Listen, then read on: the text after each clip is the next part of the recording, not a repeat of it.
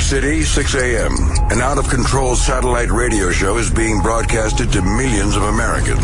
At the controls, Greg Hughes, a father. I am amazed it lasted this long. Anthony Cumia, an alcoholic. Holy mother of God. And Jim Norton, a comedian. There's no positives out of this thing, except for everybody's blood. The three men make up the Opie and Anthony Show, a popular radio program known for its cringe style of entertainment and having very few limits. Oh my God. Okay, no, this is getting really intense now. It starts funny and it gets very uncomfortable. In the past, they have been accused of multiple FCC violations and have even gotten their show suspended from satellite radio. You couldn't have picked a fucking more self-destructive show. Yeah, crazier the better, yeah.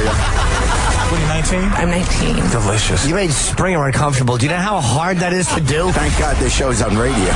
Everything you are about to hear is real. Real people, real excitement. And let's go fucking have a good time. What the fuck? Get ready to experience the thrill of a lifetime. This is the Opie and Anthony Show. Just sit back and enjoy the show. But enough of this palaver. Let's get the show on the road. Oh, yeah. Just back and enjoying the show. The show. For a Friday. Blah. Friday. Friday. Fun. Partying. What happened to her?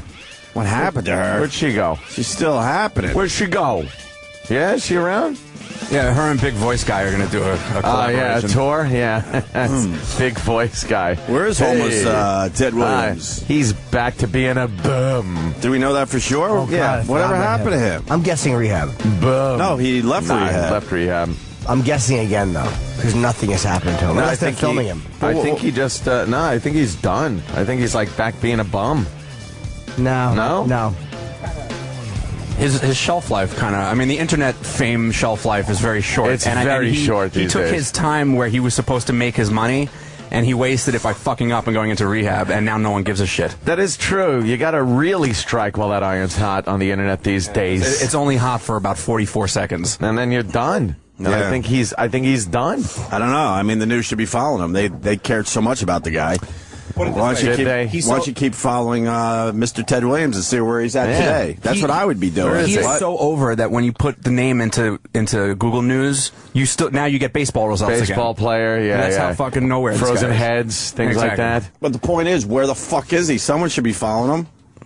I honestly think he's back being a bum. But even some stupid internet guy would have an update on the guy. Grab a camera. Like, where is he today? Yeah, wait, I'll tell you. now. What was the last update on Ed Williams? This is the Golden last Voice thing Ted I Williams. could find. What day was that? This was April 13th. All right, so that's 9 days ago. The Columbus homeless man who became an overnight star was back on Wednesday shooting a commercial and, let's put this in quotes here, reality show, because that could end up anywhere. And that could be anything. We could be talking about like a TV guide show. Yeah. Ted Williams rose. We don't need to know all that stuff. So he's back in Columbus. Yeah, back in Columbus shooting. Filming a commercial. So that means he's filming a commercial for a tire store or Could something. be anything, yeah. He really blew it. He's doing a local commercial for somebody. Yeah. That's where Ted Williams. There you go. There's Ted I'm going to Williams. get you a Louis Vuitton. But the Friday girl is still... Friday? She's still hot. What's she doing? Well, she's still doing Friday. How many views does that thing have Where? now? Fun. Yeah. Her name is popping up still here and there. Rebecca Black, yeah. You saw her, right, Jimmy? We did Tonight Show together. Tonight Show, yeah. She was... Was she sweet? Very goofy, 13. Girth. No, She doesn't know any better. No, it's exactly. I felt bad for She her. got Poor pushed kid. into the fucking limelight. No, I mean, we flirted a little bit. We texted, but it got inappropriate quick. Sexting? Little sexting going The on? spelling errors were... Horrendous. You couldn't get off. Because you didn't know what you were great. writing. She was just so... What? Like, How many views? We got 114.5 million. Yeah. 114.5 million views. And that's the one version of the video. I'm sure there's a few versions out there now. The official. Yeah, version. that's official. That's fucking official. 114 mil. Damn. That's creeping my up on God. Lady Gaga numbers. That's pretty huge. She's heavily approaching Chocolate Rain numbers. Chocolate Rain. Does he have that many? Remember him? I think he's got way more than that. Oh, Chocolate Rain is way the fuck up there. Fucking internet sensations, man. But no one thinks about him anymore either. That's frightening. Chocolate Rain. Oh shit. She might have surpassed Chocolate Rain. Wow. Holy fuck, wait a second. The official version of Chocolate Rain? I gotta see. I listened to that again. That was actually good. You liked Chocolate That fucking Rain. bitch is bigger than Chocolate Rain. Chocolate Rain's only got, what, how many? 65 and a half. She's double. 5.5 mil. She's not bigger than Charlie Bit My Finger, though, motherfucker. Charlie. She's not bigger than Charlie Bit My fucking finger, motherfucker. Yeah, but where are those little fucking rotten punk kids today? Charlie Bit My Finger is easily like 330 million views. That's 340. Astounding, by the way. That's astounding. I looked at that video the other day, and it's all right. It is That's cute. everyone it's a good video, but it's not in this 300 and something million. Everyone in the country. It's everyone in the country. Yeah. But again, everyone in the country has seen a lot of things. Yeah, I know. It's true. It really is very cute. But it is adorable. Come on, Charlie. Was your brother busted or something in a cigarette smuggling ring? I don't think so. Have you talked to him lately? 2u.com. Is that them? I thought it was not u2.com. Napesack. Hey, Napesack. Hey, buddies, how you doing? Hey, man. You got info on Ant's brother? What's going on? I know. I think that they might want to get in line here for this domain name because it looks like this place might get shut down because of the all the taxes that aren't being paid. Some $500,000 or 500,000 cards, no taxes, something like $20 million. So they're going to be looks like they're going to be shut down, and he might be able to claim the domain, get some publicity. 2u.com. What is it? Oh, all right, goodbye. I know what he's doing. I have no idea. There's a website called 2u.com. Yeah. And they got caught in some kind of cigarette smuggling ring. Yeah, it's not So now Joe. that website is going to go away, so he's giving, so Joe could get it. He's giving Joe the heads up that domain name might be free soon. Well, there you go. Good for him. All right, I thought Brother Joe was in trouble for smuggling cigarettes or something. Like I'd that. have probably heard about that. Probably made me help bail him out or something. Bobo! Yeah, I'm here. Oh, God. Are you ready for the one-man band today? Yep, that's right, the one-man band. All right. Now, explain some shit. Is your mom home? Oh, she's home this time. They're both home this time. And what are they doing right now? Probably sleeping. All right, where are you? I'm in the kitchen. You're in the kitchen, very close to your mom and your sister, okay? What kind of stuff you got for your one-man band today? Hey, I got an air horn, a kazoo, a little noisemaker like you use in New Year's, and the pots and pans. Pots and pans. All right, and what song did you practice? No, remember that original song you heard yesterday?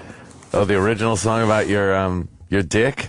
Yeah, that song. Oh, my God. He's going to sing the My Dick song? Which is a great song, by the way. Oh, it's fantastic. It's just like Friday. It should be the new Friday song. Partying. We're expecting 150 million views for that song. Please. We just got to make a video. I'm going to be playing this on a kazoo. All right, that's fine. I'm going to be playing this on the kazoo. So it's Bobo's one-man band. Are you ready, Bobo? Now, wait, I want to know, first of all, you're in the kitchen, right? Yeah. How far from the kitchen is your mom's room and your sister's room? It's a little bit of distance. It's around somewhere in the middle. Like you can face the entrances to them. All right, that gives me no bearing. It's 15 feet away. It's of course it's right there. What I can't tell you is it's very close, but it's really difficult to wake them up. Yeah. Oh, is it? Even with pots and pans? Why? You woke him up the other day? Yeah. Yeah, because of loud noise. All right. Well, we expect a lot of loud noise right now too. All right. All right. The thing's in the middle of the kitchen. Okay. Ready? Mm-hmm. And go! Bobo One Man Band.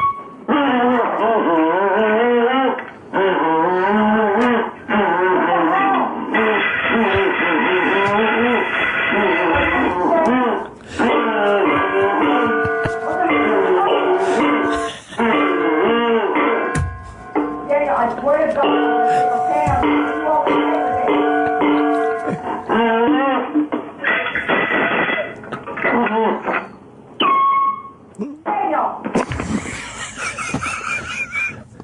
Hello? Yeah? Keep playing. What's wrong with you? You're the one-man band. Let's go. Play. Go. Play. Go. Now use the national anthem.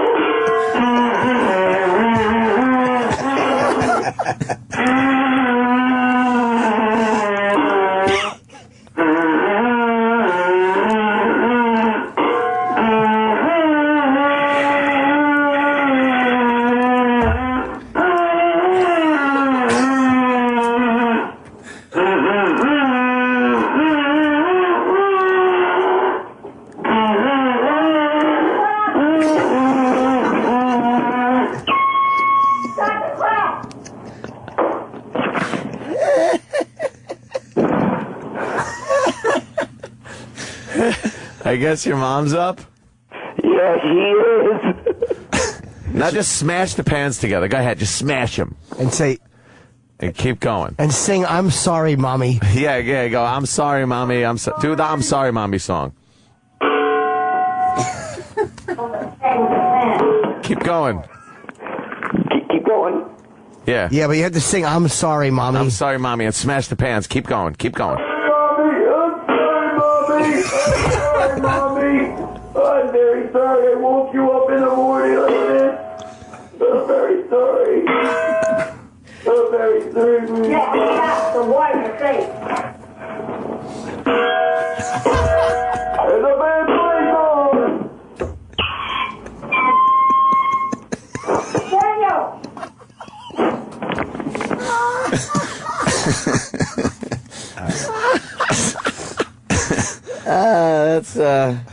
That's beautiful. That's a great way to wake someone up. That'd be a great way to introduce Jimmy at Foxwoods.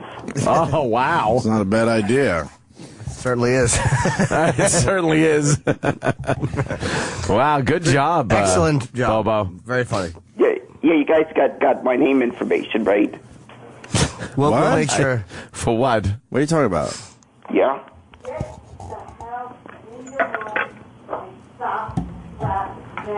You need to say, I'm on the phone, bitch. I'm on the phone, bitch.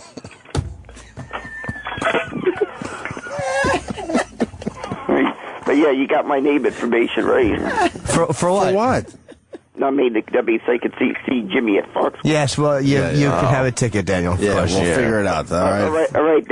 Thank you guys. All right, you guys have a great weekend and happy birthday, Anthony. Oh, thanks. What? He probably meant yesterday.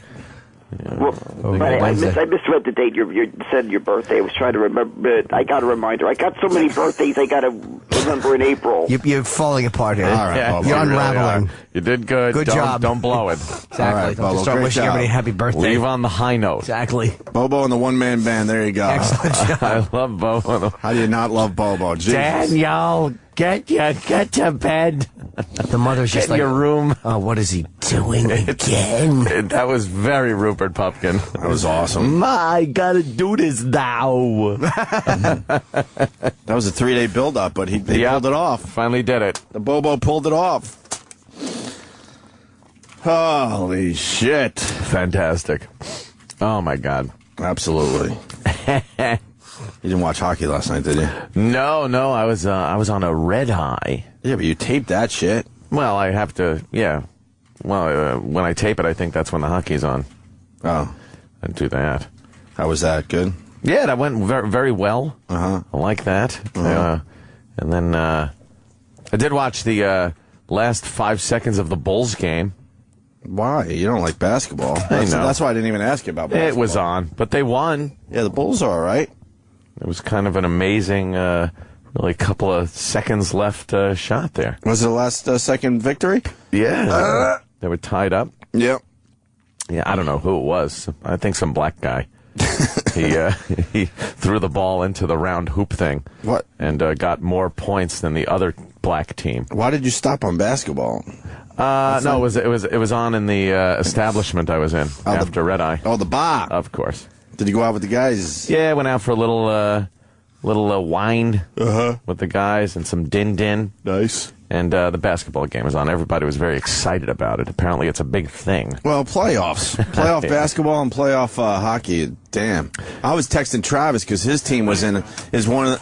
And now he hates me, and now he's calling me the cooler. I just fucking suck. He'll let you in on this one. I'm watching the Canadians and the Bruins. This game was so unbelievable. It really was. It's what playoff hockey's all about. The Habs and the Bruins, and all of a sudden I gotta text Travis.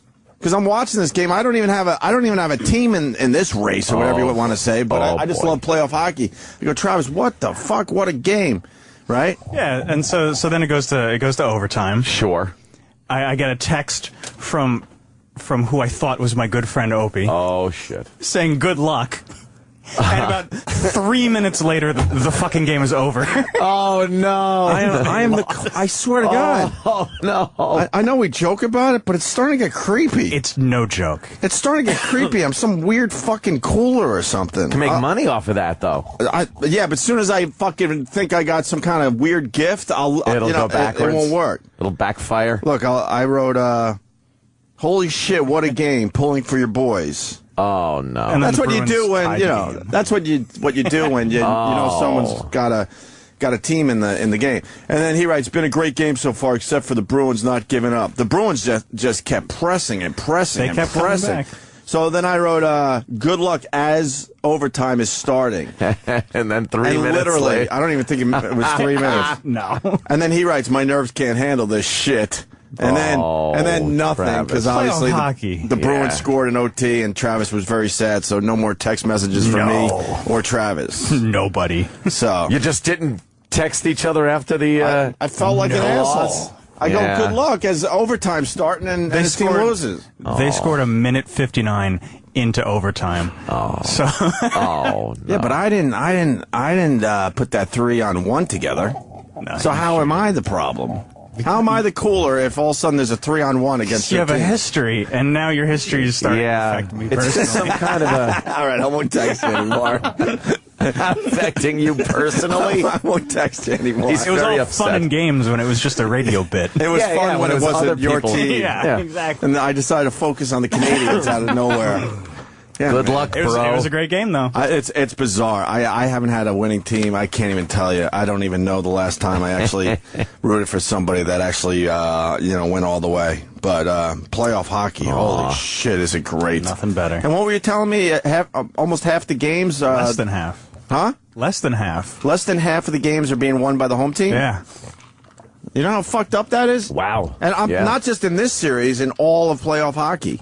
The visiting team is winning, Now, why is that? Does it matter as much in hockey because of the way the ice is? There's no home. Is there a home ice advantage? When you get that crowd you still got the crowd behind you. But I mean, in football, they have to yell the plays out. In baseball, you have last stops. There's like advantages to certain. But in hockey, it doesn't. They're still making plays in hockey. They're not just like running around without a. Are they yelling at each other though? Like, yeah. All right. Oh yeah, it's a good. Just get out on the ice and just hit that puck. But I mean, the yelling is so random. It's almost like in football when you're trying to. It's not as important to be heard on the ice as it is on a football field. Like when you're I going, would say. Blue 42, and they're all yelling, and then you have to do hand signals. Yeah, and then the quarterback and tries then to they make try to quiet everyone down. That doesn't work. But when you got a crowd on your side when you're on a stage, I wouldn't know. It pumps you up, man. it just helps you to have your home team. The sixth man is behind you. A lot of people, a lot of great players have said they enjoy when the crowd hates them. They said the best sound you can hear is not cheers; it is silence. Oh yeah. In your opponent, like a lot of players, ball players, love the booing because it's a sign of respect. Right. They hate you so much because you kill their team. Yeah. I like a lot of people say baseball's dull, but I do like when the opposing team's crowd they're just yelling, and then you shut them the fuck up with a home run. Yeah. Or a really good fucking hit, and it just, and the commentator's like, well, that quieted the crowd down here. And a lot of it's great. That's what Kurt Schilling said, like, the best moment of his career was going into Yankee Stadium and just shutting up every single person. I didn't mean that. No, but, just like that. Oh, yeah, with his bloody sock. Yeah. He's a hero. Him with his bloody sock. A twat. Enough. Hate him. And hope he's dead. Raging Mad from Canada, I think he's a Canadians fan. He writes, tell Hope that's why the Islanders suck. If he changes teams, the Islanders will probably win the cup. Let me tell you something about 5. When the Islanders were sucking so fucking bad, I made a couple dumb videos where I was throwing my tickets away instead of going to the games, and I only went to I think I went to one game in the second half of the season, maybe 2, and I had season tickets. Yeah. And the Islanders had one of the better second halves in the entire league. Yeah. But they were so gone because of the first half. They still look like a shitty team. But the fact is, the Islanders were really good in the second half when I gave up on them and stopped going to the games. That sports curse thing, it's fucking weird, man. It's not 100%. We know that.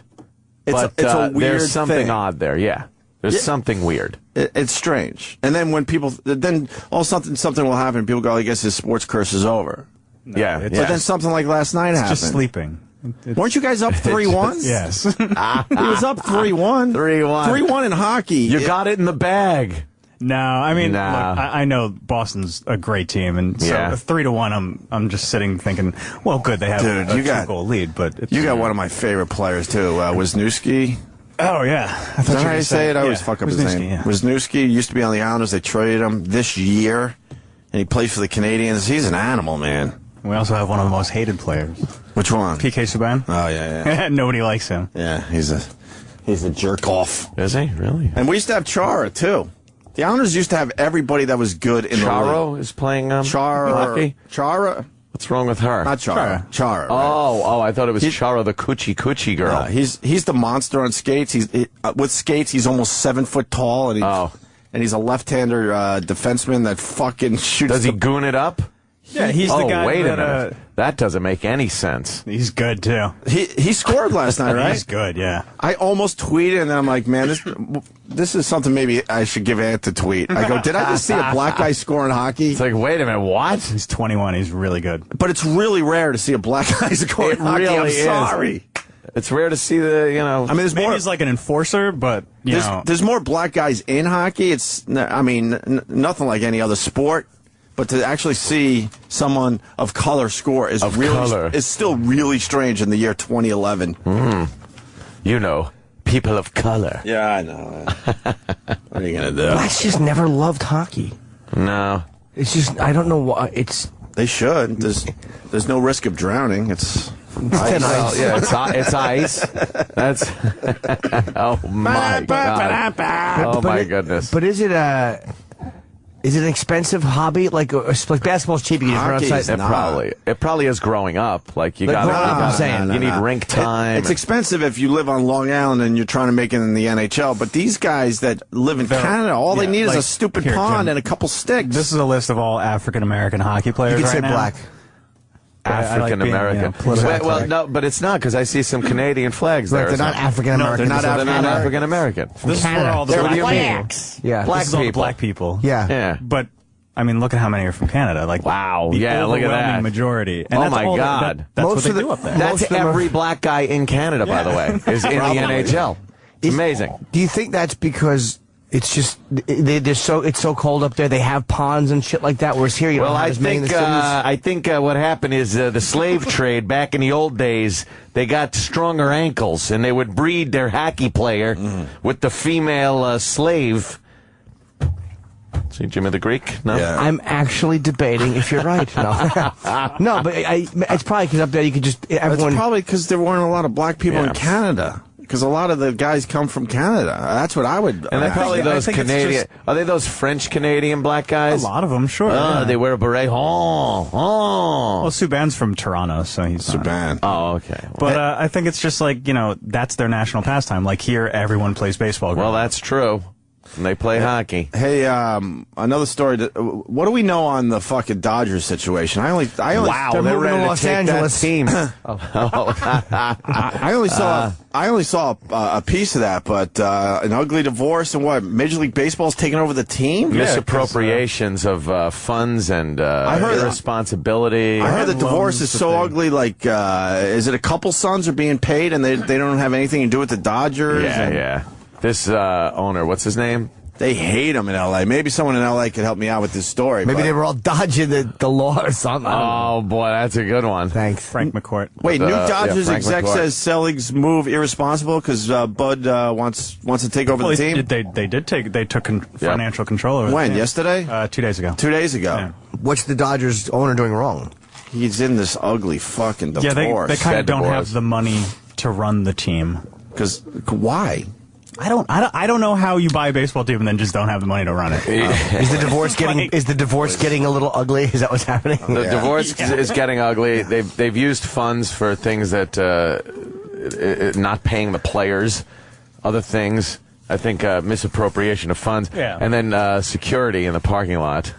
I guess some gentleman, a Giants fan, got the living shit beat out of him. Yeah, they like to in the beat- parking lot of the beat fans stadium. into comas. Yeah, Yeah, and but that would have he was in a nothing- coma for a couple of days. That would have nothing to do with the team being Right. Well, it was just another taken over by thing, Major though. League Baseball. It was just another thing. And then they're talking about, I was listening to a little radio, and they were saying, what about the Mets? The Mets are in financial straits because of the Bernie Madoff connection that the Mets had. But they said the Mets owner is, a responsible guy. He's beloved in baseball, and he's doing a job trying to sell off a minority part of the team. Not sell off the minorities on the team. That would make it an awful team. Sure, a bunch of white guys named Steve. Horrible. And so, a minority portion of the team. Los Angeles Times reported last week that McCord has arranged a $30 million loan from Fox, the team's television partner. Selig has not approved a $200 million loan from Fox to the club, which was first proposed by the Dodgers last summer. And the Times said the money was needed to make payroll. Jesus. So you're ready to take a loan out. Yeah. He's just trying to take 2 loans out. Well, 2 loans out. It seems pretty obvious that Selig doesn't want this guy owning the Dodgers. No. Is what it comes down to. Yeah, I mean, and the Dodgers, they're an important franchise. No shit. That's not like the Marlins. Baseball, right. Yeah. That's Kansas City Royals. No offense to the franchise. Kansas City people, but we don't think Royals ever. Dude, when you're worth a couple $100 million, you never want to be going through an ugly divorce. Oh, God, no. What do you think this guy did where the wife is turning the screws? Dude, he's hemorrhaging money. Oh, you know what he probably did? He probably supported her.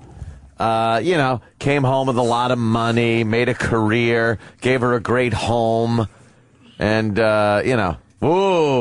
she's got to live the lifestyle she's accustomed to. That is annoying. Unless you get to fuck him. Yeah. I'm used to coming in her mouth. I hope he was hitting her. I want the lifestyle I'm accustomed to. All right, I'll come over and beat the shit out of you every week. Give you a good elbow to the cheekbone. Oh, look at her. She looks like a man. Give me some of the juicy shit from the McCourt divorce case. Hey, you guys want a reason why blacks aren't in hockey? Yes. What? I want to know why Ron Wood is on his screen. There's that lady. Yeah. Jesus. Unfuckable Divorcing beast. Ron Wood. Here's the racist reason right here. Oh, racist reason. John in Philly, what's going on? Hey, guys. Hey, the reason that the blacks are not in hockey is, hope you know notoriously that hockey players, and when they're such little kids, have to get up at like 4 in the morning. So the blacks don't like to get up early. Yeah, blacks hate getting up early. Yep. Wow, that coming from Philly. No surprise there. Thank look you, at that. John. Hey, bloodbath tonight with Buffalo. What? What's going to happen? Bloodbath tonight with Buffalo, man. The end of that game the other night. I know. I'm getting shit because I'm sort of pushing for the Flyers because I got a lot of family down there, but I have roots in Buffalo, so all the Buffalo people are beating the shit out of me. You got to pick. But at least I pick somebody. I'm not like Hillary Clinton, where I put on a different hat every fucking time she goes into a baseball park, or the rest of them. Does Obama commit to a fucking team? I think he does. What is he? A Chicago guy, man. Yeah, is he a White Sox? White Sox, I think. Yeah, but White at least Sox. he admits it, because most politicians can't even pick a fucking sports Bloomberg team. won't admit it either. Why would she? Why would she? Bush, Texas Rangers. Bush, the Texas guy. Yeah, most politicians, though, they will not pick a fucking team. Who did? Giuliani was always a Yankee. Very fan. Yankee guy. And who else? Hillary. About the Red Sox. Well, yeah. But he only has one team up there. I mean, Bloomberg's got the Mets and Yankees, and he refuses to pick a team. What a fucking loser. I hate that shit. I just like the way all of their asses look in the uniforms. I really do. When they're driving down one lane on Broadway and they're looking at potted flowers, I just like the way all of their bodies look in their uniforms. Mets suck so bad, it would be easy just to pick the Yankees. The Mets are, I think, 6-13. Yeah, the Mets they're starting to compare not them to doing the well. 1962 Mets, matter of fact. Oh. Big story in the paper today. But I had to pick fucking Flyers over the Sabres, and it's killing me, trust me. That's going to happen, brother. But that series is you got to watch the Flyers and the Sabres. Just take a little look at this playoff hockey, and I'm telling you, it's way the fuck better than the regular season, right, Travis? Oh, yeah. How ridiculous Playoff is it? hockey's Well, so why is that? Why don't they play like that all year? Well, because these games count. Oh, but if you remember, I had a whole discussion on this. I'm saying hockey is one of those sports they really need to cut down the amount of games they play, and you would see a lot more excitement. Yeah. These guys skate so much faster and push forward the entire game. It's like, where is this during the regular season? It's really strange where both teams agree to, not go at half pace. I mean, that's an exaggeration, but they definitely are slower because it's such a long season. Now every game counts, so you see what these guys can really fucking do. Yeah, there's just such an elevated. It's so level different. Of excitement. The intensity. All right. I think it's way more different than any other sport as far as regular season to playoffs. I really do. You think you would do that? I think football, even every game is pretty fucking intense. Yeah, it's hyped up a little bit for the playoffs. Baseball, same thing, but this hockey is so much different in the playoffs. You think one day, like so much different. One game a week or something, you'd say, all right, we're going to play this one like it's the playoffs. Like push like a motherfucker. There's really no right reason. from the beginning. You look at the standings, you're like, okay, we got a little cushion here. I mean, they're playing. Something's fucked They're up. playing hard enough to win. Obviously, I don't want to fucking beat the shit out of the guys, but there's obviously something that happens with playoff hockey. That makes sense though, because you know that this is it. So it's like when you have football 16 games, but hockey's a shitload of games. What are you going to get hurt on the 11th or 40th game? It's like you get too many to go. 40th game. What's hockey? 81, 82 games. Yeah. So imagine if it was 42 fucking games. That's a lot though for a physical sport like that. Yeah. It's crazy. 80? Yeah. 82, whatever. That is a lot. What's the basketball season about? Because when you look at football, obviously those guys can't play too many more games. Dude, every time season. They don't want to play one more game. I know, yeah, they don't even want to play one more game. They're trying to get them to play. Football is the ultimate because every game feels like you're watching some kind of playoff game. Yeah. Every game seems to matter. And everybody's life is in danger and career is in danger every game. Baseball's just like, dude, let's play 150,000 games. But God bless fucking people that could follow a 162 game season in the year 2011. I'll say it again, 2011. I don't understand it anymore. I'll tell you, only the hardest core fan watches every game. I mean, honestly, you can't watch every game. It's part of the fucking wallpaper at this point. It's just with you for 8 months. And the paper said today, Bud Selig, 2012, they're going to add more fucking playoff games. Yeah, I hate him. What an idiot. It doesn't it seem like sometimes you're watching a game and then you don't watch, like, it just seems like you didn't watch for 2 days and you heard it's like, well, the Yankees losing streak continues. Yeah. And then like 2 days later, it's like, what a winning streak the Yankees are having. Like, what they played 20 fucking games? I missed 2 days. A bunch of the listeners were calling me out because, when I talk baseball, it's pretty obvious that I'm not a baseball fan. And I'll be honest, I still thought I was in my head. And the listeners actually turned me and made me realize, no, I'm not a baseball fan. It's kind of like I was brought up with the Mets, so I just kept assuming I was a Mets fan. Right. And then if you called me out on it, I couldn't even name 6 Mets players right now, I don't think. Yeah. And they're right. I have to say they're right. I had to realize through them that, holy shit, I don't know shit about the Mets anymore. And the Mets not really a team that you're trying to remember names. Well, they're only the worst team in baseball. Yeah, but yes, only. Brand new fucking stadium. But it's easy to giant payroll. Yikes. Embarrassing. It's easy to say this year, yes, but I'm talking even 5 years ago when I was telling people I'm a Mets fan. I'm like, holy shit, I'm not a Mets fan. Like, I'm not on there. Yes, you are. You're just not a really, fucking, man. You're not a fucking hardcore idiot, dude. I know who more. lives and dies with a bunch of fucking guys who wear cups. I like that Al Leiter. Is he pitching tonight? Yeah, exactly. What? I know more about the Phillies and more Phillies players, and been to more Phillies games than the Mets in the last. I've been to 6-7 years. Yeah, I've been to way more Phillies games. Then you're a Phillies fan. I don't know, man. I think in a weird way, I might be starting to become a Phillies fan over a Mets fan. It might be the first team they grabbed from me. My kid, fuck that though. My kid, I'll allow him to be a Phillies fan. No fucking way is he going to be an Eagles fan. He's going to be Jets. I got to lay it out for him. Gotta go Knicks. You got the little clothes already? And got to go fucking Islanders if they still stick around. You got the little clothes? I like when the parents buy the clothes. It's here's your fucking team. Oh, yeah. You are, it's stronger than religion. I just got some new Oriole gear for my daughter in the mail yesterday. Oh, the poor kid. Because we're going to the game next month. Why? Because she's got to support the team. She doesn't. Sure she does. People will ingrain sports teams more than religion, which, that's fine. Believe me. I think it's great. But they really do just pass on their own team to their children. She wasn't even one, and we had her in a Canadians jersey. Oh, God. Because why not? That just gotta wear clothes, right? Why not? And it's adorable. No, they don't. Oh, Uncle But Paul. at least that thing you brought up, Travis brought up an answer for the Dodgers. Oh. And it just, Jamie McCourt is the woman. It says she served as the Dodgers CEO until her then husband fired her in 2009, and then she filed for divorce, ending the 30-year marriage. So I guess it was problems. Can I ask the first question here? Sure. Why was she made the CEO? Was she brought up in baseball? I do not know. I mean, I'm not saying a woman couldn't do that job. I'm not that guy, but it seems suspicious that he gave her a nice gig because they were married. I don't. Does anyone know the answer to that? She did have some balls across the chin once. I think that's her only qualification. Thank you. Because I hate when I hate when you got a president and all of a sudden the first lady all of a sudden becomes an expert because she's married to the president. It's bullshit. Yeah. If she was brought up in politics, that's one thing. Oh, another great thing is like when what is that? Like a congressman dies or something like that. And the that's wife even a steps better in. one. Yeah. What's that about? What?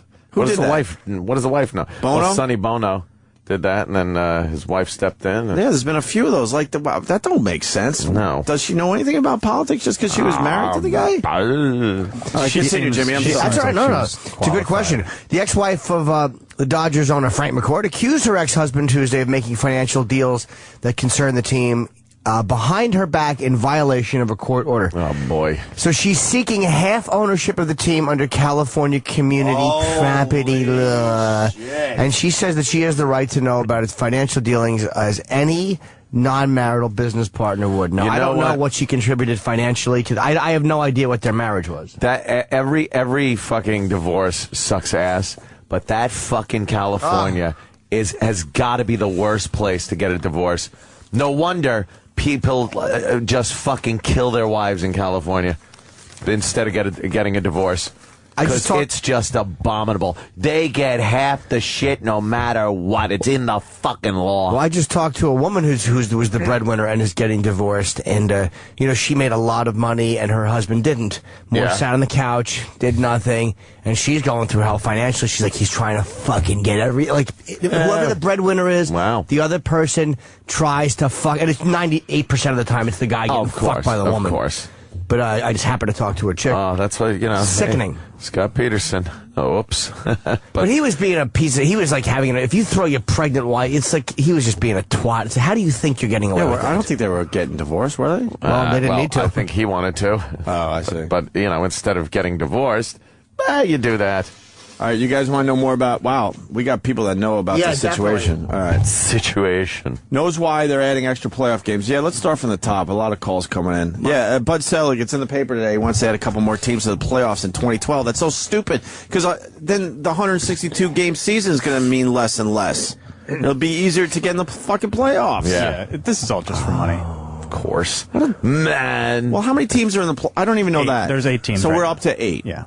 So what does he want? He wants 10. 10? There you go. Wait, So he wants a third of baseball to make the playoffs. A third of baseball. He's such a fucking asshole. Meanwhile, he wouldn't give that guy the perfect game, even though it was clear the guy was out and the ump said he was wrong. Well, Jim, you don't want to open up Pandora's box. I fucking hate Bud Selig. I hate him. He's a fucking coward. Sometimes you just gotta do what's right. Exactly. Everyone knew what the right thing to do there was, and he decided to fucking ignore all of it. Yeah, he's a piece of shit. That meant that because baseball's so fucking sacred. Oh, right? yeah, they have integrity. Go fuck yourself. Mistakes are part of the game. So the guy literally is wrong, and your achievement doesn't mean anything. It's just fucking crap. And is that guy even in baseball anymore? I don't even know his name. I'm not sure. We all knew his name a year ago, right? Armando Galarraga. Yeah. Oh, you know. Yeah. Good for you, Travis. Now, Frank McCourt claims, by the way, is he the writer? Oh. Isn't there a writer that has a name kind of like that? Frank McCourt. Who am I thinking I of? think There's Charles McCourt, who's Imus' right-hand guy. Oh, yeah, that's true. No, who am I thinking? Someone will get it. Frank McCourt? That name sounds like it's a... All right, I'm going to Google. Let's go to Nate in D.C. Google. Nate, go ahead. Hey, what's up, guys? The whole thing with this playoff is Selig is trying to implement a one-game playoff between these teams so that first place means more and that the regular season everyone should be gunning for first place rather than a 500 record. Is that what he says? Wait, bullshit, yeah. Wait, so there's going to be a one-game playoff for 2 more teams? Yeah, now the players want it to be a 3-game because obviously they get incentives for postseason and stuff. So he wants 1 game so everybody's gunning for perfection, quote unquote, regular season. Later. All right. Later. All right, we did. We're getting the cool sports callers now. They're just like, later. You guys want to know why blacks aren't in hockey? Yes. And Ron knows. He's from Canada. Yeah, another racist answer. Ron in Canada. Go ahead, Ron. Morning, boys. Good morning, Hi. Ron. Yeah, urban legend has it that, and I played hockey for 14 years, that their ankles, they're ankle burners. They just can't support the skates. You don't see them in like speed skating or hockey or anything to do with skates. Hamburger. So riddle me this though.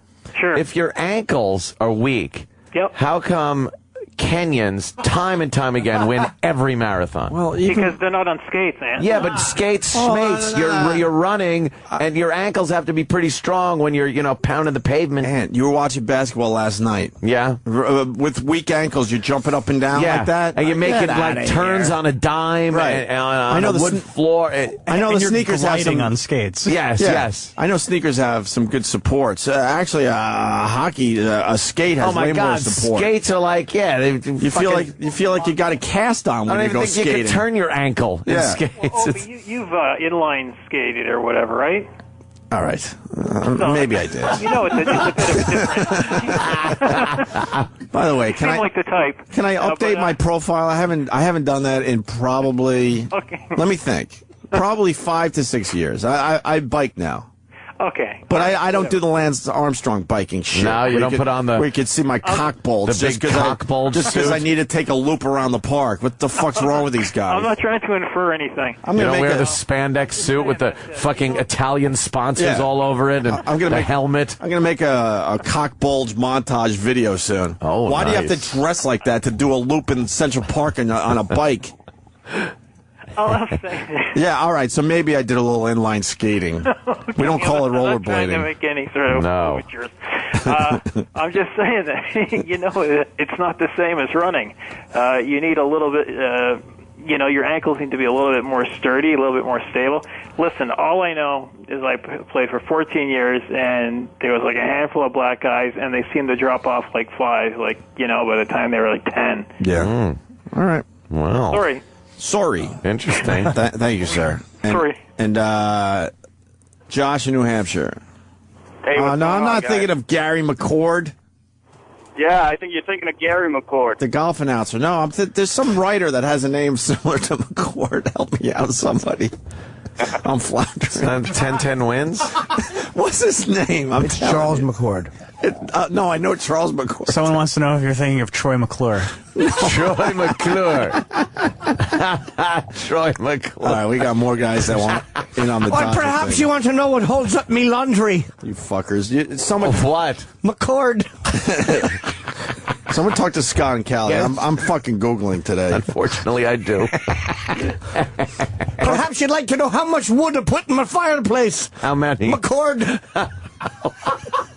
Put McCord of wood in the fireplace. How do you spell McCord? I'm gonna get this. Talk to this fucker. Perhaps you'd like to know where I get my rope hamburgers from. Oh, no, you didn't. Yes, I did. McCord.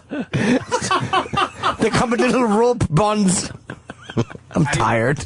How do you plug stuff in? What's that? How do you plug stuff in? You just stick it in the wall. What are you talking about? Oh, no. So I'm just kidding. You use my plug cords. I get too anxious. It happens, Chip. Talk to this guy. Scott in California. Name the hand? Oh. Pat. Good morning, boys. Pat McCord? Hey, I guess that... no, his last name is Mafani. I was going to say, hey, I guess that apparently with the documents on the ownership of the Dodgers, 3 of them say that only Frank owns it, and then the other 3 say they both own it. Oh, shit. So no one even knows who owns the team. In California. They're in court arguing who even owns the fucking team. Well, so, of course, Major League Baseball has to take it over. Yeah, they had to I at guess that point. Something about Frank that he was leveraging money against the Dodgers too, or something. Oh, he was taking money out. Yeah. Is that like a reverse mortgage on the team where you slowly just lose the team? Dude. Yeah, pretty much. Thank you. I fucking Googled. This Google's amazing. What do we go? Really? You just put on to that? There's a fucking writer, Frank McCourt. He was the one that wrote Angela's Ashes. Pulitzer Prize winner. Frank McCourt. Okay. Thank you. Oh, fuck, that. I knew I was into something. Oh, I didn't think you meant him. I would have said that. Obviously.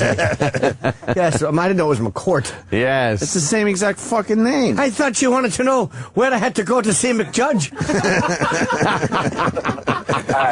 Thank you, brother.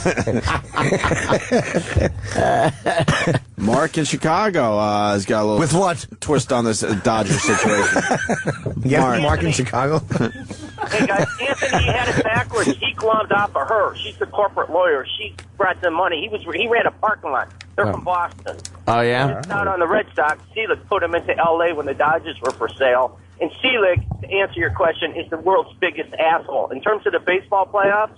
Everything Selig does is for one thing only: frickin' money. The almighty dollar. Salesman They've got us by the purse strings. Well, of course they're doing it for money. All for fucking money. Yeah, okay. The value of baseball. How you play 162 games? You can play one game after 162 to make a playoff. Well, then how about this? It's gonna go 7 games. And another thing, if you should have taken fucking Rivera out after he gave up the single. What the hell was going on with that? If all these dumb fans stopped going and told baseball to go fuck itself. By the way, I want to talk to Chip. Chip, you missed the my great God. setup with Opie said, "I don't know shit about the Mets." I thought Chip might have said, "I don't know shit about any team." You guys have a good weekend. All right, then way to hit a home run and bail out. See, this radio thing's hard to do. Oh yeah, not quite as easy as it looks. So sounds. It's kind of hard to do. You should appreciate us, you fuckers. Wait, the guy ran a parking lot? And then she was a corporate lawyer, and they got together, and now they own the Dodgers? She was an attorney for like 15 years, and then she did some other business stuff, so she checks out. So she may have been the brains of the operation, as they say. Well, now we got the wife had some kind of affair. Ken in Jersey. Ken? That's what's being alleged. Yeah, I actually read yesterday in the paper that, she supposedly had an affair with, like a chauffeur or something. Yeah, they said the driver, and then Morgan Freeman's denying the whole thing happened. He said Jessica Tandy shit her pants, and he was just wiping her. Oh, my God. Getting back to the ankles with, black guys having weak ankles with for ice skates, didn't black guy win the speed skating, gold medal? You know, I didn't want to speak too soon, but I vaguely remember there was a black speed skater that was pretty amazing. Really? I don't know if he won the gold, but I kind of remember something like that. Yeah, I think it was speed skating. Is he the best in the world? I don't know. I know he's the exception, I guess. All right. Hey, Dave and Philly might have more on that, actually. Dave, go ahead. Yeah, hey, how's it going? His name is Shanny Davis, S-H-A-N-I. I kind of remember that. There was a really good black speed skater. Yeah, he's a black American. But the reason why blacks don't play hockey is that they don't have dads. Dads take you to the rink. Oh, Jesus. God, this fucking we've heard nothing but complete stereotype racist reasons why black people don't play hockey. Fucking Philly. Because the dads take you to the rink. How am I part of this fucking area? Jesus. Holy shit. I do know the answer, but I don't want to say it. Oh, let's see. Nah, it's not going to... All right, Jesus Christ. I can't even read that last word. Really? You can't? Oh, yeah. You should be able to read that. It's hard to fit a skate. No, wrong extremity. Oh.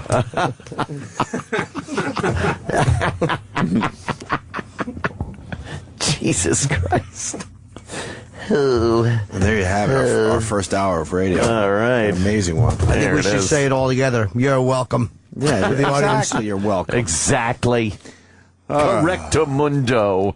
Yeah, it sounds like Frank McCourt was kind of like just owned parking lots before he married this woman. Yeah. So she had money when she married him? Yeah, he founded the McCourt Company, which specializes in the development of major commercial real estate projects, particularly parking lots. I thought it was where you played McBasketball. It's fun, isn't it?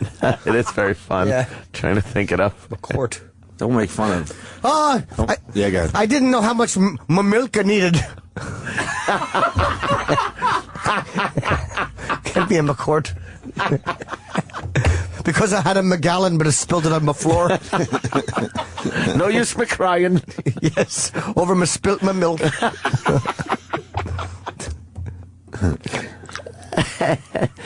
Oh, fuck. All right. I like the sports callers, though. They're very adamant. They're very in there, the sports callers, aren't they? They kind of know their shit. Yeah. They're all guessing. I can imagine that all day, though. Wow, that would fucking be just infuriating. Oh, sports talk radio is fucking horrendous. I don't know how they do it. It's unlistenable. You get the basics out, and then you got to move on. In 5 minutes, I'm done. Yeah, all right, they got to start there, hit the ball. Really? Fuck you. Yes. I hate athletes. They're so fucking. They're so uninsightful. They give you nothing but A, B, and C. Yeah. Not 1 ounce of. We played a good game. We just got to keep playing our. How about you say something with the fucking magic talk device in front of you? Fucking assholes. It really is the Can't same shit. stand Right? them. Same shit every time. Yeah. We went out there, we played our game. I heard that already. In 1980, I heard that. Steve Garvey said that on the Dodgers. They've not changed. I gave 110%. Oh, fuck. I'm not a fan of the over 100%. Right, it's impossible. It's impossible. 100% is good enough. That's the best you can do. But these go to 11. Right. Left it all on the field. That's all you could do. I play with my heart. No, you don't. That would be messy. I want to thank God.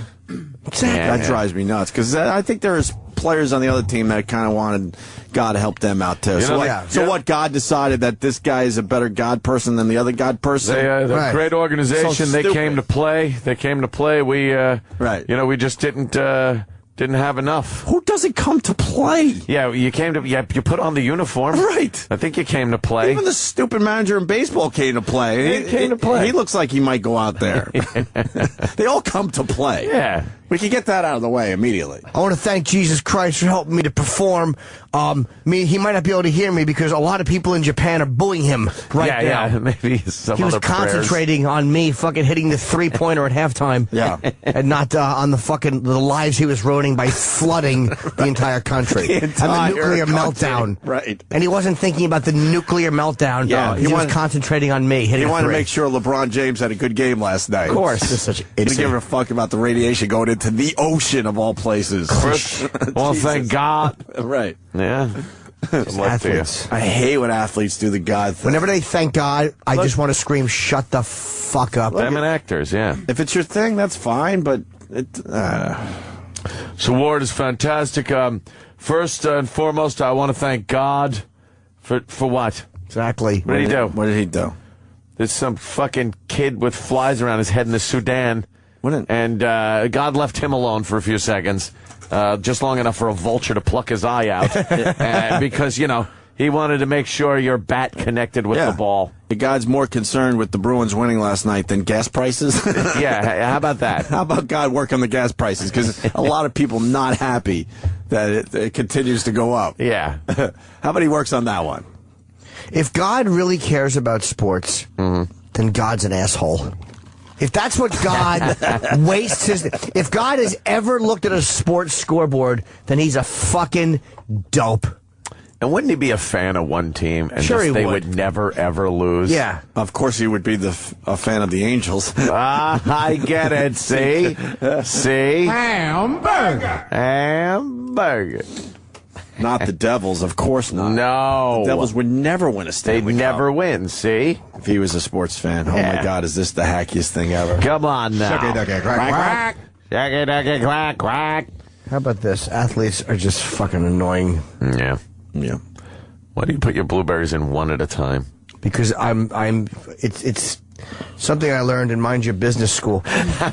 And it's a lot of none of your concern. These fucking blueberries have these little stems on them. Yeah. And you know, if you talk less and look more, you'll learn. You just pull the stems off the blueberries because I don't want to chew them. I'm not a fucking wild. So I'm not an antelope.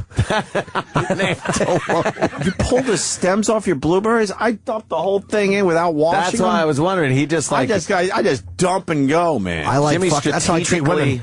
I like dump and go. I like a clean blueberry. And I look at every blueberry. For a second, I drop it in because I don't want to eat fucking stems or blueberries that have cancer on them. I want a nice, healthy blueberry. Yeah, you are very particular about what you're putting in your yogurt there. I was just looking at.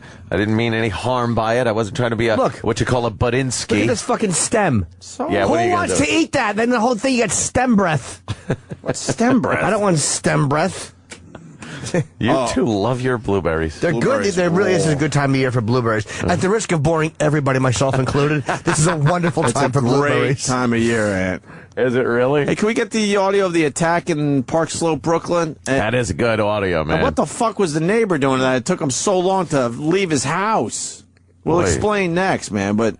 This woman is having a tough time. These surveillance cameras the audio is great now. Yeah, the audio is good on this one. All right, we have that for the show, Travis, hopefully? Yeah, we can get it. Yeah, we'll have that after the break. It's a pretty good story. And also, this is just amazing. Steve Martin talking about bluegrass. We have to. Wow, he loves his banjo. And Lady Gaga has to apologize for saying retard. So we got a busy What? Because every fan of hers was offended. And we got a lot of people coming in that I don't know, so that'll be good too. We have a wonderful. Who are these people?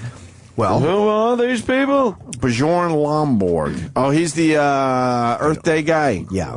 What? From Cool It? Is he pro or against global warming? We'll find out. I don't know. I don't like that tease. I was gonna watch the movie last night, and then I turned on that hockey game. Like, fuck the radio show. I gotta watch playoff hockey. I was too busy at Anderson Silva's documentary. Was it good? Oh. Very good. Yes. Well, let's talk about that next. I want to hear about it. Yes, indeed. Is he pro or against it? What does he think of global warming? Does he think it's horse shite?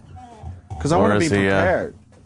Well, Bjorn thinks that global warming is a problem, but it's not. How about you wait till your mic's What about a microphone? No, it's way better this way. I purposely did this. Well, you asked a question. Oh, well, just yell it then. Bjorn thinks that global warming is... Yeah. You're a little too loud. It's early. Overmodulating. Yeah.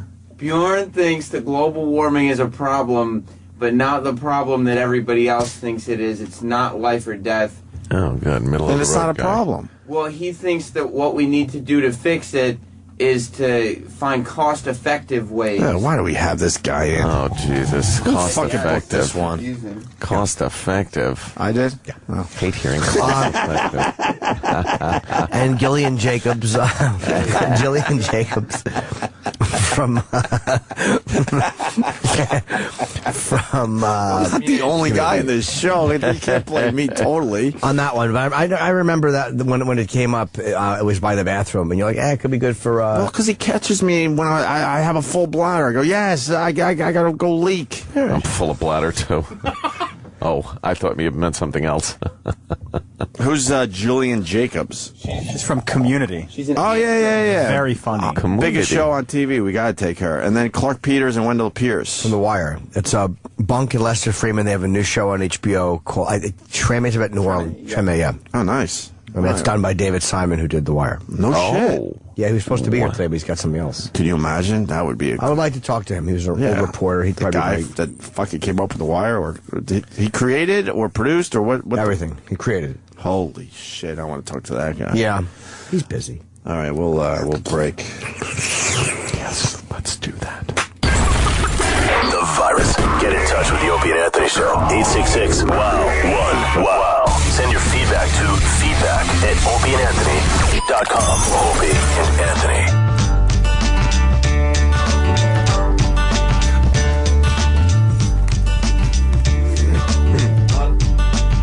A lot of people commenting on Jim Norton pulling the stems off the blueberries. Oh. The blueberries.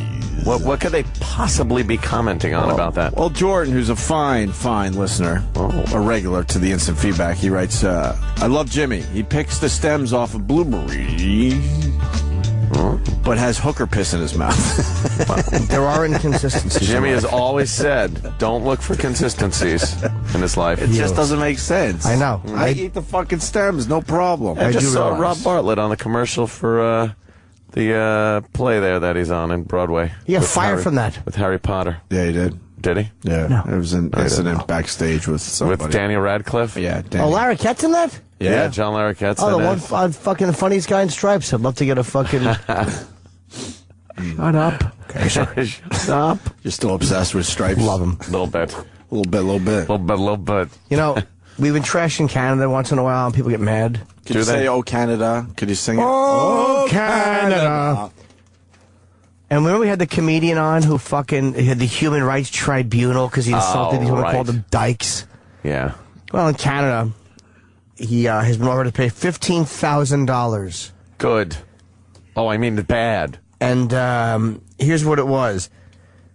To Lorna Party, he has to order to pay for injury to dignity, feelings, and self-respect. Very injured. Bring us back. He was doing his act in Canada. And he was an MC. Right. And I guess vaguely remember this guy. It's been a while. Yeah, her and her girlfriend were drinking on the patio, and they were told that they can't drink on the patio outdoors after 11 at this establishment. Maybe it's the rules of the law. I don't know. So they come inside. I guess they're heckling, and it said that they were. Let me see here. A group of 3 women were told by the staff they had to come inside, and there was he was hosting this open mic night. After a few heckles were reportedly hurled from where the women were sitting. He retaliated from the stage, which was responded to with a display of smooching between Party and her then-girlfriend. So they start making out. So he admits calling them fat and ugly, among much cruder epithets. And the exchange was followed by a physical thing, which Earl broke Party's sunglasses, although he later offered to pay the replacement. All right, now that's a problem. Well, but you can't do anything physical with an audience. Yeah. Although I don't know whose fault it was. Like, who, Oh, thank you. Gesundheit. What? That got me laughing too, Dave. What was that one about? I just had to sneeze. That was a... Oh, it was a... It was a cartoon sneeze. The tribunal, these fucking... A tribunal. Pukey, fucking liberal fucking words. Imagine if he had insulted Catholicism and there was just kind of a witch hunt. Can you imagine the fucking... I mean, there's been an outcry, but the outcry... How could you allow that? The tribunal ruled the harassment of Party was both verbal and physical and involved both aggressiveness and physical contact, which gave merit to her claim of having suffered post-traumatic stress disorder. Oh, man. You know what? Go to a military hospital, you fucking cunt. You heckling cunt. And see people that really have post-traumatic stress disorder. Shut up. Yeah, they throw that around a little too You easily. are fat and ugly. I don't know what she looks like, but what a fucking vomit-inducing story. Yeah. The Human Rights Tribunal is fucking despicable. But that's what it is. That's what it's come to. Sometimes you got to appreciate... People ask why I never go up there to perform. That's why. Yeah. You got to appreciate this country sometimes, the First Amendment. Good one. They don't have... I mean, do they have a First Amendment? They have some type of constitution. I don't even know what's in it. It's probably hockey rules. It's a little different up Crazy there. people up there. Crazy people. That's enraging. They gave us a speech when we started on XM Canada. You got to be a little careful up here. It's a little different. No, you don't. Well, I know. So they handle it. I did Montreal. It was okay. It was okay. Yeah. Yes. I like the Montreal Comedy Festival. Just because all you guys were up there performing at the same time. I did all right. It was a blast. I enjoyed it. Might as well continue with this subject because now we got Lady Gaga. Lady Gaga, what is she up to? And at least the paper writes it this way. You knew it was coming just a day after Lady Gaga used the word retarded to dismiss speculation that her song Born This Way rips off Madonna's Express Yourself. She has apologized to all the retards. Apologize. Oh, I mean, she has the retards? apologized for her phrasing. Excuse me. I was wondering if they wrote I saw it that way. differently. Yeah. In a statement to gossip blogger Perez Dickhead, Gaga said, "I consider it part of my life's work in music to push the boundaries of love and acceptance. To be retarded. My apologies for not speaking thoughtfully. To anyone that was hurt, please know that it was furiously unintentional. An honest mistake requires honesty to make." What a fucking cop-out. The people that are hurt don't even know. Is she apologizing, by the way, for the fucking people who are offended by her religious thing? Oh, yeah, Why is she not apologizing for that? Right. You fucking PC, big-clitted idiot. I think all should be allowed, but that would seem worse. Yeah. Making fun of someone's religion than making than just using a word not in the context of hate speech. Well, that's the sacred cow of today. It's the retarded people. It's not religion, so you don't have to apologize for that. Why couldn't she say I'm being an artist and expressing myself when I said retarded? Because I felt that she should have fucking stood strong on Come on, this. Maverick. Because people do say retarded. When we were growing up and we said stop being a retard, I never thought of waterheads when I said it. Yeah. I just didn't. And when you called someone a fag growing up, I didn't even know what gay was yet. Yeah. I didn't know. It's just words you use. And Words you just use. And you're not thinking, like, of the deeper fucking meaning of the whole goddamn thing. Yeah, I was walking to Ray's Pizza yesterday. Ray's Original or Famous Ray's? I was walking to Ray's There's Pizza. only one, man. I know. Well, it was in Times Square. They have 10 in Times Square alone, I think. I know. I was walking over there, and there were 3 black guys in front of the pizza place. And in the time it took me to walk past them, I heard nigga probably 10 times. That's exactly what I said the other day. Just bam, bam, bam, back and forth, and this nigga, that nigga, that. And I'm just sitting there going, what the fuck? Fuck you. I'm thinking to myself, fuck you. I'll say whatever I want whenever I want to say it. You should have said it out loud right there. I really, you know something? I really wanted to, and I was fully prepared to. But I needed my pizza, and I needed to eat it through a jaw that wasn't wired shut. So I figured I'd shut my mouth. I would love to see your pizza blended up. Yeah, and drinking my pizza through a straw. God, how great would that be? Is my pizza almost ready? Yeah. You should have seen the other guy. There were crooked cops who heard me say nigger, and they got what was coming to them, which was broken fists from my jaw. It's beyond me because it's so accepted, and it isn't the exception to the rule from what I see. No, it's the fucking rule. Yeah, all words just should be said. stop. Enough The already. name of the song is Judas, right?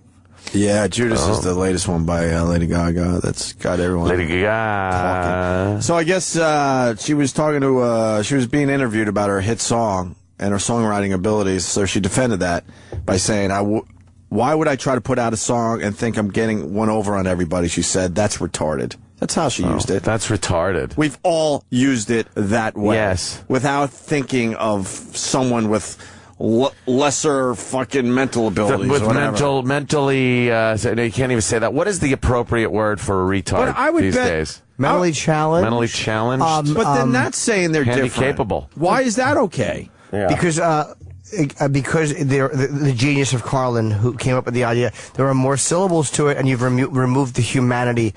Mentally challenged, and as George said, we think that by changing the language we change the condition. Yeah, Right. we don't. No, of course not. That's a great thing to remember. Paint chip eater by any other name. Because what will happen?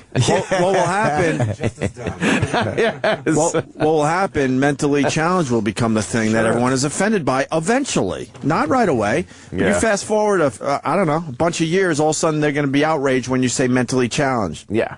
That's how it works. It's retarded. It is retarded. I'll tell you. And I would bet money, people listening right now that have, a kid that's mentally fucking challenged, okay? Yeah. Say retarded. Yeah. Not to their kid, though. No, but when they're in when they're in everyday situations, when maybe they look at a coworker or something and go, "Oh, that's retarded." It's language. And they got language. Someone at home that's mentally challenged. When was the last time you watched? And the movie is just plotting and slow and But when was the last time you watched Bridges of Madison County? Yeah, that one. Oh my God, it's terrific. 1984. I saw that in 82. You know what? Did you? Was it out in 82? You ready for this? No, I think it was. I've never seen the movie. Yeah. But I'll tell you this: I read the book probably every 5 years. What's a book? 1984. The book is fucking terrific, man. I didn't mind the movie. See, I just never seen it. Who's in it even? That guy that was in Alien, where the guy that got the thing burst out of his chest there. Yeah. He's a Hurt. His last name is Hurt, but is he John Hurt or is he another Hurt? I don't know. Right. Yeah, John Hurt. John Hurt was in 1984. I think it was. I think he's a great fucking actor. By the way, John Hurt. Yeah, he's been in a lot of shit. He plays a lot of weird. A lot of weird shit. He's a weirdo. He's a weirdo. But no, I liked it. But when you watch it, it's like you don't want to sound like you big brother, this baby. But there are some things in there that you're like, wow, that really did come to pass. And the whole thing with words and having to change things to make them sound better, and it's just that has completely happened. We've fallen into that. You can't get a straight answer from a politician. You're crucified if you use a word like retard. It's gotten way out of hand. Apologies every day, which mean nothing. The more apologies you hear, the less any apology means. So of course. Why are you forcing people to apologize when, first of all, they don't mean it, and secondly, it takes the meaning away from sincere apologies, which I think I've yet to hear. I don't know. You don't know anymore. I have no idea. That's a great point. You don't even know anymore what is a real apology. Yeah. Because it's been so watered down. Just someone protecting their own ass. Sure it is. And I hate the other one where they go, I take full responsibility. What does that mean? I take full responsibility. Okay. Well, great. Right? What does that mean? There should be a punishment if you say that. Fucking savages. God, just fucking behave. Blacks, for right? fuck's sake. 78-year-old mugged on Arthur Avenue in the Bronx, of course. Well, why is she living there? I don't know. She's probably been there before. I guess she's got grab the pocketbook. Look, just some old bat and some animal with a fucking hoodie on and just runs away with it. God, it's just predatorial. Stop it. But the what were we saying? I don't fucking disagree. speech. No. About I take full responsibility.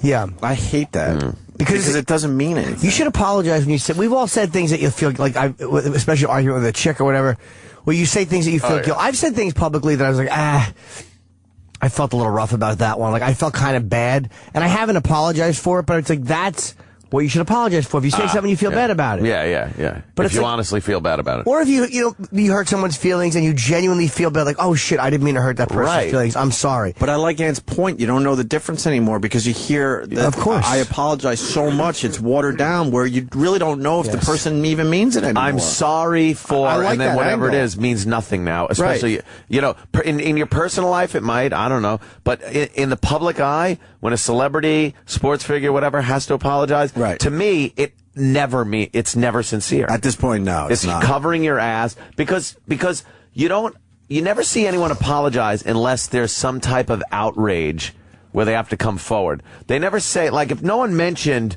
that she said retard and was outraged by it, do you think the next day she would have went, look, yesterday, by the way, let me bring this up. Yeah. Yesterday I said retard, and I want to apologize for that. No one said anything, but let me just say, because I slept, I thought felt about weird. it, I realized it was the wrong thing to say. Never happens. It's always because someone points out what you said. It's got to be dragged out of you, and to me, that's not sincere. That's all bullshit. Yep. Lady Gaga is all bullshit, too. Lady Gaga. It's a gimmick. Sorry to break that to you, but she's all bullshit. It's a gimmick. She's very talented, but she's all bullshit. Yeah, I like her. I love her. Tunes. I like her music a lot. She's not really outrageous. Sounds like a #1 hit tune. Yeah.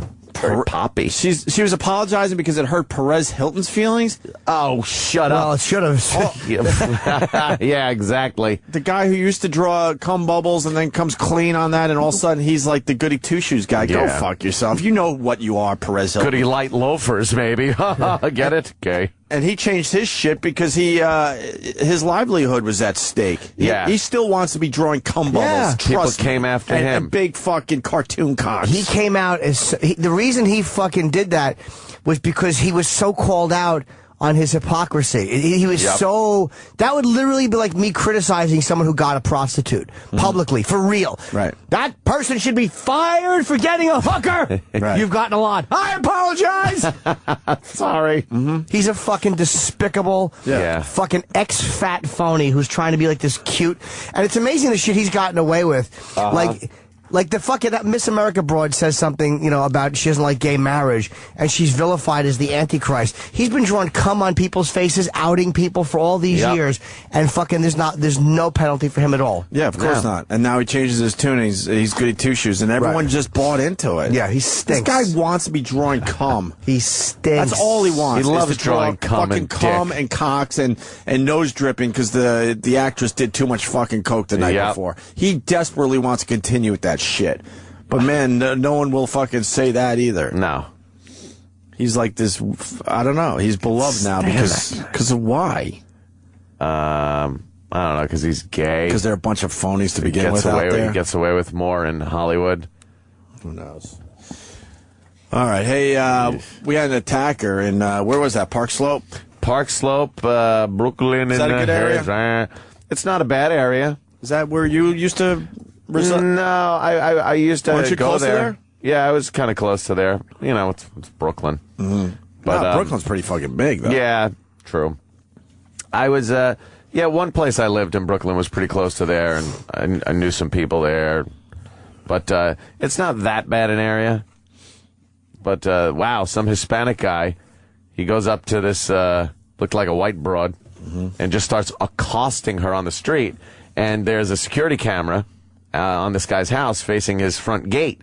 And you can see the sidewalk and the cars in the street. And it picked up the sound and the video of this gentleman accosting this woman. I don't know what he was trying to get from her. A purse, or it looked like he was trying to stick his hand up her skirt. I couldn't tell what the fuck was happening. I think he was going for her meat purse. You think? The meat purse? Yeah. He's going for the contents of her meat purse. Yeah, he was going for the meat purse. Because it did look like he's grabbing her. At first, all you hear is her screaming, and then they come into frame, and then it takes forever for the homeowner who has this camera to come out and, shake his fist and, hey, you, what are you doing? What a lazy fuck. Yeah. You'll hear the neighbor eventually, but here's the audio. It's crystal clear, which is just amazing. Oh, yeah, she's screaming. Right off the sidewalk, right in front of this guy's house. Advertisement. Your video will resume shortly. Chicken salad sandwich for Oh, God. Yes. Yeah. The ads. Oh, my God. It's driving me nuts. It's a whole new world on the internet.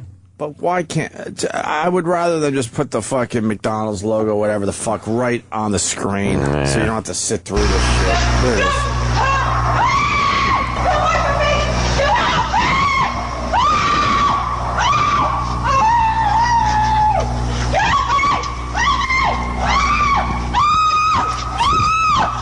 He's trying to rape her, man.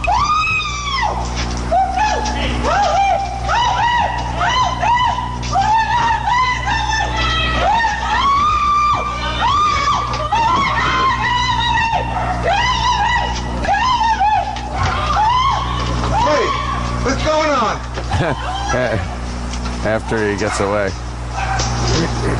Hey, what's going on? Finally, That's fucking disgusting. Did you see? What is it? April? That guy still has his Christmas lights out. I know. I saw that. That is terrible. He's got his Christmas lights. Do you know how panic-stricken that attacker must have been on that quiet block when she's screaming her head off? It looks like she gave him a nut shot because he started kind of limping. He let go of her because I think she got an elbow in. Yeah, she might have gotten a shot in there. But that's something that happens all the time that you don't get to see this intimately. That is a fucking brutal attack happening. That's very primal, very fucking jungle, very animalistic. You know when you watch a fucking lioness just laying her fangs into the throat of a gazelle, that's what that shit is right there. It's an attack. It's brutal. These motherfuckers. And the people get away with it all the time. You know, you don't get to see it on camera like that and hear that horror. The guy got away too, right? Hispanic? Oh, of course. He'll just run into the crowd of fucking degenerates, lose himself in the crowd of fucking animals. I'm so sick of these fucking people. Christ on a pony. God, Would it be great to just burst out that door and blast his fucking head off? And then you'd go to jail, by the way. So it would be wonderful. Great legal system we got. Whatever. I'm just tired of it. And you see so much of it now because, you know, cameras are everywhere. They showed a guy being shot the other day on TV. Really? Where you see, you see an African-American gentleman walks up. He's got a hoodie on and just sticks his arm straight out and pop, pop, pop. Just fucking kills somebody. It's infuriating. I don't know what he's going for there. I'm watching the video. He's like, he really is just trying to, like, feel her tits or something. I think, because he's wearing like baggy pants and they're kind of falling down. Oh, but right. I can't tell. How do you stick your dick in something moving like that? It's like a rodeo rider. Jesus. It looks like he was kind of, because he's not facing the camera, and it almost looks like he was playing with. He might have like been groping her and trying to jack off. And it almost looks like that's why she gets away, because he's too busy with himself and jacking off. Gets away from him. And then that's when he has to pull his pants up and fucking run away. He has a very low amperage breaker. I mean, see, his pants are like half down. Oh, yeah, look, he might be half down. He's trying to like I think he's something. jacking off. Yeah, right? And he's pulling her toward his dick. Holy shit. And then she I think runs you're away. right. And then he pulls his pants up. Holy fuck, he had his pants down. Oh, my God. Dude, he had his pants down. He was trying to sexually abuse that woman. Jacking. That's the perv switch right there, because, I mean, it's not even a dark area. That's crazy. Right, just walk down the street and you're like, I just got to pull my dick out and rub it against somebody, whether they want it or not. Holy shit. You ever watch, you ever read Brave New World? That's another really good one. No. Good one? Oh, yeah. Good book. Yeah. I don't like books. You don't like books? Huh? I don't like the books. I like books. I just don't read them as much as I should. And then I start reading, and I go, wow, I like reading. Yeah, you know, it's... I don't know why. You know, it's fucked up. And this just shows what a fucking piece of shit I am. I was sitting on the couch reading the other day, and my girl looks at me and just goes, "That just doesn't look right." Oh, really? Yeah, me reading. So what were you I was reading? like, oh, good. Mein Kampf. I know that would look right. I was actually reading my new edition of American Rifleman magazine. There you are. You're reading Highlights magazine. She's like, why do you have a tent under the Afghan? And you're like, well, Goofus has been very bad. Yes. And Gallant is scolding him by placing his asshole on Goofus's mouth. Hated Goofus and Gallant. I love Goofus those and two. Gallant. They were crazy. Hey, Like a Mr. Bungle. now that we did that story serious, now we got to get silly, I'm thinking. Yeah, a little silly. Let's start with Tim in Rhode Island. Tim, can you get that audio back? All right.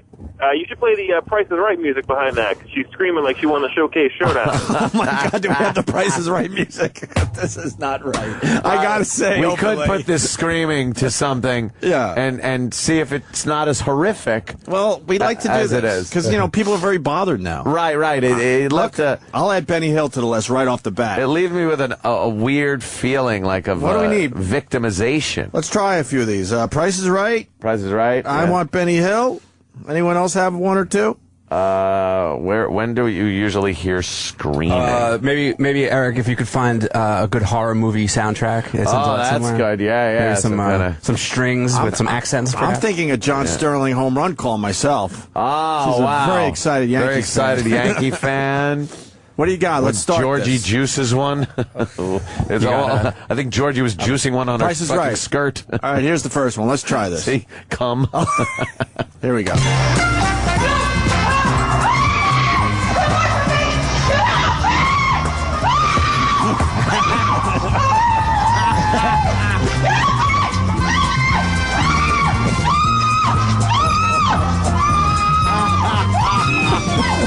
Oh, calm down. Come on up. You're the next contestant on The Price is Right.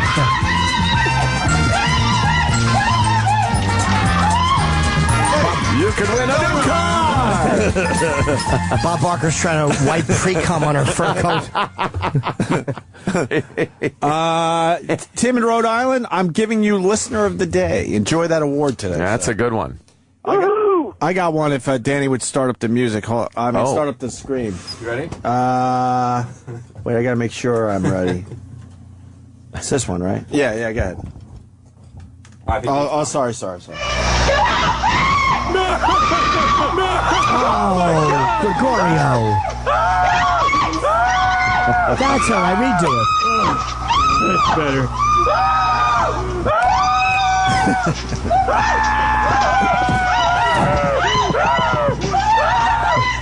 That's pretty good.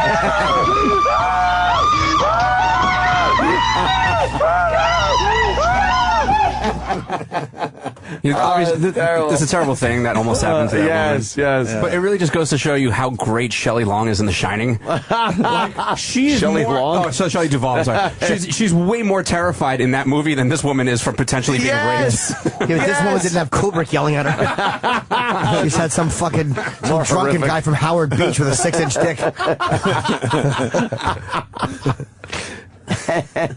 That is a good one. Porn music is coming in. Maybe some porn music. Live Michael Jackson.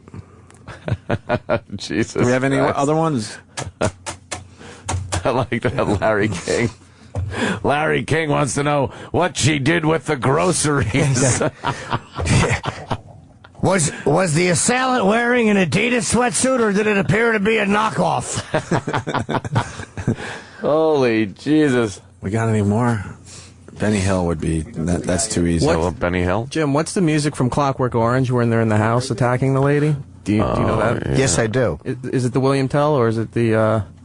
is it something else? The William Tell is when he's fucking the two girls. Yeah. I don't remember which... I'm thinking right now. You could try the William Tell, but the William Tell is also when they no, that's when he's fucking the two girls. Yeah. I think it's just was Singing in the Rain. Singing in the Rain. That's terrific. That's terrific. That is terrific. I don't know. I think you did it. Yeah, that was good. Yeah. Wait, maybe you could put like bombs and stuff with rocks going through the windows. I don't know. For the screams? I don't think so, Chip. Oh. Do we have any live Beatles? Oh, shit. Can we try it? Yeah. Beatles from... play Love Me Do. like Shea Stadium or the Hollywood Bowl or something. You got a live Beatles song? Ed Sullivan. All right, Shinebox gets the credit for that one. Shinebox. You got that? I'm looking for live. It's all the remastered stuff. E-Rock looking intently. Although if you just play one, you might be able to... That's true. It's all right. It'll still be funny a minute later. Yeah. Let's see if the live works. Why don't you shave, E-Rock? You should be writing all work and no play. No, wait. All eat and no work. Makes Eric a dull boy. Ernest Hemingway.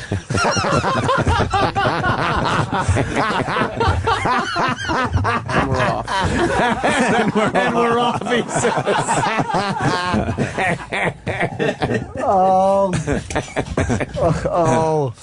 I wish I read so I would know authors. Believe me. I'm just trying to think of how can I make Stephen King fat. That's like the only stuff that's like I can think about.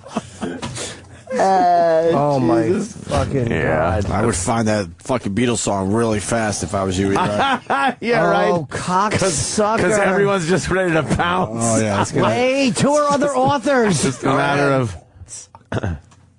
Yeah, the bearded author is good.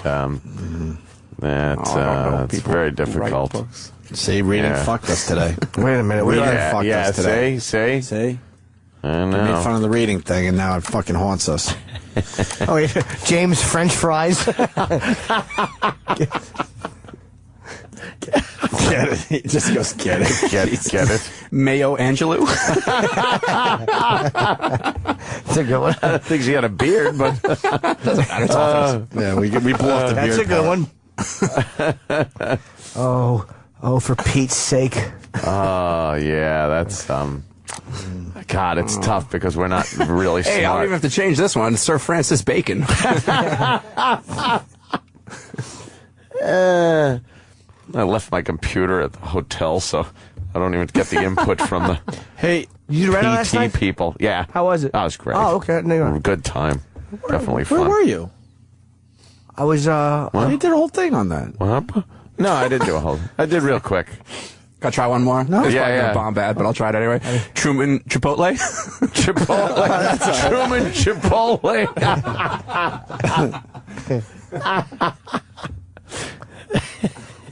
I got one. Oh, what, Chip? Stephen King appetizers.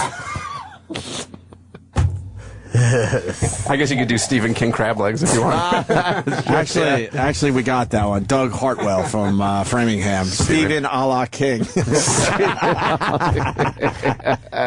Very good, man. Matt Conway from New Hampshire. Robert Frosty. Robert Frosting. Stephen King size also came in. Jason in West Virginia. I told you should have found the fucking Beatles song. I was on your side today. Go for it. You don't have the Beatles, huh? Delete doesn't have live, and Prophet's taking forever to load music. Oh, boy. John Grisham. John Grissom. Yeah. Dave from Georgia, thank you. Also, Arthur C. Clarke Bar. Do you got the famous hockey call, Al Michaels, Do You Believe in Miracles? That's coming in. We have that. Oh, where with the woman. Yeah. We could try that. Yeah. No, I need you for the other thing. Me? Oh. Oh, right. No, you could do your other thing, but I'm just make sure that thing's ready to go in case he's got his thing. The thing. William Shakespeare. Well, almost. That's pushing it. Thank you, Brian. Stephen Burger King, yeah, all right. That's fine. God damn it, that's a good one. It's like 5 already. That's Stephen Burger King. Snafu, thank you. I got a better one than that. Oh, yeah? Stephen Kingdom Come, Thy Will Be Done. That's a good one, Chip. He will be hungry or something, I don't know. Spike in Florida, Robert Frosted Flakes. Fun. Yeah. It's fun for everybody. Fun. Do you have the? Do you believe in miracles? Or like, Charles Chickens. I was gonna go with Charles Fixins. Yeah. Oh, poor E-Rock. Look, he's just sitting there with his beard. Edgar Allan Poe, boy. Charlie Dog, thank you. Stanford, check it out.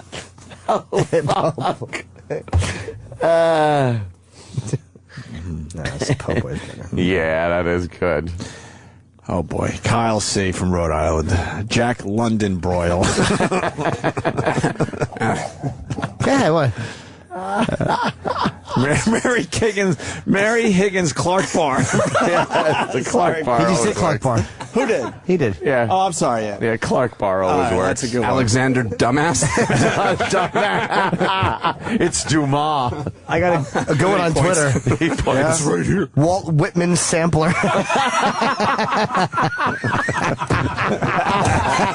That was a good one. And Franks and Beans. Charlie Dog is on a roll. What's the other fucking one? Yes, sir. This guy was not bad. Michael Crichton. That's his name. Did we do H.G. Well Done? No. H.G. Well Done. Why did you grow the beard, E-Rock? Exactly. Why? Just lazy. You knew what was going to happen. Oh, yeah, he couldn't help but grow the beard. Oh, yeah. To catch any crumbs that might try to make a fucking break for it. Get it? Yes. Hey, where's that half a turkey? Oh, here it is. Did we do Kurt Vonnegut? Did we do that one? No. Okay. Kurt Vonnegut. Holy shit. I love the Google. Oh, that is a good one. Rebecca from New Jersey, Ann Rice-A-Tony. Oh, why couldn't you find the live Beatles? Oh, E-Rock, keep looking. E-Rock. What the fuck's wrong with you? It's if you would have found that. Frank McNugget. There you go. Sarah from Buffalo. Mm-hmm. Oh, who's that twat that wrote Harry Potter? J.K. Rowling. Oh, nothing. God. Well. J.K. Rowling. I guess you could do J.K. Rowling, right? Yeah. Kind of. Yeah. JK's stomach growling. it's pushing it. Hey, do we have Oprah giving away the cars? Oh, wow, yeah. Wood floor liquor, thank you, sir. Always a pleasure. I might be able to do this at the same time. Hang on. Wow. See if you got that, because it's the, and you, and then we can fucking do the... Yeah, because they go crazy. Yeah, that's a good one. Let's see. Because after all, this really is my 25th season. What does this mean? Wait for it. And this is really my last chance to do something really big. Oh, boy. Wait a minute. Oh, it's coming. And if you want to do something big, you would want to take along your ultimate tour. Oh, yeah. Oh, this is It's a big setup. I thought it was the car run. It's okay. They go bullshit anyway. So I started to think about where would I most want to go. Harry Pot roast. Maybe I should take all of you Where? with me Where? to the other side of the world.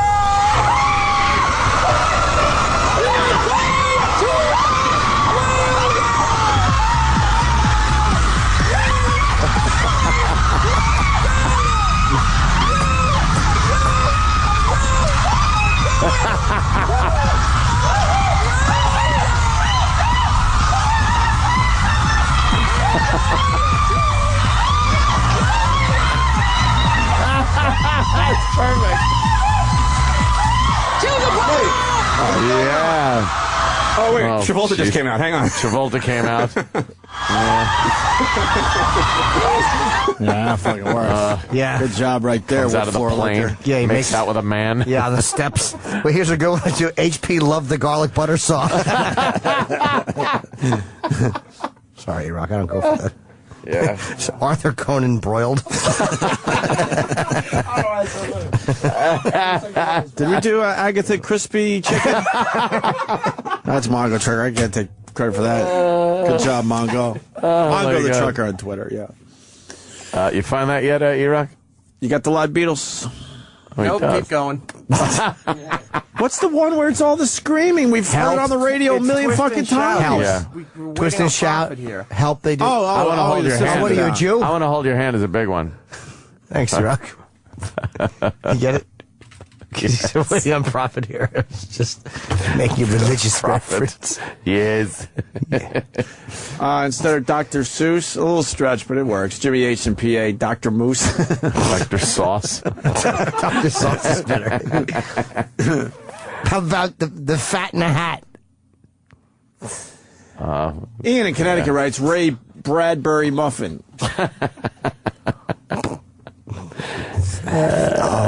These authors don't even have beards. Maury Povich with the It's Not Your Kid. With the, we're doing two different things with that audio. Yeah, that audio. I don't know if we got one that works, but. And it's.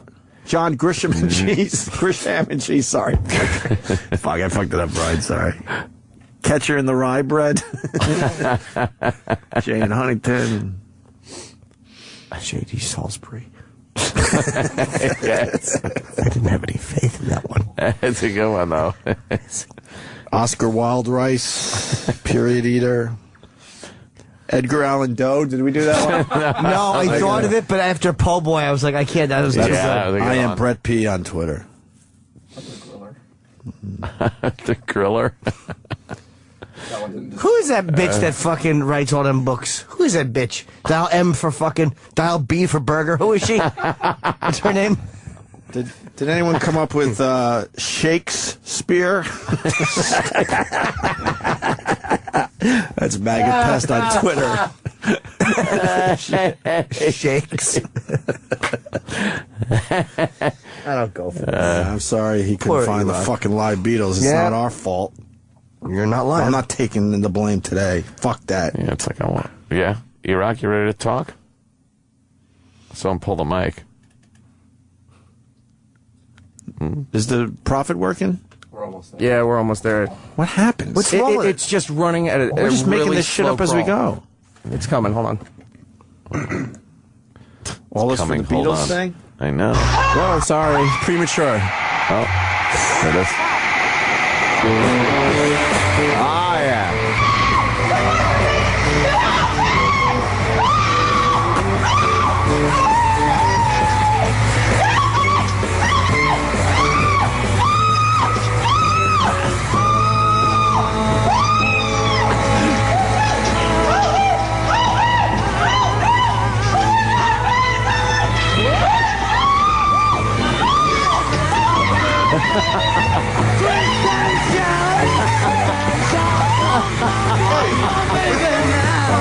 It works.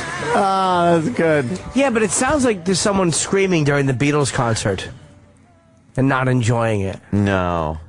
See, that was part of it. Now they're doing I wanna hold your ham. No, we're not doing No, we're not looking for Beatles songs like that. You're getting confused now. Yeah, exactly. Let's not mix it all up. I want to hold your ham or love me do nuts. Yeah, that's not. We can't. That's not nice. That. We can't do Happiness is a warm bun. No, we can't do this. No, it's for too another easy. We don't go for Yeah, easy. let obese. I mean, Oh, the Bjorn song. All right, we're gonna break. yeah, because there's too many Beatles songs. You know. Of course there are. I am Eric. Why change the songs? I am the walrus. Yes, of course. Twist and Kraut. There's just too many. Let it beans. There's just. Oh, yeah, come on. It's just too many Beatles songs to go over. That's a good one. Yeah, Kazirok, is in there, and he was looking for the Beatles. Carry that weight. That's why. I missed a meal yesterday. What's that? What was that? Nope. Oh, No one boy. believed it. You know, I we guess do. the bit's over. Yeah, we got to break because Jesus. we got the buzzkill here. Fuck. Boy, Jesus. Oh, we're still on. Bjorn. No, this is gonna be great. Bjorn Lomborg and promoting Cool It. It's now available on DVD. It's a documentary, and it's about global warming. Maxwell silver dollar pancakes. And there's a debate. All right, no, it should be very interesting, actually. Because there's a debate raging. Eleanor Pigby. What happened? There's a debate. This guy? Yeah, All right, yeah. we're going to talk to this guy next about global warming and stuff. We're going to make it sound terrific. You watch. Stay there. Yeah. The Opie and Anthony Show presents Primetime Sam Roberts and one question with a guest we couldn't get.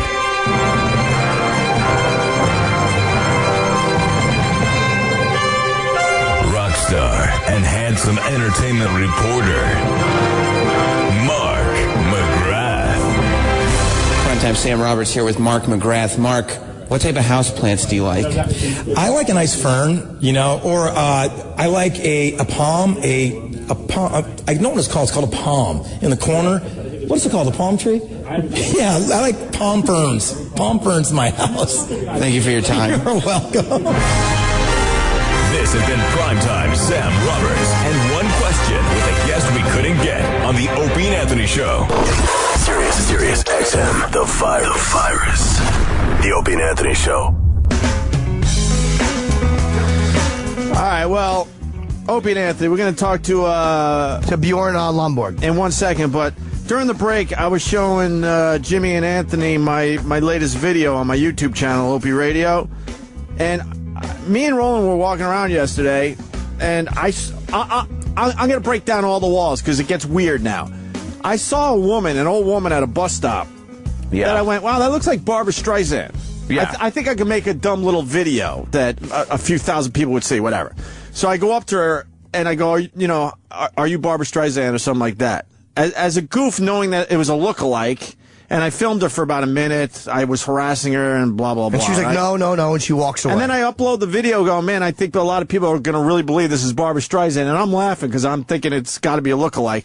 I just showed Jimmy and Ant, and unless they're bullshitting me, no, they think it really is Barbra Streisand. 100%. I absolutely 100%. I know for a fact that's Barbra Streisand. You got Barbra Streisand on your camera yesterday. That is absolutely. Well, she wasn't waiting for the bus because she walked away. She's wearing. Here's the thing, because we did freeze frame, and one of the guys that follows me on Twitter freeze framed it with some old Barbra Streisand pictures, and it looks really similar. She has these the lines around her mouth, like the way the lines go from the nose to the mouth, the glasses. And she's wearing a giant hat, the lips, and there's the way the chin is, and that hat, she's hiding under that fucking hat. Big floppy fucking Titanic hat. It's a big giant puffy pink coat with fur on the back. And it was warm yesterday. And that giant hat is meant to conceal her face. And let's be honest, that schnoz, she needs a big hat. Yeah. I could usually read you guys. Dude, are you fucking with me? I would love to make a fool out of you. Because I walked away laughing like, this is a lookalike, and I think people are going to believe it's Barbra Streisand. Now you're telling me it is Barbra Streisand. Why would she ran away like that and go, no, and walked away. Play the video real quick, and then we'll bring in. I want to ask the guest what he thinks because guarantee you that's her. I'll retweet it in a minute or two, or if you want to. It's only a 1 minute video. Go to my just listen. Twitter. Just our luck. I think Barbra Streisand is standing right over there waiting for a city bus. Yes. Wait. Now I'm going to walk up to her. She wasn't waiting for a bus. She wasn't waiting for the bus. Well, she's just standing against the wall. She's waiting for somebody. Why would she just be standing like that? Are you Barbra Streisand? No, I'm not. And then she walks away quickly. No, I'm not. Barbra Streisand. She doesn't want to be Can I just get your autograph? That's so her. And then she walks back the same way. Yeah, she just keeps trying to walk away from my camera. Just make you nervous? That's not my kid, by the way. People wondering. And now and here she comes again. Walking by the camera. Big fan, Barbara. Big fan. And look, the way she's looking away, a civilian doesn't walk like that. Absolutely, that's her. You got her. You so nailed She Barbra does not Streisand. want to be recognized because... you got Barbra Streisand. And my video's weird now, by the way, if you're a fan of my dumb videos. You got Barbra Streisand. Freeze frame that so when... that's her. And we compared it to somebody else. You know how fucking weird this is? Because I filmed this whole thing going, holy shit, this lookalike is going to make people think it's Barbra Streisand. I'll put it up on my dumb channel. It is But her. now you're telling me it really is her. So now the joke's on me, because I'm laughing the whole time like, oh, God, who's going to believe in the end this is really Barbra Streisand? Because you had a camera, it is absolutely her. If you would have walked up to her alone and just said, hey, Barbara, I love your stuff, she would have probably said hi to you. Right. But because you had a camera... What if it was just some weirdo and so the camera... It's her. It's her. It's absolutely her. Do you see the way she walked away? Like, people don't do that. Like, regular people that aren't used to walking away from people with cameras don't walk away like that. She wasn't looking into the camera. She had no makeup on. Like anybody else would have been looking at you going, what are you doing? You guys are in cahoots together today. No, swear. Can we bring in Bjorn? Let a fresh mind look at it and say, is that her or look at it? Roland, you thought that was Barbra Streisand? I guarantee you that's her. You didn't think it was Barbra Streisand. Hey, Bjorn, what's up? Bjorn, how do you say your name, man? Lomborg, not Borg. That's good. Lomborg? Yes, sir. How are you? Now have you heard the controversy we're having right now? I just heard it. Okay. I'm not sure I know her well enough to tell. But look, everyone knows what... I think he nailed Barbra Streisand right there. He thought it was a lookalike. That is absolutely her. Come on. Honestly? Yeah. I think you got her. You're on my Not even think. I am 100% sure that's her. You're not 100% sure? No. Let's go. Okay, put it up next to a picture of Barbra Streisand. Well, here, I got that. Ope has a mock-up. Can you have it on the computer screen? Travis, look her up on the... Hold on, I'll do it. What else are we going to do today? Might as well. We're going to talk about cooling in a second, sir. Yours smells very good. Oh, hey. Don't you worry. Here. This guy, I want to... it's her. Look at the chin.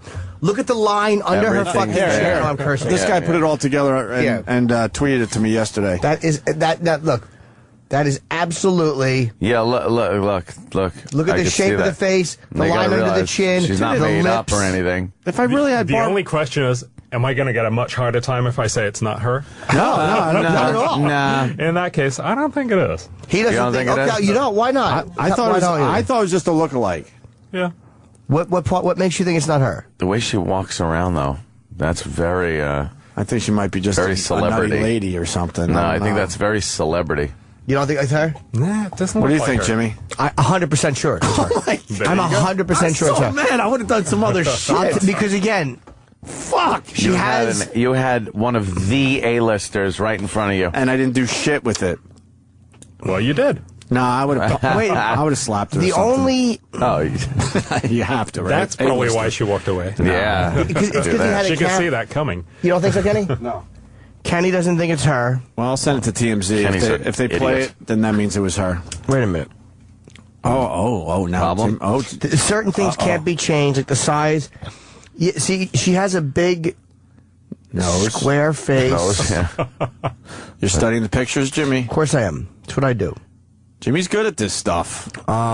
There's weird shadowing going on in there. That's not a good example. See, because you're looking at her in Ope's video. I think we need to It go is her forward with a couple absolutely of frames. no makeup. Yes. So, and a hat. A big floppy hat, and it wasn't. So she looks a little older in Opie's picture. Can you go forward a couple of frames on that video? Sure. Is that possible? Wow, she turns her head really quickly. Yeah, I barely got her on film. Which makes it even right there. Okay, more controversial. Zoom in on that. No, Screen cap it. I'm sorry. The thing is, perfect. It ties in perfectly. It was too warm yesterday. Smart. It could have something to do. Perhaps she is rebelling against the idea of global warming by dressing like she's dressed like it's 11 degrees out. A psychopath or a celebrity would dress like that. A lot of people checking in saying it's so her. It's absolutely her. Which means the joke's on me, because I put the whole video up going, I think I could trick some people into thinking I just filmed fucking Barbra Streisand. And now people are saying it's Barbra Streisand, so I'm the idiot. Under the chin is what's convincing me that it's her. It's not the other stuff. The lines around the mouth and under the chin. The fucking line under the chin is too long. And the lips are exactly. And the lips, yeah, which I would love to kiss. Ew. You wouldn't let fucking... No. Would you? I would with Barbara. her. Although I'm thinking it's very optimistic to say there are certain things you can't change. Isn't that the whole thing about Hollywood? Yeah. Well, yeah. We love Hollywood. The brow line, everything. It's her. It's so he had to come in the middle of this. You had But, oh, hey. He thought he just found a lookalike, and we think it's great that he got one of the biggest celebrities in Hollywood. Ever. Yeah. I didn't even know. And because she walked away because he had a camera. And she knows she looks awful. Well, I want to thank you guys, because you guys just fucking made this video become a hit. Yeah. I mean, I'm But then again, all you do is really have all you have is a video of Barbra Streisand going no and walking. Yeah. I mean, in this day and age, no one's really gonna. Yeah, you don't It's really not like you caught her like, hey, look, that lady's blowing a homeless guy. Yeah, but that's people, Barbara. people can now check the video out. I just retweeted it. So, Opie Radio on Twitter. You tell me if that's fucking Barbra Streisand, Yes. which would mean that, like I said again, I'll say it again, the joke's on me, because I really thought it was just a lookalike. Yeah, people, let's just All cool right. it, though. We can move on. Pull it. Tying it in. It's the. You're doing something on global warming, and I didn't watch the documentary, honestly, and I'm an ass because I went to see You're an Anderson ass. Silva's thing yesterday, and I just didn't plan on doing that. I just happened to find out that it was playing an hour and a half before it was playing. So what is the controversy about your documentary? Because there is a controversy. Absolutely, there is. I mean, the fundamental point that I try to bring along is to get people to realize we've been told that global warming is this all-ending catastrophe, and we need to recognize global warming is a problem. It's something we need to deal with, and Earth Day is a good time to talk about it. But the way that we're scaring people senseless doesn't work. Partly because it's not true, but also partly because we don't make good decisions when we're scared. So, let's start talking about what would actually work instead of just having all this, feel-good measures where you put up a few solar panels, you feel like, oh, I've saved the world, where in fact you've done virtually nothing at very high subsidized cost. So now Letterman had you on. Yep. And what was his take on? Meaning, was he confrontational with you, or did he actually think that you were right? He's hard to get a read on, but I actually thought he definitely watched the film and he liked a lot of it. I think he's sort of and I think that's how many people are. Can this really be true? Can all of the stuff that I've heard from Al Gore and everybody else, the world is coming to an end, can that really not be the whole truth? But the honest answer is, Al Gore told us a story that was intended to get our attention, and so he ramped it up a little bit. He told us about 20 feet of sea level rise, flooding all the floor. I know, yeah, I couldn't believe that. That's not what the UN climate panel is telling us. They're saying, somewhere between 1.5 and 2 feet, about 1 foot of sea level rise. That's a problem, but it's not the end of the world. Yeah, because that's been the whole thing is we are killing the planet, which always cracks me up. I think the planet will be just fine with or without us on it. Yeah, it's us who are the problem. Yeah. And I don't know. It seems to me like these countries that are just coming into the industrial age are doing a lot more damage than we are with cars that emissions are lower than they've ever been. I think as Americans we're doing a pretty good job. I think the rest of the world is kind of dropping the ball on it, but we always take the heat. Well, I certainly think you're right in pointing out the things that are going to matter in this century is China and India. Right. It's not the U.S. or Europe. And so in that sense, you need to get a grip. Even if we cut our emissions dramatically, it's not going to matter unless China and India also does something. Right. And of course... And they're not going to. One of the things I think we forget is China in this decade is bringing 200 million people out of poverty. That's an amazing fact. And how? By powering them with an economic growth, basically powered by coal. And they're not going to say, oh, sorry, we'll go back into poverty and cut back our emissions. Right. We don't forget on this program, Bjorn. It's the first thing we talk about every morning. 200 million people. I'm so happy.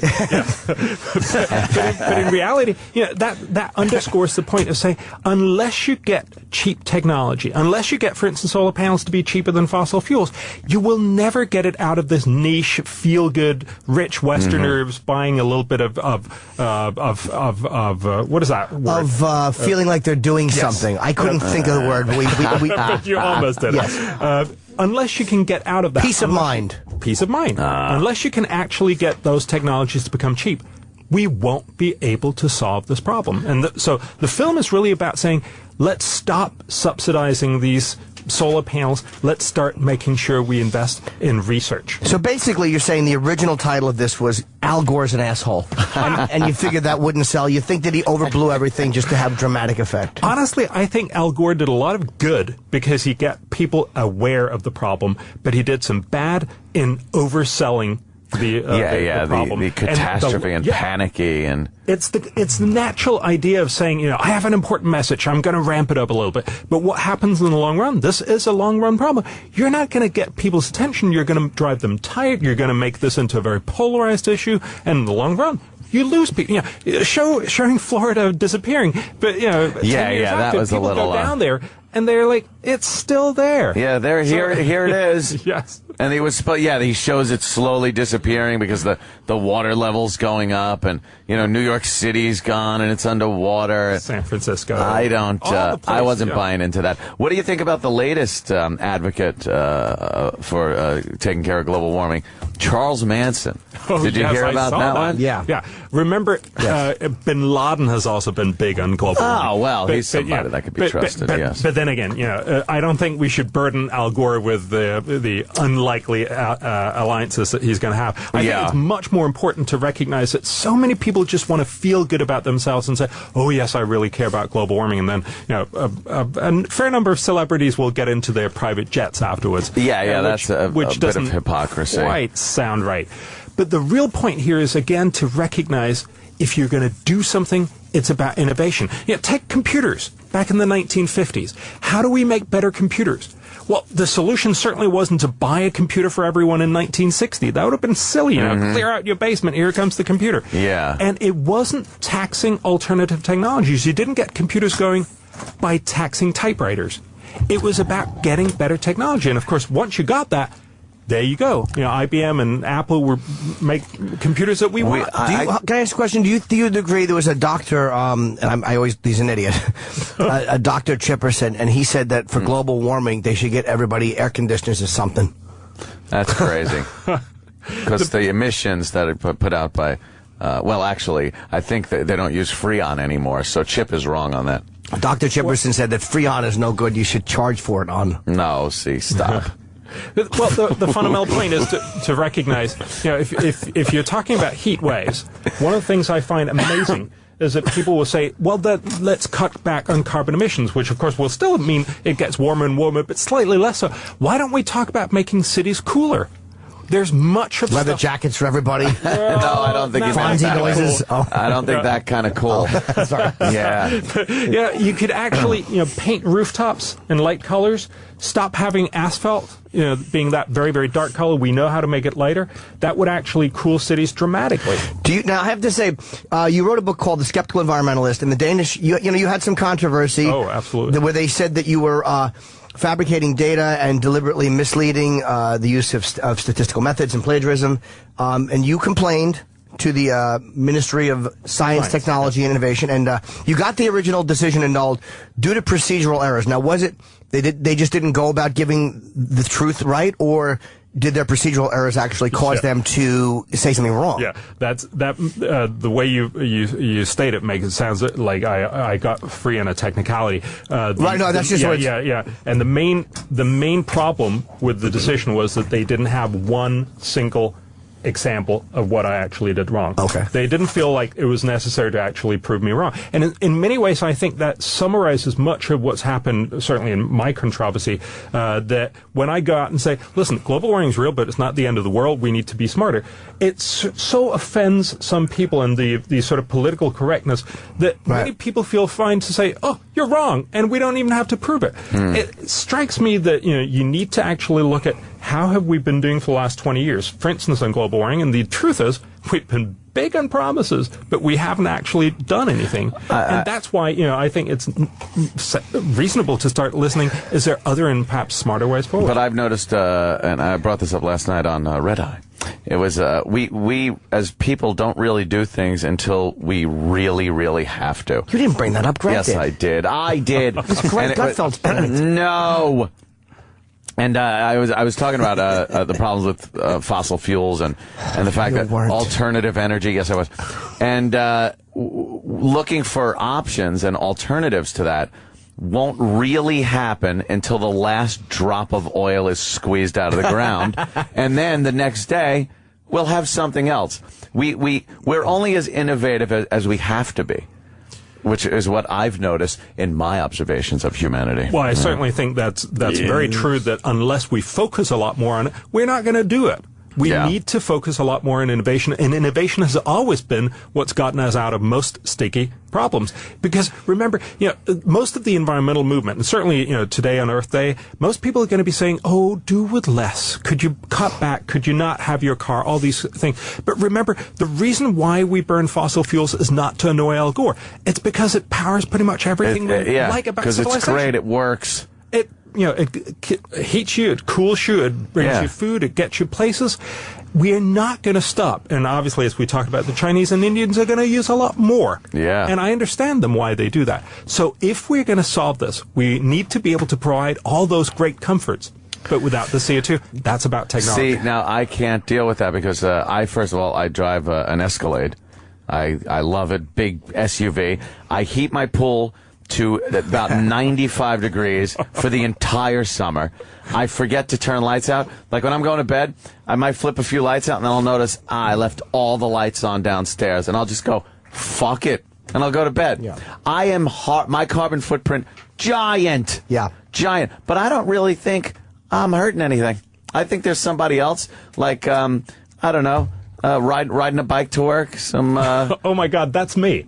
I'm the guy. You are just offsetting. Are you a bike rider? You and Ed Begley Jr.? Ed Begley Jr. I am ruining what you're doing on a daily basis. Well, but I hope, and I really think the only solution to this is eventually all of your lights will be powered by cheap green energy. And then, of course, you can let them burn as much as you want. Well, that would be nice if eventually that would happen. But I don't see it happening until we find some kind of... it's got to be as convenient as fossil fuels are to use. We are right near a star. What, do you think that we don't use it because it's simply, I think there's always this paranoid thinking that the big companies buy up the patents for these great technologies because they're smart to do so. I mean, they're going to get fucked if they don't. So why are we not using that kind of energy? I know we can. I mean, we don't use gas to power the stupid space station.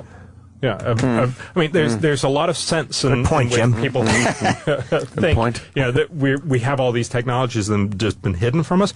But actually, if you look at it, we get lots and lots of sunlight, and we could power the entire world for a whole year with the sunlight that comes in for just 1 hour. That's crazy. That's an amazing opportunity. The reason why we don't do it is because it would be very, very costly as of right now. But prices have been coming down. They're somewhere between 4 and 10 times as expensive as fossil fuels right now. But they've been coming down dramatically every decade. Isn't that amazing though that we have this thing? There's a star that gives us everything, and we can't do Jim. it because there's enough. Oh, you meant me. No. No, you're a fucking black hole, and you suck all joy and happiness out of everything, and even a smile cannot escape. But it's funny how we are as a species. Like there's a star that should be, and there's too much fucking. It costs too much. It doesn't make sense to me at all. Yeah, we have the ability. In some way, the reason why fossil fuels are much cheaper. I'm a millionaire, by the way. There you go. I'm not. But really, the fossil fuels have collected sunlight millions of years ago. They simply concentrated sunlight, if you will, and that's why it's very, very easy to dig it out of the ground and turn it into energy right now. But of course, in the long run, we'll be able to use that much less concentrated energy that comes from the sun directly. So it seems to me very, very likely that in the next 50 years, we will be powered mainly by green sources. What we have to be sure we do, and that's really the message for Earth Day and the message in the film, is to say, instead of making these feel-good moves that won't really get us anywhere close, we should be investing dramatically more in technology, making innovations that will make this happen sooner rather than later. I've noticed solar companies have kind of been taking some upticks in the stock market. I think a lot of people are starting to invest in them. You know? Could I just disappoint you there, though? Yeah. The reason why that's happening is because we're subsidizing them heavily. Of course, if you're selling a product that we pay lots and lots of money for, of course, the stock price will go up. But they're still not anywhere close to competitive. And that's But won't that just take time? How would you accelerate that then? And make it so that technology is cheaper? Because it just seems like with computers and everything, there's this natural progression where you have to go through so many years for the price to come down. Yeah. Big screen TVs, everything like that. But the trick is, in 1950, don't start buying a lot of computers. Don't try to say, oh, if we produce a lot of computers, these vacuum tubes will be much faster. Okay. It's about making a transistor. It's about making an integrated circuit. So hold off a little while, improve the technology. Yeah.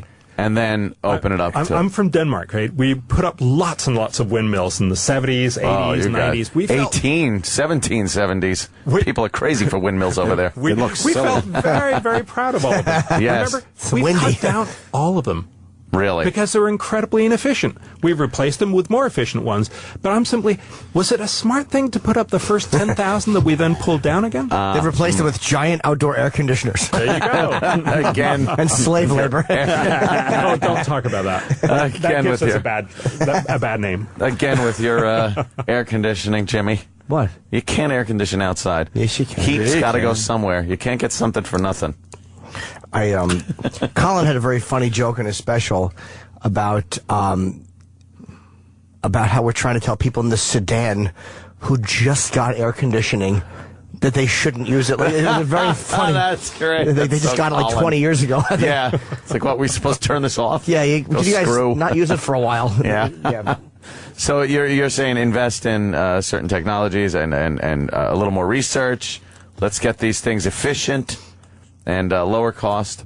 Basically, what the film shows is that there are lots and lots of great ideas out there. Now, most of them are not going to come true, or they're not going to become cost effective. But those are the things that we should be focusing on. Unfortunately, for the last 20 years, research money has gone down, not up, in green energy. Why? Because we're so focused on cutting the next ton, on feeling good, on putting up that, Cialis, Viagra. I know. He got back into that. Right? I know. He'll do that. The iconic solar panel, rather than making sure that we get cheap solar panels so that everyone, also the Chinese and the Indians, will buy. Yeah. But the guy that lives behind me just pretty much covered the back of his roof with solar panels. And I'm thinking, like, I remember seeing those huge satellite dishes in people's backyards, and now, you get a little dish out the window. At some point, the technology's got to get smaller and cheaper, And then it'll compete with fossil fuels, and we'll all have them. Yeah. That's the trick, right? Nobody have to convince you to buy a computer today because it's actually so great. You want to buy it. Yeah. Nobody has to convince you to buy a cell phone. We don't have these international treaties where, okay, we're going to promise to buy 1 million cell phones. We buy them because they're cheap, because the technology has made them cheap. That's the way we should have it with green energy. It shouldn't be about this Earth Day, oh, thou shall not. You need to buy this that are inefficient and inconvenient. It should be about, say, hey, this is great technology, I'll buy it. So you're saying burn coal, burn fuel until we can... Well, I'm saying it's very unrealistic that that's not going to happen unless we come up with technology. The last 20 years, we have been going down the wrong road. Right. We need to start thinking about, are there smarter ways? Yeah. Will they eventually have, like, little chips that can harness... What happened? What's that? Little chips that can harness, what's that? Solar power. It's almost like in 100 years from now, or 50 years. These something a lot smaller. What's that? That will harness the same amount of power. They can't really be small because they need to actually harness the sun. No, but eventually we might be able to... much cheaper. And one of the things I would imagine is we'll have them all kinds of places. They'll be in your rooftop, just simply integrated. They might be... Right. It'll automatically be there. And it'll be cheap. Yeah. You'll just put it wherever, and then you'll harness the energy. I hear you. I was wrong. I thought I had a good point. That's I like your take on it. I definitely like your take on it. It's better than these people that panicky Pete's, as they say, and people like me who spill their crumbs in front of them. I don't give it. Yeah, crackers. I don't really give a shit. What, you doing lines of crackers like a Coke? Fucking messy Marvin. I'm from the school of thought that I'll be gone, let the next generation take care of it. That is pretty much where I've been my whole existence. We've had to deal with things that have been caused by the previous generation, and they dealt with the previous generation before them. And I think at some point the next generation or the generation after that will have a problem that they're faced with and either become extinct or fix the problem. And in the meantime, we use the technology we have to the best of our ability, keep advancing, and not be forced to stop using things that are very convenient, very available to us. I don't think it's in our nature. I think most people want to do a little good, but recognize how incredibly important and how difficult it is in most of the Western world to just deal with pension systems and with healthcare. I mean, you guys are having a huge problem, and we have the same thing in Europe to deal with these things, and that's going to happen in 10 or 20 years. Believing that we're going to be spending vast resources on dealing with a problem in 100 years is not going to happen. That's why we need to find smarter and cheaper ways to deal with it, and that's what the film is about. That's it. Cool it.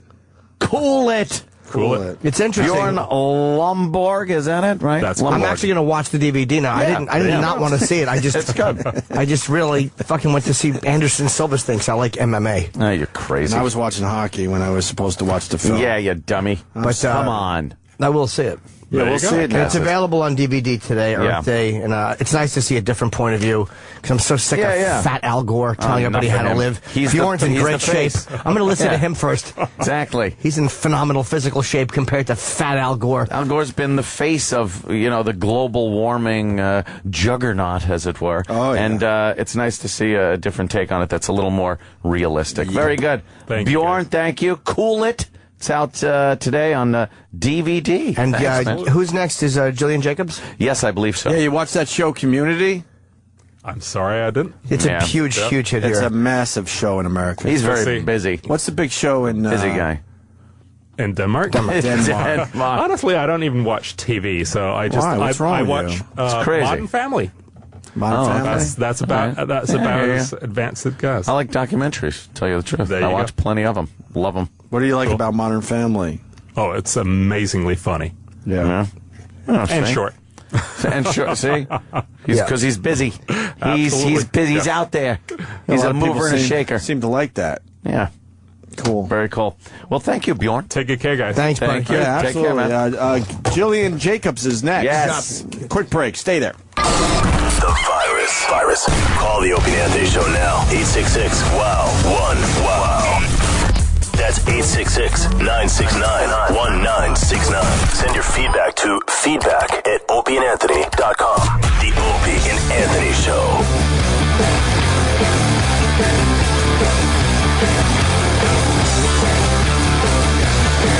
want to thank that guy for coming in today.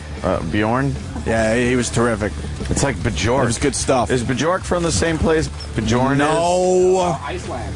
As our guest is coming in, we are shoving food into our faces from DeFonte's in Brooklyn. What's this wee crap? Oh my Phenomenal. God, it's her. Hi. Gillian I will Jacobs continue live in plugging after. studio. We're on the air too. Oh, you are? Yeah. Okay. No one told me. Hi, good I morning. know. I know. Because some people get like, are we on the air? Like halfway through talking, they're like, are we on the air? But you know what? We're flattered by that because that means we're just kind of hanging. We're not putting radio voices on. That's what we tell and ourselves. being- We're yeah. unprofessional asses. Would you like a sandwich? You want a Sambo? You know what? I They're understand good. that you guys don't eat breakfast food anymore, but it's a little early for a sandwich. For This me, is personally. lunch for us because we've been up since between 4 and 5, depending on our who you're looking at. schedule stinks. I do that for community. Yeah. What? You get up early for that? Yeah. Why? Well, I have to be there at 5:30 in the morning on Monday, so I get up Why? before 4:30. Why? You could do the same thing at 9:30. Why so early? We don't know why we even get up this early at this I point. know. Like, why for a TV show do you got to be up that early? Because you have to give the actors 12 hours from when you stop shooting to when you start shooting the next morning. So if we don't start that early on Monday, we'll be starting work at 6 p.m. Union on Friday. rules, you the know. union. It's all the unions. Really? I'm a big union so why supporter. not just offset the whole thing and wake up a little later? Yeah. And then go to bed a little Well, later? I have to get up that early because I'm a girl, and hair and makeup takes a long time. Oh, you're naturally beautiful. Oh, well, thank you very much. Sure are. Look at you. Look at you. Well, Joel gets to roll in around, 7. Joel and Chevy show up around 7, but us Yeah. girls get Oh, there really? at like 5:30 in the morning. We remember when Joel was just kind of, trying to make it. Yeah, I and now he's a heard. big star. He used to do our show. Oh, the phone calls are great. Yeah. Hey, it's Joel. Can I come on the show, please? I want to plug my We'll think about it, Joel. my talk soup thing. Yeah, and now look, we can't even Now get he's him on big- the phone. now he's a big star. Although he continues to support us, he hasn't forgotten us, which is nice because most of the people that make it in Hollywood blow us off. That stupid soup show has made so many stars. Yeah. They all come out of that winding up with some kind of movie career or TV career. I know. That's why he did it. I know. It's amazing. Gillian is really funny, by the way. Yeah. Really funny. Thank you. And this show Yes. is unbelievable. It's very hard to be a comedic actress, is it? Is it very Yes. hard? I don't know what I'm doing. Really? Are you just kind of walking around like, I don't know? I'm I hope this lucky to keeps be working. surrounded by all these people. I've learned so much from them. I mean, I did really dark, depressing, independent movies before Community. So Really? yes, that's all I ever did. So why? How? Wait a minute, I'm confused. So you're really funny, but you were doing that. So why weren't you doing other funny stuff before Community? No one Or would were hire you? me. I couldn't get a job in a comedy. All I could play were prostitutes, strippers, runaway, drug addict, homeless fantastic. teens. Nice.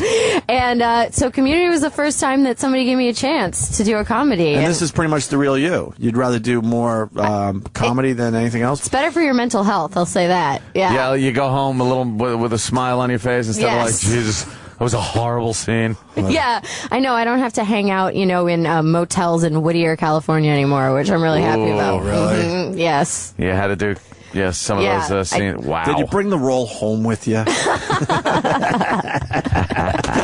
On the off chance that my parents are listening, no. Wow, that's we're looking at some of your I know. movies. Can you say Choke's pretty good? Wait, you were in Choke? I was in Choke. Choke? I know, I saw that. Well, I'm a huge Power yeah. Nook fan, but I don't like when they make them into movies except for Fight Club. That's you? That's me. Wow.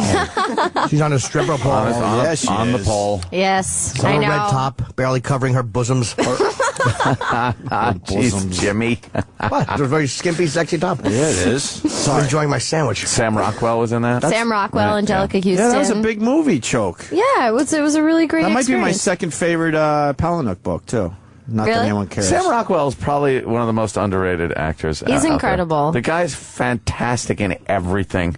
I know. And I think he should be a bigger star. I'm gonna work on that personally. I support. Try to advance his career. I endorse that. You do? Yeah. Good. We should. Is Chevy a nice guy? Yes, he is. Does he get a When bad? did he start being nice? No, because does he get a bad? Does he get a bad? He gets a bad reputation. really does. And me and Aunt I don't know if anyone remembers. We sort of met him. We did. What was his? I don't know. A talk show. John McEnroe's talk show. I know. Oh, really? Is that it? Yeah, we were promoting coming back to radio, and we happened to be on the same show as. Was it that? Or was it the other show? I think it was the other one. With the it guy was. I fucked it up. Sorry. Finance guy or whatever. It was the finance guy show, and they never aired. Oh, whatever. The yelling finance guy, the angry. Oh, no, this finance? was years ago. Okay. Before You're thinking of Jim Cramer. Yes. Flat bells and bullhorn. Wow, I mixed up. I like the other two yelling shows. Kramer from the Comedy Store. His stand-up was wonderful. Donnie Deutsch. Donnie Deutsch, thank you. Yeah. Oh, okay. My point being that we were on the same show as Chevy Chase, and we were in makeup together, and he had a pink sweater on. I remember like it was yesterday. And I actually introduced myself, and he made believe I didn't talk. Really? And I was kind of bummed. That would be bumming. So he does get a bad reputation, but he is a nice guy. Yeah, I mean, I think that, this is the longest that he's ever worked with a group of people. He's only on SNL for one season, so we've done 2 seasons of Community now. And I really do feel like he's my lovable uncle who sometimes puts his foot in his mouth, but has a really good heart. And I think that, he went into this obviously not knowing who any of us were, aside from Joel, from The Soup. And I really think that he's, come to respect all of us. And it's been really, really a great time to get to spend this amount of time with him and, sort of become our own little family in You're a really the cheesy way. consummate diplomat. Oh. You really are. Well, thank you very much. That's very Which one of your parents was an alcoholic? She's very good at she's keeping family matters in the... No, we all get along fine. Sometimes the furniture's broken. Terrible. I believe her, though. She described Chevy perfectly. He gets a bad reputation, I bet. He really gets a horrible rep out there, but he's a funny fucking guy. who really destroyed his image was Howard years ago. Yeah. Howard destroyed Chevy's image. Well, I think they're pals now. Even, are right? they? Really? I don't know. I just remember years ago. And then that talk show he did. Does he ever bring that up? Our first season of Community, they had a list on Entertainment Weekly of the worst shows ever in television. Jesus. And Chevy's talk show made it, and Joel took great pleasure in showing that to him. Oh, does Joel give him crap? Yeah. Yeah, I mean, it's kind of like the dynamic on the show that you see between Pierce and Jeff. And yeah, I mean, they love to go at each other. And so Joel had a lot of glee in showing Chevy that he'd made the top 25 worst TV shows ever. That is one of those memorable things that will go down in history as just one of the worst things that was on television. What number was it that Chevy made? How far up the list? It was the top 15, I think. Top 15. Maybe you can find the list. He had been up there with the Magic Johnson show, too. Magic Johnson's talk show was... I think they might have paired the two of them. They got like a shared number. Yeah. Oh, God, that's awful. Now, your previous movies you said were all dark and everything like that. How did that start? Like, would you just start casting? Like, you look like a very sweet girl. Why would they cast you like that? I don't know. I guess I don't know what it is about me that those are the only roles that I could get, but it's like, that's good. You look like a girl we should punch in movies. Well, there's an innocence to her. Yeah. You want to corrupt that. You would People want corrupt to the see innocence that. of her. Yeah. I see it. I went to Juilliard, so I moved to New York for college to toot my own horn. Dropping that. Nice. Can you do Shakespeare? That's what I grew up doing with Shakespeare, Really? so it was a shock to me that I was playing homeless strippers. Yeah. Yeah, right. Wow. Did you have to do Shakespeare in the Park ever? They won't have me. Actually, You weren't good enough No, for Shakespeare in I the wanted Park? to audition a couple of years ago, and they wouldn't see me. So How did they not see you? They, maybe very if Community serious. does better next season, they'll have me, but not yet. Who did you want to... Because I've played Macbeth. Oh yeah. No, I can't do Shakespeare. Jimmy knows Shakespeare, It looks though. incomprehensibly hard. I know you're shy, but you want to give her one line from your Shakespeare? You don't want it? It's okay. He's really good, though. He's down. Yeah, we don't want to act right now. The best Shakespeare I've ever seen, and it's so hard to do, is when watching Brando do and Julius Caesar that's the only person I've ever seen do it where it looks like they actually felt what they were saying. When you're reading Shakespeare, this is a dumb actor question, but when you're reading Shakespeare, you actually comprehend the message they're trying to give? You're not just fucking memorizing the words and saying it? Reading words. Yeah, I think that in order for it to make any sense to the audience, you have to know what you're saying. I know that sounds like a dumb question, but... I know, but yeah, I mean, sometimes it takes getting out the dictionary and, the encyclopedia and, spending a couple hours, and sometimes on it just comes to... Yeah, I know. What does that mean? Yeah. Well, they actually have these dictionaries for Shakespeare where they have a list of every single word in Shakespeare and its definition, so that kind of speeds it up for you. Who did you want to play? Or who did you want to do in the play? I wanted to be Hermia in A Midsummer Night's Dream. What's Hermia like? Hermia is small and angry, which I thought would be a good fit for me. Oh, yeah. That's good. Because I'm short, so, there's all these references to Hermia being small, and I thought it would be a good fit. But you're petite, not short. I'm petite. I'm very petite. How tall are you? I'm like 5'3.5". That's not short. No. Really? I've been told it is. 5'3" is on the Joel's border of being short. 6'3". Oh, that's crazy. So, and Chevy's 6'3", too, so next to them, I feel... You're just on the border of being short. Okay. You're a petite delight. Yes. Thank you very much. You're a fine dish. Danielle yesterday was short. She was short. She was a twerp. We had a like 5-footer yesterday. 5 foot. She was a twerp, Yeah. and we told her right to her face. She Well, needed to be heard. my grandpa's under 5 feet tall, so I think... A grandpa? Really? Yeah. My grandpa's 6 feet under. See? Yeah. That's a lot. Wow. What a bomb. Pilot to bombardier. That wasn't bad. It was kind of sad, actually. Because he has passed on. Screw him. How tall is he? He's going to be 94 soon, Wow. and he is, I'd say, 4'10". Wow. Did he shrink Yeah. over the years? He has people do that. osteogenesis imperfecta. Oh, man, I love that band. Is he a little person? No, he's not. He went from about 5'3" to 4'10" over the course of his life. Because under 5 foot, you're considered a little person. Well, Sure. he is Depends little. on age. Well, that's good. Is he still a go-getter, Yeah, in the active? nursing home, yeah, he's a real Oh, boy. Really? He's on the- Is he chasing it? Nursing home. He's on the resident council board against his. One day he called me and asked me to recite the Pledge of Allegiance to him because he had to lead the residents' council in it and he couldn't remember. So Those are the calls you get. Please tell me you didn't do it right on purpose. You got it. I mean, you're a funny person. You can understand the humor. I don't want to get him in trouble. He was very nervous already because he didn't want to be on the resident council. I don't remember it saying anything about white supprency. It does, Grandpa. It does. Just trust me. Repeat. Trust My your grandpa starts a race riot. At the nursing Is he in one of those home? homes where they scream a lot? Because I can't take that. My grandmother was there before him, and one time we went to visit her, and there were people in their beds in the hallway chanting, "Put us to bed. We don't want to live. We want to die." Oh, that's wonderful. When you see that as a 12-year-old, you don't ever forget it. That's what our stays listeners with you. chant every day. I don't- because we stink. I don't get the screaming. Enough with the screaming. Well, they do I'm that. trying to sleep. Yeah, you'd be screaming too. It's old. Your life's over. Just waiting. It's terrible. My parents were in a horrific car accident, which my dad didn't make it, and my mom ended up in a nursing home. And I would walk down the hall to visit her, and the old people would grab at you as they're screaming. Yeah. What the hell's that about? Kill me! And they would scream, "Help me!" Like some weird shit was happening when the lights go down in that place. Well, you never know. You don't really know what's going on there. I know. I just wanted to share that. There's nothing thanks. funny in that story. No, there wasn't. There wasn't at all. It's okay. I'm going to pull him out of there. My She's dad's going to go home now feeling like she did after making some of those older movies she made.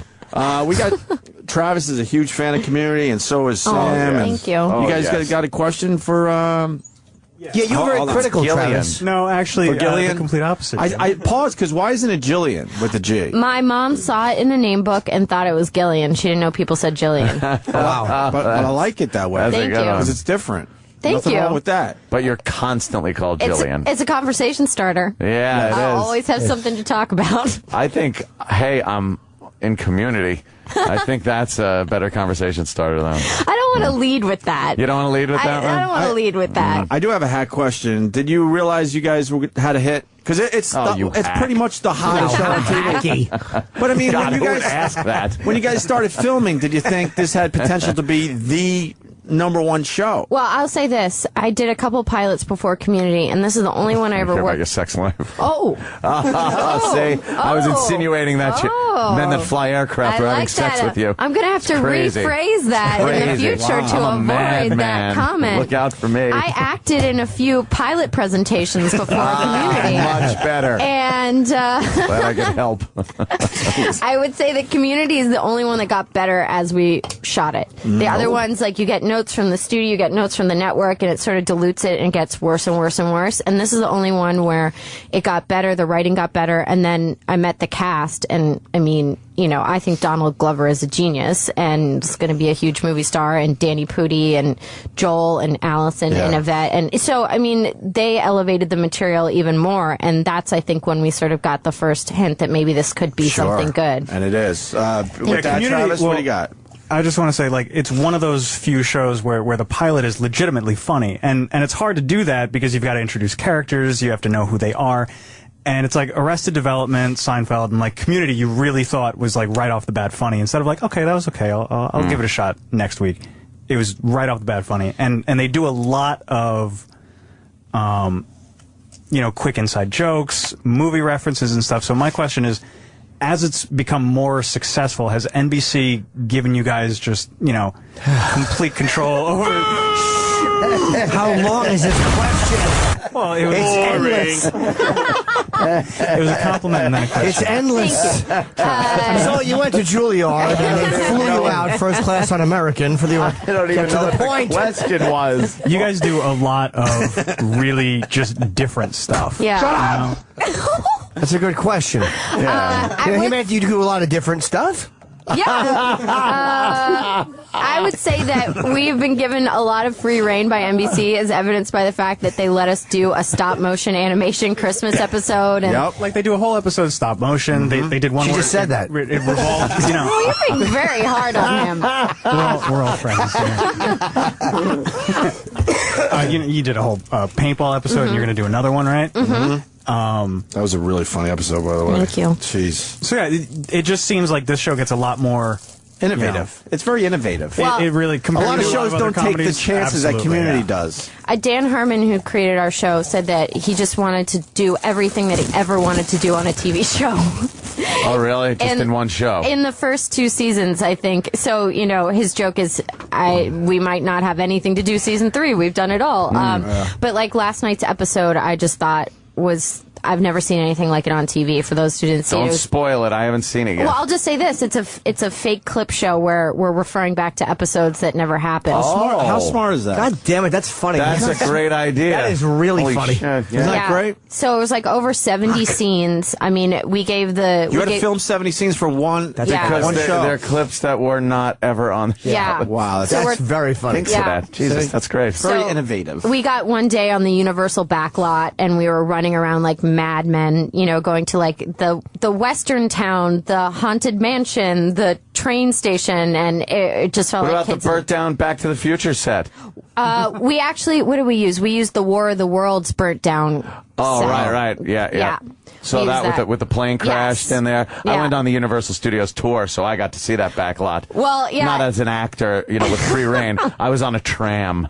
It was kind of unfortunate for us because there are these preset like smoke going off and alarms because of the tour, so we would have to stop shooting like every 2 minutes. Yeah. And it's so bad because it's like I hated that. It's like, Welcome to Universal Studios tour. We're going to have to take a detour here because filming is being done right now for our community. and you're like, fuck, that's why I came on this stupid tour. Yeah. I don't care. I've seen the Psycho House 80 times already. And by the way, that's right behind the Psycho House. Yeah. All that crap. So you go up there and you see, and then you realize the Psycho House is really small. It's tiny. Forced perspective. It was forced perspective. Yes, as The they magic used to of say. movies. It is magical, isn't it? It's just magical. magical. I'm sorry I ridiculed your question, Travis. Yeah, Travis took that seriously. Apology accepted. Feel free to ask another one. I apologize. Can I ask? No more. You're all asking. You're in the know in Hollywood, right? In the know. What's that even mean? 1950s. I want to Hold see. on. Welcome to the Jack Parr Show. Thank you. Is that Barbara Streisand?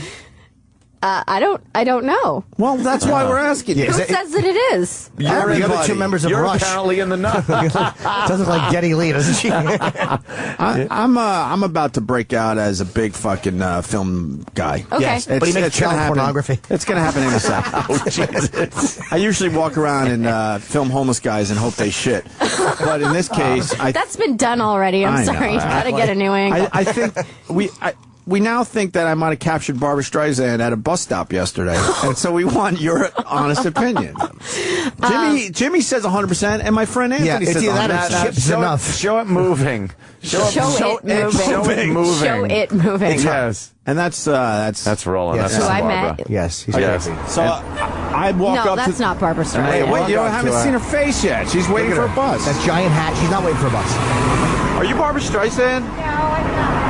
I don't know. I think that's her. She's sick of getting that question. That's what I've deduced. Do you from think this that video. really? That Yes. she's not, but she's so tired of hearing that? But my pals say it's Barbra Streisand. I know for a fact it is. I thought it was a lookalike, to be honest, but now I'm thinking, wow, maybe I did get Barbra Streisand. Here's why at it's a her. bus stop. Because it looks exactly like her, but because she was wearing a giant floppy hat to hide, a huge coat. Yep. And she came back to the same spot. She was not waiting for a bus. Look at the camera. She had the fake nose and glasses on. Oh. You don't think it's Well, if it's not Barbra Streisand, she could be making a lot of money in Vegas right now. right? Yeah, so she was should get to obviously Vegas. hiding her face for some reason. Look at the big chin. The space between the lip and the chin. Yep. It's the The exact lips same. are very similar. I'll give you that. And the chin. The lines. What do they call And the what about lines the on the nose? mouth? These lines. Laugh mouth lines. The mouth lines. Laugh lines. Same thing. That's why I'm going to stop laughing in like 2 years. Stop laughing. Come on this show enough, Wendell. Fix it. Listen to You'll it, have a whatever. perfect face if you hang around with us long enough. She, but you know what's really amazing though? How long is that clip? A minute. A minute. And you got more of Barbra Streisand than she was in Little Fockers. That's right. Oh. Worst movie ever, right? Yes. You were saying before the show. Watch, here comes diplomacy. No, here I've comes never diplomacy. seen it. I've heard it was Very good. I've heard it was good. It's a great cast. You are Legends. so Hollywood. She knows it's great. how. She's smart. I know. She's not burning bridges. We Screw burn bridges that. all the time. Oh. Flame on! You're the worst. Sam, you're a big fan of the community. Just What do you love got? it. Oh, Sam, young Sam is going to ask a question. We got Young Gillian twinkish Sam. Jacobs, of course, in studio for the people just checking in. First of all, this is more of a comment to start the question. Oh, good. Yes, like Travis I want did. more time Well, than Travis, we thought the whole thing was a question. That's why we got confused. Travis did a summation. Yeah, explain what a pilot was for anybody who didn't quite know. A pilot introduces character. Excellent. You have to double space. Good point. The Malcolm Jamal Warner sweater joke was maybe the best joke I've ever heard on television. Wow. I did don't know if not you saw see the that. Malcolm Good Jamal- comment. I did not see that one. He was wearing a sweater. Yeah. He was on the Cosby Show, of course. Theo. And out of nowhere, they go, "Oh, that's a nice sweater," and he goes, "Thanks, my dad gave it to me." And they just kept going with it. Just leave it Who at delivered that. the line? Malcolm Jamal. Malcolm Jamal Warner. So why are you telling her? Just saying it's good. She's on the show. Yeah, I'm but proud that of doesn't it. mean anything. How about something she did that was good? She didn't write the line. I don't know if she What was wrote the best it. thing She might have she's done? contributed. It's like when people say, "Hey, I listened to the show She's today. so it was good." uncomfortable. I'm sorry. No, you know what it was, It's a though? good show. Yeah. But what has she She's on done a that's great good? show. How about something that she did? Yes. Well, I was going to ask her. Hey, you know and that it- episode of The Soup you did? No, see, wrong person. that's not her. That's not her. What I was going to ask, and it relates to our show too, is what was it like to work with LeVar Burton? Oh, amazing. Oh, well. I mean, it Jimmy was. Norton doesn't like LeVar. I don't dislike LeVar. Oh, okay. No, I think you have a he problem really, with LeVar. really hates Whatever. LeVar Burton. Jimmy You do? loves getting But it's for- autographs and pictures with celebrities. Here's what happened. We were in Roots together, and we fought the whole time on the set. You got to let that go. Yeah, really. Exactly. Jimmy You likes gotta- Jimmy. Got to work through that. Jimmy, I don't know if you know this, is really famous. He really is. I'm a nobody. He's actually No, you're flying out. famous. You know, right? Yes. He was, yeah. See? She knows. Oh. Well, that's because we're both, you know. He was in Spider-Man. We've done We're in the know in Hollywood. Yeah, In the exactly. know. Well, I think we saw each other at a party once, and I was like, hey, you are. But he likes getting celebrity photos. I just like as taking well. pictures with people. That's great. And LeVar Burton kind of was a dick about it. Oh. Yeah, but so it's now he hates him with his. this is what drove me nuts about LeVar Burton. I asked him for a photo. We had just interviewed William Shatner. Yeah. And he thought I was a Trekkie, which I fucking not. And I go, hey, can we get a picture together? And he goes, let me just complete this mission first. No. He actually said he had to go do something. Yes. He talked to me in Trekkie talk. It was Trekkie talk, But yeah. I guess he's But got I'm enough. sure that kills at a convention, right? That's like solid Somebody material. would be like, "Oh Good my point. God, Good I know. point. Jordy just told me to he's got to complete a mission." He wasn't that bad. It was just, he's probably tired of those nerds asking him for pictures. You think? Those Trek fans, he's probably tired of them. They're nerds. She didn't appreciate that. Gillian's not gonna. She's going to go. She did not Everyone appreciate can the be a nerd fan thing. of whatever they want to, and it's She knows. fine. She knows I they're used to dorks. put my headband in front of my eyes and pretend I was his character on Star Trek when I was little. Did you? Yes. That so did look like I that. am a nerd. I always It's all thought right. it looked more like a Purolator air filter on his eyes. You're right. It did kind of have an air filter look to it. Hey, I got to ask you a question about Joel. Okay. Has he had follicle implants from the back to the front? Because it looks like he's got a little more hair in the front than he used to. Oh, I don't know. His hair's looked the same the whole time I've known him. Really? Yeah. Because he had like almost a Phil Collins thing happening. He did? Yeah. Because that's what's going to happen on to the my suit. hair. You're going to get the Phil Collins? No, I don't want to get the Phil Collins. I want to get rid of the Phil Collins. I was just wondering if he had gotten any follicles taken from the back and put up Does on my hair the look front. all right? Yes. Oh, all right. That's all. See, look, Joel's got like. Oh. See, there's something going on there. Look. Oh, he got. See, dude, I think he got. I never noticed that. Fuck, if it looks that good on him, I'm doing it. Yeah, Well, I think he got some follicle He implants. so got it done. It's looked the same the whole Gillian. time I've known him. So Can we wake him up? Again, perfect answer. We got his My number? God, this girl is amazing at this. But if he did get You're a in the little, know. if he did get a little hair Yeah. thing done, Yeah. that's not a big. There's nothing deal. wrong with it. No. Believe me.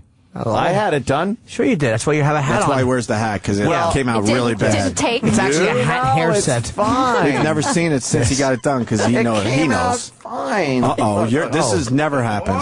Yeah. That looks great. That is a Yes. beautiful head of hair. Yeah. Now, Holy You shit. should be chasing Danny Lloyd through a fucking hedge maze. How bad did you want to make fun of him? I mean, look at the fucking full head of hair he's got. The headphones like fucking up in the middle, so I wear a hat a lot.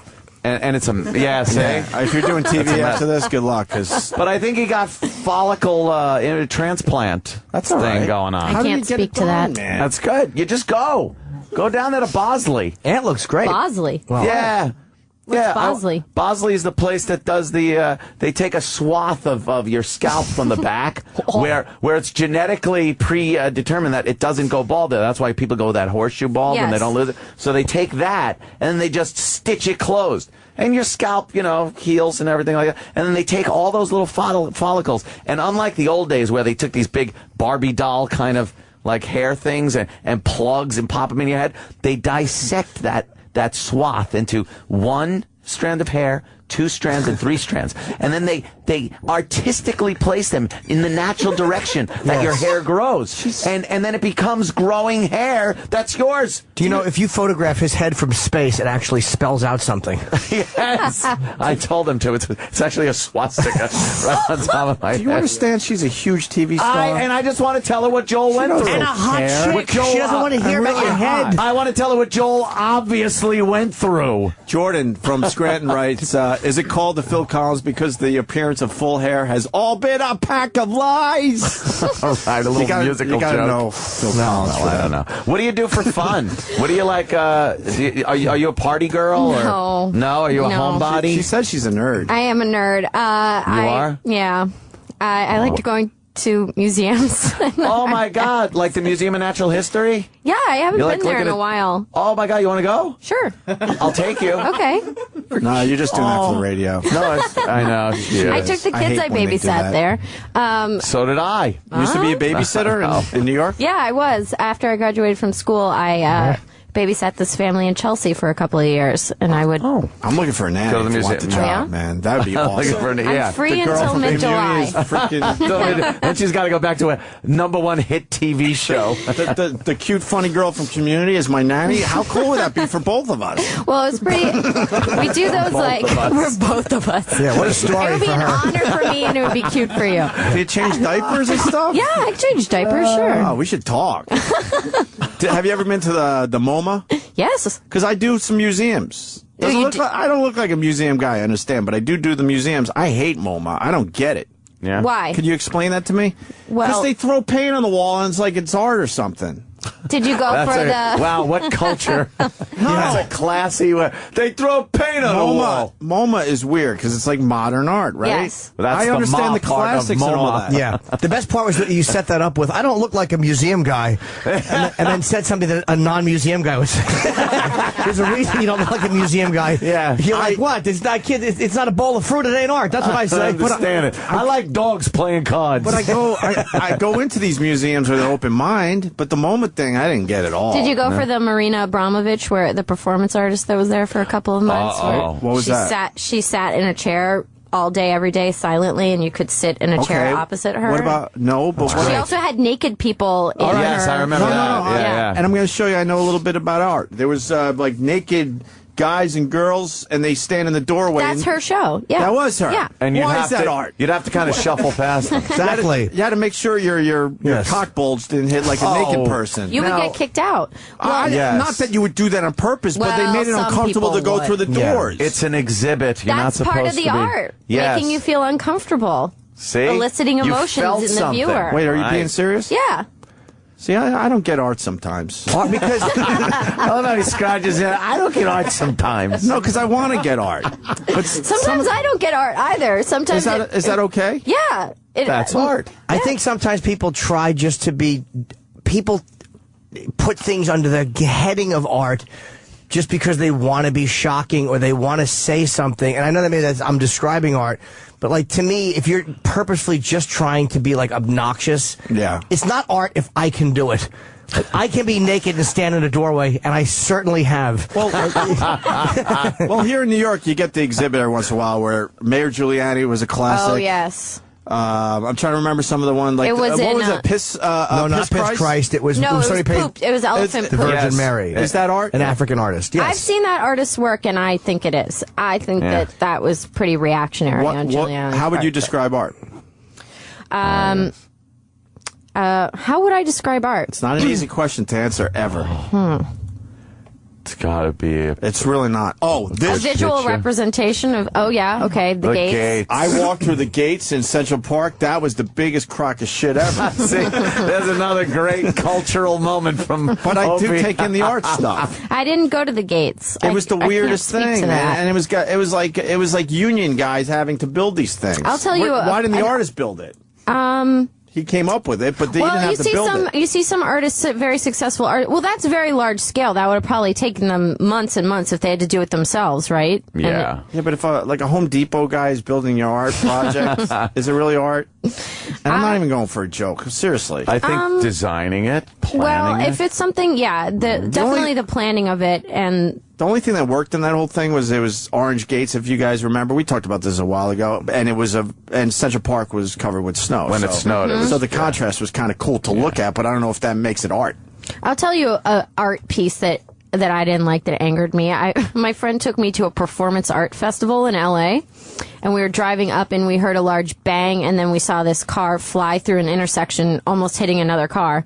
And I found out later that was someone's piece, was she basically got in her car and started reversing into a street until she hit a parked car, a stranger's car, and then took off down the street, and I saw it. She almost hit an old man in his car. And what did they call it? That's not art, Asian driver. It was a white You just girl. lost her. Yes. It was a Caucasian girl. Yes. She's very mad. But yeah, that I found very angering and dangerous. Yeah, what you And just said, of course. Yeah, she art, dented please. a stranger's car. I didn't think that was art. It's all dented. It's not. So I wish that was art. Where are you great from? I would. What? I'm sorry, I just trounced on No, you. it's okay. That's all right. I was probably going to The be next shit time anyway. you drunkenly hit someone's car. I was it going to do a an art masturbating piece. in public joke. So believe me, you didn't stop anything intelligent about to fly out. Great. Oh, look, it's an art piece I'm doing called Guy at the Playground. See, Jimmy, we're losing her. We're not losing her. I'm No, a I'm creep. right here. I'm right here. She's right I'm there. staying here through all the Josh abuse jokes. I'm here. Riveting. Gillian, you having fun? I am. Thank you for having me, guys. Thanks for coming here. Where are you from? Like Pittsburgh. You're from Pittsburgh. Yeah. And you live in LA now, though, right? Why do people say that? I swear, being from Pittsburgh, Every people person say that- I'm sorry. Because it's really like they have shitty winters. I know. That's true. Your Yeah. hockey team's good, though. Are you we? a hockey team? Oh, you don't do hockey. I grew up in the same neighborhood as Mario Lemieux, so I was very aware of hockey. How's your slap shot? Excellent. Actually, one of my classmates in elementary school would go to Mario Lemieux's house every single day and knock on the door and ask him to play hockey with him. And every day, Mario Lemieux said no. Well, because he's a jerk-off. Us hockey fans know he's a jerk-off. Is he? And a lot of Penguins fans would admit that, too, I think. I don't know. See, I don't know. He seems like a nice enough Seems guy. a nice enough man. He's done wonderful things for the Penguins. Yeah. He loves performing in Pittsburgh. He loves the people of Pittsburgh. I do. It's a great, the Improv's a great club, Yes. and I've done the Bynum Theater, whatever it's called. I mean, Pittsburgh is a very They're fun loyal place. to our show. Yes, All they right. are. So obviously, Pittsburgh isn't that bad a place, and they shouldn't say I'm sorry. So you still live there, right? No, I don't live there. See, there's the rub. Well, they call it Generation Exodus because everybody leaves. Just leaving, yeah. It has the second oldest population in the country after a county in Florida. Yeah. What are you, L.A. now? I'm in LA now. Yeah. I was in New York before Community, but I had to move to LA to do the show. Did you do any Broadway? I never made it to Broadway. Any of that off Broadway? I was off Broadway. I was off Broadway. I was off Broadway. She's going to do Broadway. I would love to. She will. Yeah. I did a show. The last show I did was at the Public Theater, and it was Ellen Burstyn and directed by Philip Seymour Hoffman. And it was great. Yeah, it was a really. Hey, who do you look like? It's driving me nuts. Me? Oh, God. No, I'm serious. Me? No, who do you get? I've heard Christian Slater. It's in the eyes, man. It's driving me nuts. I get Anne Hathaway and Liv Tyler. That's what I mostly get. Yeah, Anne Hathaway. Yeah. Yeah. You know that Love and Drugs movie she did? We're just looking at her now. What was that called? Love and Drugs? Love and Other Drugs. She's really naked in that movie. There's naked and then there's really naked. No, and I'm not even. She's really naked. Really naked. No, because Yeah, naked really. is like they sort of show bosoms on the side or whatever. She is really. They have side-by-side pictures.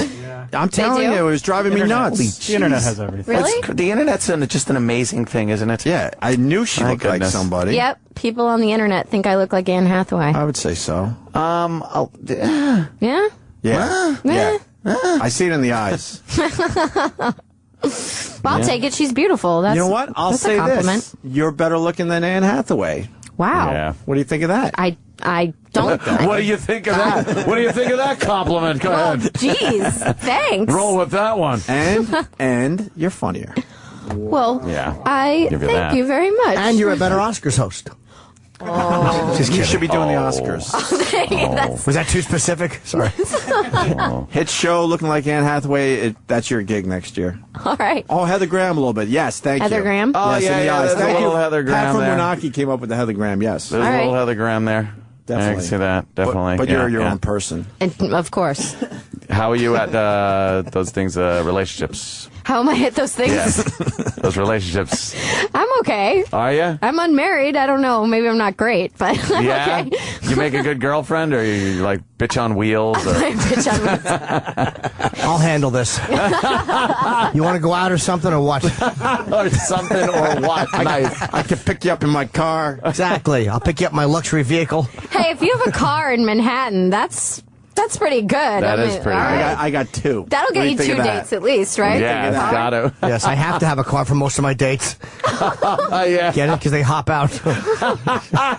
Jimmy's been known to maybe circle a block or two in his car. Yeah, maybe. What do you mean? Yeah, a lady. we're trying to comes be to a nice. half rolled down window. Oh, Lady. I get it now. Hi, Daddy. My car actually limps to the right from going around the block so much. Yeah, And my GPS just goes, I know where we're going. I feel like that know doesn't where we're really. going. I feel like you got to go on the internet now to find ladies You of the do. night. Craigslist is used to be good until they screw with that. There's a few sites that are very good though. Actually, do you remember a couple of years the cover of New York Magazine? They had a picture and it said, "This is the highest paid prostitute in New York City." Yes, I slept know with her.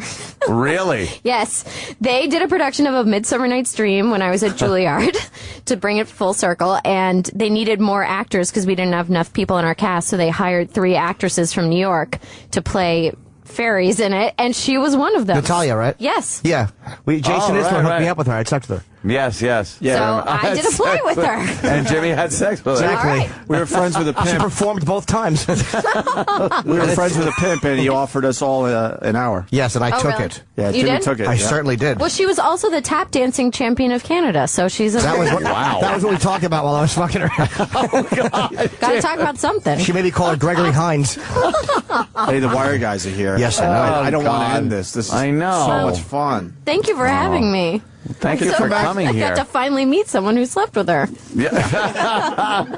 And Joel said nice things about us. Of course. I hope so. That's very. We like Joel. It was very nice We're happy having for you here. Joel.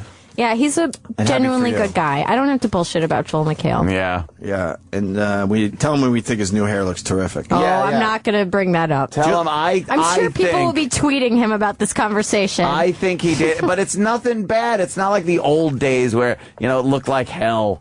He looks great. It looks really good. It looks great. And you know what? I'm about a year behind, so I'm Are you going looking for closely it? at Joel McHale Amazing. and my friend Anthony. You haven't had anything done. You're just you're just a natural. You're a natural beauty. Oh, thank you very much. Can you tell we don't talk to girls often?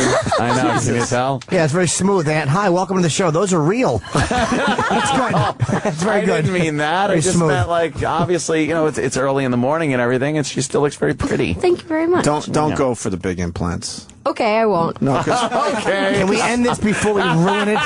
It's about to be ruined. this is why girls are confused and think guys like real big I- ones. no, and, no, and you know what? Small It's got ones to are be just proportioned fine. to the girl. That's right. Right. I know, but it just It always this goes is not south. there's no way to make this good from here. Did we blow it? Why don't We blew you it, play didn't the tape back of some of the stuff you've said during this conversation? We know I'm trash. You were the I'm saying- worst. Oh, okay. All right. I forgot for a second. Let's get the plugs out. So, community, we don't have to plug that. Good luck helping Paul Reiser, by the way. Oh, my God. Look, I know they tried. Did you see him in Aliens? It was great. The Paul Reiser show was rough. Fantastic. But that just makes community that much better. What about She's Beverly not Hills talking. Cop? This is not my locker. Yeah. It's great. Funny scene right there. All right, then go make another movie. Look, I think he's fantastic. I'm learning from Gillian right here. I think he's fantastic. He's had a long show's career good. in Hollywood, and God bless him. Gillian Jacobs on Twitter. Yes. I'm sure you want more followers. That would with be a nice. It's with a G. Mm-hmm. And Communities on Thursday nights. It's a great show. It really Thank is. you. I'm gonna Thursdays follow at you 8 now. on NBC. I don't mean thanks. on Twitter. I mean literally Oh, in life. okay. You're gonna have to get a restraining order. Oh, that's great. Okay. It's terrible. That's the mark of real celebrity, right? Yes, it really is. And if we didn't blow this, we'll see you again. That would be my pleasure. I hope so, because we loved you. Thank you. You're very good. All right, we got the Wire guys next. Clark Peters and Wendell Pierce. Oh, guys. Did you watch The Yes. Wire? Yes, Lester and Freeman I'm in and a Bunk. theater company with Wendell Pierce. We're both- Really? Yeah. Look at you, busy. No pressure. If you Busy want to girl. hang, more than welcome. If not, we understand. Yeah, you're welcome to hang. But we if want you to at least put but those that out guys there. come in. Thank you. Because we love The Wire. Me and Jimmy. I think it's the best show ever done. Yeah. I really do. How about Community? It's a different show. I mean, Community's a great comedy. It's a different. It's All a, right, you literal can't, Jim. What? Jesus. I was kidding. You're right. I really did turn into a fucking Hollywood worm. Well, technically, everybody can have fun, can't they? Okay, sir. A big piece of clay should fall on my fucking skull. Just crush it. Rolling. That's all it would take. Good. I know, right? Clay. All right, we should break. We got The Wire We'll guys. take a quick break, and Clark and Wendell will be in. And thank you to Gillian Thank Jacobs. you. Phenomenal. Community. Thank Yes, you. great job. Sirius 197, XM 202, The Virus. The Virus, Sirius XM. You're listening to Opie and Anthony. When you walk through the garden, gotta watch your back. Well, I beg your pardon. Walk the straight and narrow track. Love this song. Yes. How many different versions of this? 5. It was 5 They did different versions, right? One per season. Yeah. I don't know what year. I want to say this is season 5 or 4, but I'm not sure. Yeah, I don't know offhand either, Jimmy, but we got a couple of guys from The Wire coming Clark in right Peters now. and Wendell Pierce. I'm so happy these guys are here. Hi. Oh, wow. Gentlemen. Wow. Very cool. Hi, Wendell. Gentlemen. Hey, guys, how are you? Welcome to the show. Take a seat, please. Fucking much. Make yourself at Holy home. shit, man. Get comfy. Yeah. Wendell was a little thrown by Kenny. Oh, really? Yeah, big jamoke. God, he's a big galoot. We got fucking bunk in studio. Yes. You guys know that Obama said his favorite show is The Wire. Yeah, yeah. And man. I think you were his favorite character. I hope so. Shit. Wow, no, damn. It wasn't. It was you? No, it was Omar. Oh, Omar. it was Omar. Was it Omar? Right. Oh, okay. And we got fucking Lester Freeman from The Wire, too. Well, we're huge fans of The Wire. I know Yes. we're going to talk about the new thing, which Are is we on awesome, the too. show already? Huh? Are we on? Oh, yeah. Yeah. See how that works? Everyone says that. every time. Everyone does that because we like to hang. We like to hang. Just going. No one ever knows. That's good. Yeah. I got to get ready for the show. It's like get ready for it. We like it that way, though. I know. We just like dragging people in, and it's like mics are on already. Fuck it. Shit worked. Fuck it. You know. People never know they're on. The girl who's just on, Gillian just said, like, we're on the radio. Like, no one knows they're on here. Yeah. We like that. Even after the interview, they go, that was on the radio? Exactly. Was that a pre-tape that they're going to edit and make interesting? Yeah. They should be fired for being so unprofessional. Which could be, we like to think that's because there's a loose feel here, but it really probably is more just complete unprofessionalism. Yeah, totally. No, it worked, man, because, you know, you're sitting there, I was like, okay, I got to get ready. I'm going to be on this show and everything. And we hate that you walk in, and then I saw the big security cat, and I'm like, who's that big cat? Oh, that guy, I think you said, who's that big motherfucker? Yeah, I did that. Oh, that's right, sound like. You say whatever you want. You really say motherfucker on the Yeah, you just said it, sir. It's a whole new world. Isn't it? It's so freeing, isn't it? That's insane. Fuck yeah. Absolutely. Hey, man, you guys had the language in The Wire. Right. That's what was great about the show, too. Just the real language. Yeah, David said the first, David Simon, the creator, said, people are going to be on me about the language. And so he came up to me and Dominic West, who played McNulty, and said, I'm going to write a scene where that's all you say. It's one of my favorite scenes. The first year we're just going around, oh, fuck. Motherfucker. Fuckity fuck. You know, get it out of get it out of your system. I know, man. How hard is it to follow that show, to do another project after that show? It's hell. Yeah, the first time I went out to California was after The Wire, and the dross that came across the desk that people wanted us to go up for, it was just crap. I think that's why people are stupid as they are now. Because they watch that crap that's put on out. When you do something like The Wire, you're spoiled. That's it. That's it. Because you really got a brain. I fell asleep in the middle of a scene I was doing on one of those shows. At 2 o'clock, it's just like, all right, just give it to me, and you pipe it in. The other thing is, for me, I was like, oh, thank God, I have something to put in my obituary. It's just like you finally gotta. And I thought of one person, man, and that was Bob Denver. Because I was like, man, I could either. People like, how do you feel, being known as the Bunk forever? And I'm like, oh, thank you. That's cool. That's a blessing. Yeah. It does beat Gilligan, right? I was like, I'm not fucking Gilligan. That would suck, and I know that sucked, man. He's still with us? I think we finally lost Bob. I don't know if he died or not. Checked out. He checked out, man. Yeah, what a body of work. Wasn't he getting hot, mailed to his home and stuff? It got weird at the end of his life. He did radio, too, I think. He was doing radio in Denver or something. It's just really a shitty He was existence. always seen wearing that friggin' floppy Gilligan hat, too, because he was just known for that. Yeah, so... I felt for him, man. I was like, wow. And this one actor told me, he said, man, you had your Godfather. He said, you can do anything. You had your Godfather. All actors are looking for that one thing like the Godfather. Yeah, he died in 2005. Wow. Oh, well, God bless. God bless Bob Denver. Hey. Yeah, silence then? Okay. Legacy lives on. That's enough. It's on reruns. We've had we'll certainly talk about the new show in a second, but we've had a lot of you guys on from The Wire. And Jimmy asked all you guys, why didn't it win any awards, this show? Oh, come on, man. No, what's your answer to that? Yeah. For viewers who aren't looking at this wide-eyed gentleman, No. Why didn't you get that? Why did you get that? Because you know what? Because when you tell the truth, people don't want to hear it. It's politics. And if they go ahead and give you an award, that says that what you're saying is right. The corruption is there. The drugs are there. The war against drugs is not going to happen. It's not going to win. It's not happening. Best answer we got, Jimmy. Yeah. Everybody was frustrated. We had a lot of frustration from you guys, but this show actually, sure I didn't won want it. I didn't want it at the end. At the end, I wanted it to be clean. Like, oh man, because if we got it at the end, then that would have been like this just what's the word I'm looking for? You know, gratuitous? Yeah, a bullshit award. Well, didn't they get a writing nomination or something? It was nominated for writing or something. It had one writing nomination. Yeah, it's just disgusting. It's like disgusting. the last, like one episode, one writer of one episode got nominated, and that was it. What was your favorite season out of the 5?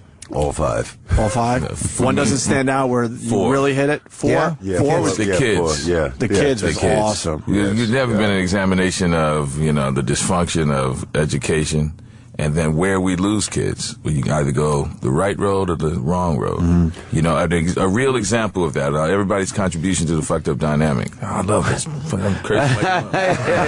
Talk, it's great, right? And so that's when you realize, man, that's why I thought the 4th season was great. It was brave that they did the docs for the 2nd season. Yeah. Really brave, because that first season was amazing, and then, like, what the hell is this? But honestly, I certainly like the 2nd season as well, but at first, you're like, oh man, they're blowing this. That blew me out, because I thought, okay, they've seen the show, and for them, it's a black show, and that's not going to work, so let's go to the white side of town, you know, let's do that. And I was, well, I had to kick myself in the ass because it had fuck all to do with that. You know, it had to do with the whole picture. You can tell he lives in London. Fuck all. That is right. Very British. Fuck all. You're right. Yes. Oh, I'm very sorry, fellas. Should I not say fuck all? Fuck all. Well, I mean, like, you know, it's piss off. So piss off, mate. You know what I mean? Yeah. So it's so wanker. It opened up. Did he say wanker? I want to see more of the projects and all that, and then they went to the docs. And, but I was all in. We were thrown by it too. Yes, you know, absolutely. Like, nobody had seen. You know, a show just shift from year to year like that. Well, then it went back. But now, man, I see people who say, man, I hated the 2nd year because it threw them, and now they go back. I say, just go back and watch it again. It's fine now. It's Sabaka walking to the Greek, you know? When they kill fucking D'Angelo in, I think, the 6th episode of season 2, and they killed pretty much the lead from season 1, you're like, wow, they don't fuck around, man. Like that really is the way things happen. They're not doing it. They're not giving you, and I've always said the way Omar was killed, it was not what you wanted as an audience member, but that is the way the streets looked at a drug dealer. He's just this anonymous guy who the wrong name will be put on his thing. He's meaningless in the grand scheme of things. To me, he meant something, but to the cops in real life, and he they set it up like high noon, like, you know, Marlo and Omar, come on out, motherfucker. And then I'm gonna kill you, and then all of a sudden, it's just a kid. Pop. In a convenience store, just a kid. And that's how it would happen. Oh, I was like, this couldn't be happening. Like, this has to be a mistake. He's wearing a fucking hat with jelly in it. Something's going on where they're going to make this fucking not real. This didn't just fucking, Kennard did not just fucking end it. I was so annoyed. They didn't kill fucking Omar. I'm going to kill somebody. Did you have a line in that scene after he was killed? Just basically downplaying the whole... He said, motherfucker. Motherfucker. Jimmy, do you remember? I just come in. It was like that's too bad. Yeah, that's like a real casual, like, throwaway, like, oh, that's too bad. Yeah. Anyway, what do we got today? You know what I mean? But to us, the viewers, Omar was everything for a while. Right, and Omar was so close to me, you know? Yeah. Because, you know, that connection of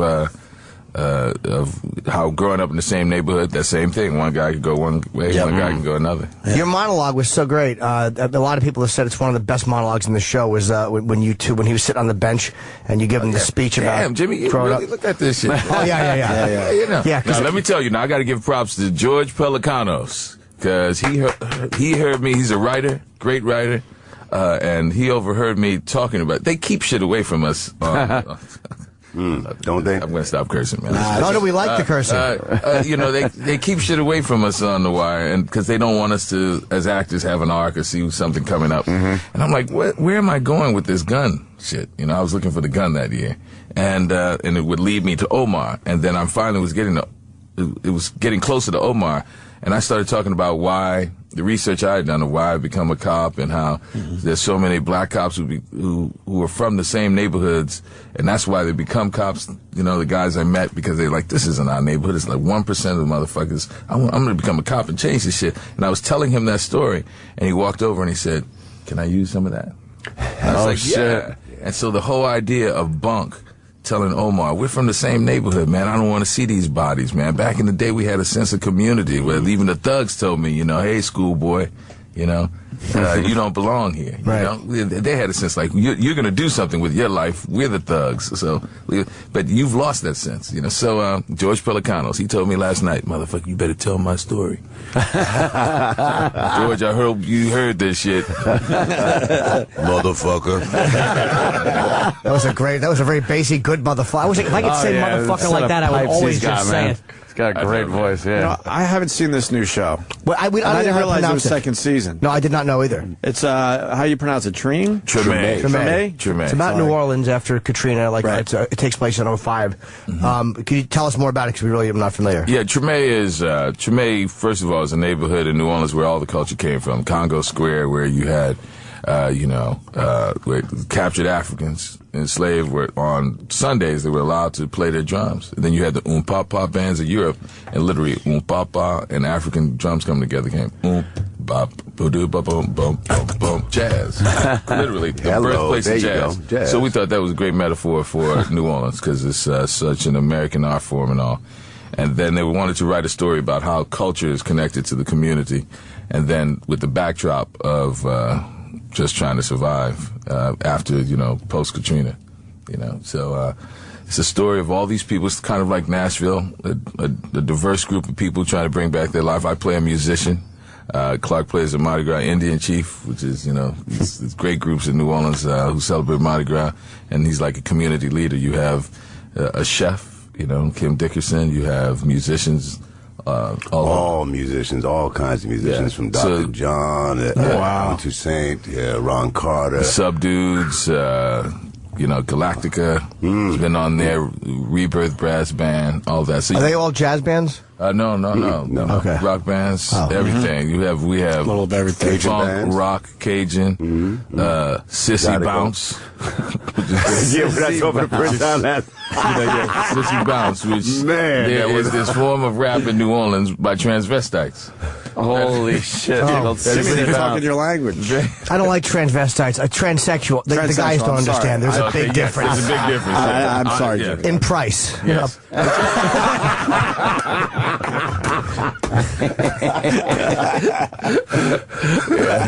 So, it's about culture and about these people who are rebuilding their lives after the disaster. And, in David Simon's hands, of course, it's just opening up a world and commentary about all sorts of social ills. That's gotta be nice, though. At least you're working with him again, so you have a guy who knows how to put a show with integrity together and doesn't go for what's obvious. I mean, at least you have to have that kind of security. Yeah, absolutely. When you were talking about earlier about leaving that to go to Hollywood to do whatever they do over there. With David, it's not just the audience that's getting schooled. We're getting schooled as the actors, as those people telling that story, and it's just a blessing to have this cat's words on your paper. Sometimes you're looking at something and you have to go research it. Yeah. Whether it's a person in the neighborhood, as is now in Treme, or whether it's like going back to the archives to find out what happened legally in some particular case, or whatever. But as far as that man's intellect goes, it's a I really don't want to go anywhere else. There's enough here to keep us all stimulated, just being in that man's mind. Isn't the danger to it being on a show that's like kind of iconic? The danger is that you're going to get typecast, and people will, like you said with Gilligan. I mean, but I don't think he was a good enough actor for real to kind of separate himself. No disrespect to Bob Denver. I mean, his Shakespearean work was never really talked about. He's lucky he was Gilligan. His Hamlet was fucking brilliant. He was very lucky he was Gilligan. But his Othello. Where Othello came and got off the island before he did with the Globetrotters. Fucking horrible show. What a horrible fucking show that was. It's not a laugh to be had. To be honest. Oh, man. We all hate Alan Hale. Sometimes, listen, I've been...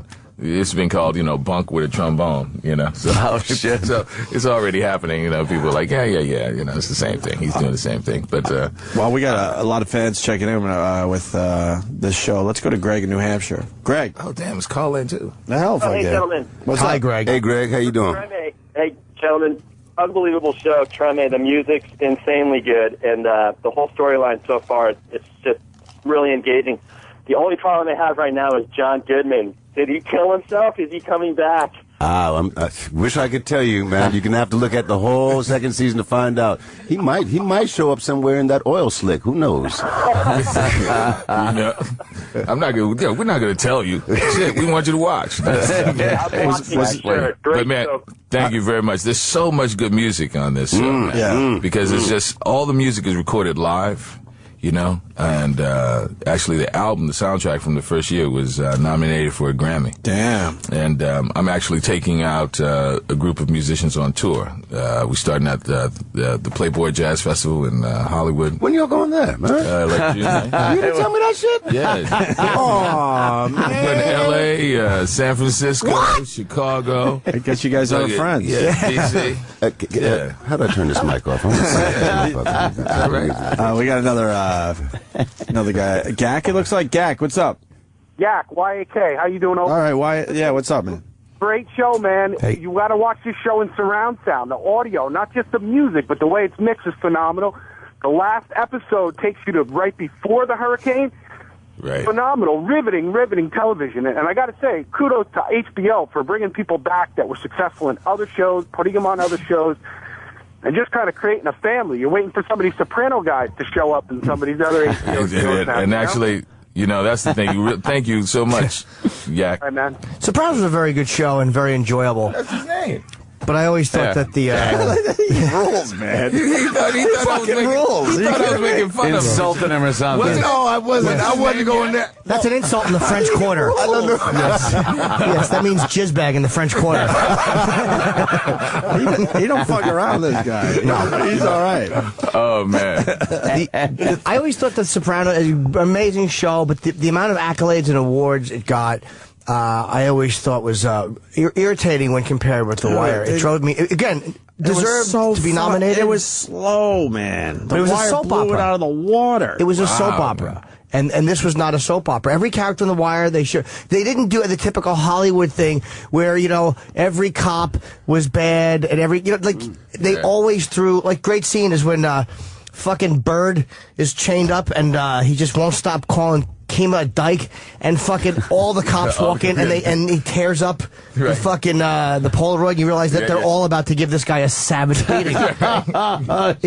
Big Hollywood, he brought Hollywood in there and fucking beat Bubs one time. That's right. Yeah, definitely. That was so great. It's about moral ambiguity, Yeah. It's about moral. Omar is this killer, this crazed pathological killer. Yeah. But you realize one thing: Omar never cursed. He never cursed because that was something he found so offensive. I actually didn't realize that. I never realized that. Omar never cursed and never killed on Sunday. So when they went after his grandmother on a Sunday, he said it's all hell, bro. Yeah, they shot her hat off. That was really a mistake. Oh, that's not a hat, that's a crown. A crown, that's right. That was her crown. And, by the way, I thought one of the most hateable characters in The Wire was I think her name was Delonda in season 4, the mother who was encouraging the kid to go. Boy, Jimmy really watched the show, man. I did. I love the show. I just I travel a lot, so I was fucking got the box sets. And that's the best way to watch it, man. Especially HBO one after another. One after another. But 4 and 5 I watched live, so I had to wait. I was like, this fucking stinks waiting. I hate it. We had Snoop on, too. I wasn't here for that. I was out. She was walking by. We realized she wasn't acting at all. You got the real person. Yeah, she wasn't, man. There was no acting going on. We met her in a club when she got out of prison. Yeah. Is she Michael K. Williams. She might be. I don't know what's happening. She had a little something happen. She had an incident recently. She was arrested. Yeah. Oh, yeah. She's the real deal, though. Holy fuck. And she has a book, Grace After Midnight, that is just her story, that they're thinking about turning into a film. Her death scene was great, too. Just asking about her hair. How my Wouldn't hair that love? Holy shit. Fucking great. And then they just pan to the back and you see the of the flash. That's right. The best Jimmy murder- knows shots. Is He knows the shots, the blocking, everything. I know that alley. I've been blown in it. Look out for the sissy bounce. Look out for the sissy bounce. Exactly. I parked my vehicle in exactly the same spot. Both got blown. Katie Red. Yeah, the death scenes in that show, every one of them meant something. They really, and every one of them, you're like, oh, God, was that well done. Sopranos, too. The Sopranos had some great. Yeah. I thought when Sharippa got killed with buying the trains. Oh, yeah. When, that was a fantastic scene. When Dre got killed. Andrea, what was her name? Fuck, yeah, the girl in the woods. Yeah, in the woods. Crawling away. Yeah. Oh, man, as they just walk past camera, he's pulling out the gun and shit. Yeah. Didn't show it on the screen, though. No, exactly. There was a lot of stuff that wasn't. It's brilliant. Prop Joe, they didn't show his murder on the screen either. Nope. They, what did they show? They show Marlowe's face when they pulled away. Prop Joe just, it was a really creepy scene. Just told him, breathe. Joe. Breathe easy. And then that sociopath face doesn't change. It doesn't change. And that's the nicest guy. That's the thing. We had him on. Up to, listen, Jamie, yeah, the actors on The Wire, we got to see them last night, man. They were such great actors again because they're the total opposite of who they are. Yeah. Michael K. Williams, who played Omar, he couldn't be a nicer guy. and Jamie Hector, man, is just such a sweetheart, man. But sometimes when you're talking to him, Jamie says, how you doing, Wendell? You okay, man? And the next thing you know, you're shitting yourself. I'm wondering, where'd that shit go from? Why are you so nice to me, Jamie? Yeah, what did I do, man? I owe you money? There's got to be one prick on the whole cast that we just haven't met yet, because everyone we've met has been nice. Great, yeah. We had him. We had I don't know how to say his name. Benga. Yeah, he was one of the nicest guys. Yeah. All of them have been nice. There's got to be. We haven't had Dominic West on. He's probably the prick. That's we'll the get prick. him. Yeah. He's on now. You found out. Dominic, I hope you listen to this. Yeah, he's a real dick. Yeah. You guys just sold me on the new show, by the way. Yeah, of course. I would see that. Just Music angle alone, I gotta check it out. And listen, the DVD of the first season just came out, so there you it's go. one of those shows where you can Catch just up. pop it in. We'll try to get that to you. Roland, get me a copy immediately. Yeah. Roll it. Roland gets me the shows. Yeah, that's fantastic. I'm man. ready for stuff. Very Season cool. two. Freebies. Well, We really I'll do. come back again after you've seen it because then we'll I will absolutely see it. But if you're a music fan, man, you're gonna love it. You're gonna love it. I like And to they think I am. It's across the board. So much good music. HBO sticks with a show when they know it's got something. That's which I kind of like about them as opposed to ones that are ratings driven. Like I mean, it may do great numbers. I don't know, but they don't seem to concentrate. Seem to concentrate on the integrity of the show a lot more, which is nice. Because even though The Wire didn't get, it got critical acclaim, but it didn't get awards. They just stuck with it, I think, because they knew it was. Well, although it was underpromoted. This is what I'm saying about intelligent television. Because people they like thinking. And I live in London. This show in London, The Wire in London, blew the whole island out the water. Oh, really? They love it? You can't go. It was just insane. And you think, well, this is America. No, this is really the Western world. All of these systems are breaking on down. Look what's happened with the education here in the States and also in England at this point in time. So smart TV is what we want. We don't want to be anesthetized all the time. Sometimes we like to be. we like to be anesthetized. Well, for the moment, like we want to be really smart and have this shit come on us. You know what I mean?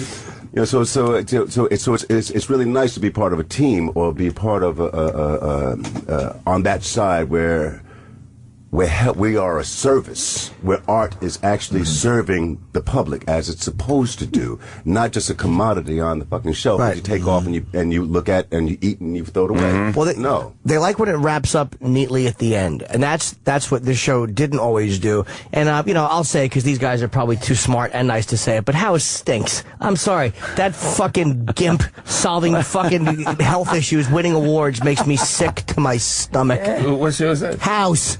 The fact that wins dramatic awards, fucking beat it. Quirky fucking guy with a limp. Fuck you. Beat it, stupid. It drives me nuts that shit is considered great. Ugh, fucking Entertainment Weekly people.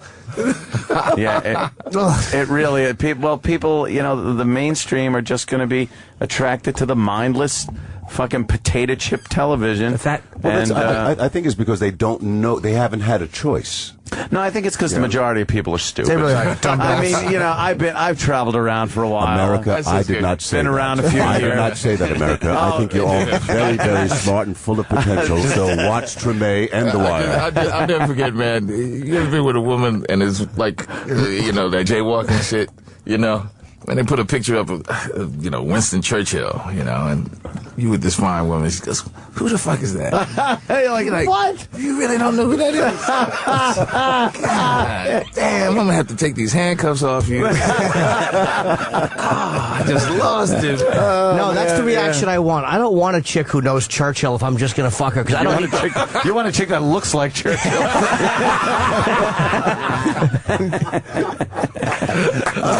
I don't need a fucking brainiac. That's what you want to hear when your dick is out and Churchill comes up. Who's that? Exactly. Exactly. What do you want her to fucking pull her head up and start quoting him? God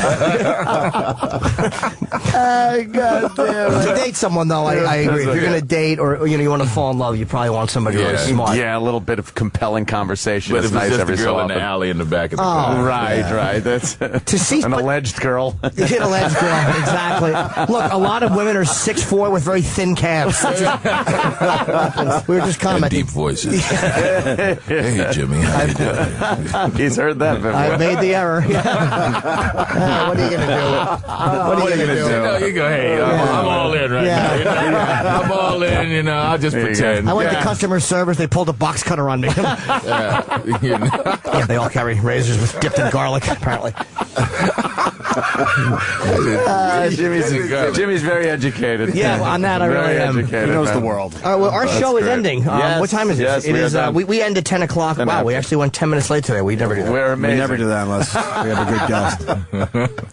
So the very show is cool. because we would just literally sit here and just talk about The Wire for like hours. That's all I would do is just talk about The Wire, and Well, now we got to start talking about this new show. We got to start talking about Treme. Yes, Treme, Where man. would you Treme is on HBO Sunday nights at 10 o'clock. Season 2 premieres this It Sunday. premieres this Sunday. and Yes. it takes place in 2005. It's 3 months after Katrina, and Yeah, it's that's when it obviously starts. this In the is second 14 season, months. 14 months. So it's a year later. Oh, season 1 started. Yeah, Okay. but you know, HBO is running right now like a marathon of Treme, the first season, so you'll be able to. Is it catch on up. demand? Yes. Yeah. Okay. Yes, yeah. I It's the might have first to- 10 love the episodes. on-demand. Both. I watch Yeah. it when I want to watch I it. might have to do a Yeah. marathon. Get Right. caught Yeah. up. Marathon, It's the get best caught way up. to do it. Yeah. And then once you get caught up, like Jimmy said, you're pissed off. You're like, fuck, that was the last one. You get excited. gotta wait till Yeah. next week. Shit. Yeah. You get excited when you got 10 still, you know? Yeah, It yeah, starts counting down like, shit. I have trouble getting into a new series though. I went through like a post-Wire. I'm like, I can't commit to anybody. Boardwalk Empire was pretty good. I kind of got into that, and I enjoyed that, because Michael Williams is in it. So I was like, all right, and this I'll watch now. But I can't get into another series. It's very hard, yeah. I'm not Well, interested. we're going to give it a shot with this Not one, that's for interested. sure. This I'll watch. Well, let's thank Clark Peters and Wendell Pierce, man. Yeah, thanks, guys. Thank you. Yeah, we Absolutely, love you guys, man. We really Absolutely. Thank you very much. We'll have you man. back after we've seen a bunch of these. Yeah, I feel definitely. bad we haven't seen it. No, that's all right. That means you're gonna check it out. There's two type of Wire fans like that too. People who know every shot, like Jimmy, and other people who go, I've never seen a minute of it. What happens is the Wire then lives on and on and on and on and on in box sets. Just a last question. Do you guys notice that you get, like, 'cause I did something with Dominic Lombardozzi. We did a thing together. And the way the other actors treated him on the set, it was like Ted Dance, it was for Bored to Death. No matter who the actor was, they worshipped the guy from the fucking Wire. Like, he came in with a weird glow, and everybody on the set wanted to talk to him because he was a part of that. So the other actors, it's got to be nice that they're giving you, they have to treat you different. It's great. It's great. You know, they really just first of all, they're like, man, I wish I was on it with you. You know, That's a good gig, man. Great. That was a great gig. That's a great one to have on the resume. So. Hell yeah. I don't wish I was on it because I would have ruined it. Of course I would you have would have. spoiled The Wire with my fucking awful acting. Believe me. Hey, you drug addict. Yeah, exactly. Give me a needle, please. Mr. Faversham. Yeah, I would have fucking completely blown it. Is this guy really running for president? please. It's a joke, but for some reason the media make him believe. The only thing is the GOP hasn't come up with anyone else yet, so he's like the one. And especially the Democratic Party is really trying to portray him as that's your guy. Yeah, right. You know, that's your front runner.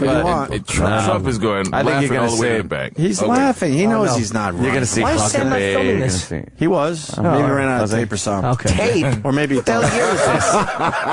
Well, maybe just he a way to lost say interest. it. I don't know. He ran out of fucking time. I think he does have tape in that one, though. All right, Gotta so get him why a are you laughing at digital me? card camera. No, I wasn't laughing. I wasn't laughing. I was like, tape. I'm laughing at the camera. Oh. Jesus, why do we have a camera with a tape? No, it's big old But we videotaped the, we make sure we got the whole fucking, the environmentalist in. Yeah, right. Fucking snooze fest that guy was. We get it. I liked it. Solar panels. It was awful. I started snoring during the It might have been picked up by the mics. I don't know. Oh, that bugs me. Well, let's get him out of here. We're going to have you guys back on. Thank you guys for having us, man. All right, Appreciate well, it. Clark Peters and Wendell Thank you, Pierce. guys. Thank you. Treme, Thank Sunday you. Sunday night, 10 p.m. Second season starts. You're listening to Opie and Anthony on the Virus, Sirius XM. The show never stops. We're live. Oh, crap. You're on, Anthony. You're on after Opie and Anthony live. Whether you like it or not, I told D-Rock, don't hit another break. We'll go right to it. We're ready. You know what, though? It's fucking, it's Friday. Yeah. It's Friday. It's Friday. Do you think I want to do more radio on Friday? I'll give you a 50-50 shot here. Okay. Do you think on a Friday, I want to do more radio? Okay. Or begin my insane amount of drinking for the weekend? I think this is a trick question. All right. Your passion for radio shines through. I'm going to guess more radio. Am I right? You are amazing because that's the correct answer. Yes. I want to do more radio. I knew it. Just not with you. Oh, so shit. I'll be moving on man. To my favorite place, which is the elevator going down. Towards your house. Towards the first steps. It is really the first step. The first step begins with hitting lobby. Yeah. For me. Because you have to go down and then start moving. Then I start moving. And I get to start the weekend. And you, meanwhile, get to sit here for another few minutes. And that I do like when Ronnie B comes in. Well, I mean, I'm here too. Before that, well, you know, that's it's on the air. That's a give or take thing. It doesn't matter. Well, it's being broadcast. I guess That's what you could say that. You could say that. But then the part with Ronnie B is like the big crossover. It reminds me of the old Opie and Anthony days with the Afro shows and stuff. Well, now it's the Ronnie and Sammy Sweetheart show. Sammy Sweetheart, I heard that. Yeah. You have more nicknames than you really should. People like to give me nicknames, I used to including like myself. when it was just Intern Sam. That was my favorite nickname you used Hated to have. that one. I was able to kick you around without you being such a smartass. I've been called Hollywood Sam Roberts after yesterday's show a few times now. Is that because of the Elton red John, carpet thing? Yeah, Elton John interview, the very in-depth Elton John interview. I have to ask you about your interviews because it happened again when Clark Peters and Wendell Pierce came in. Yes, you got the classic.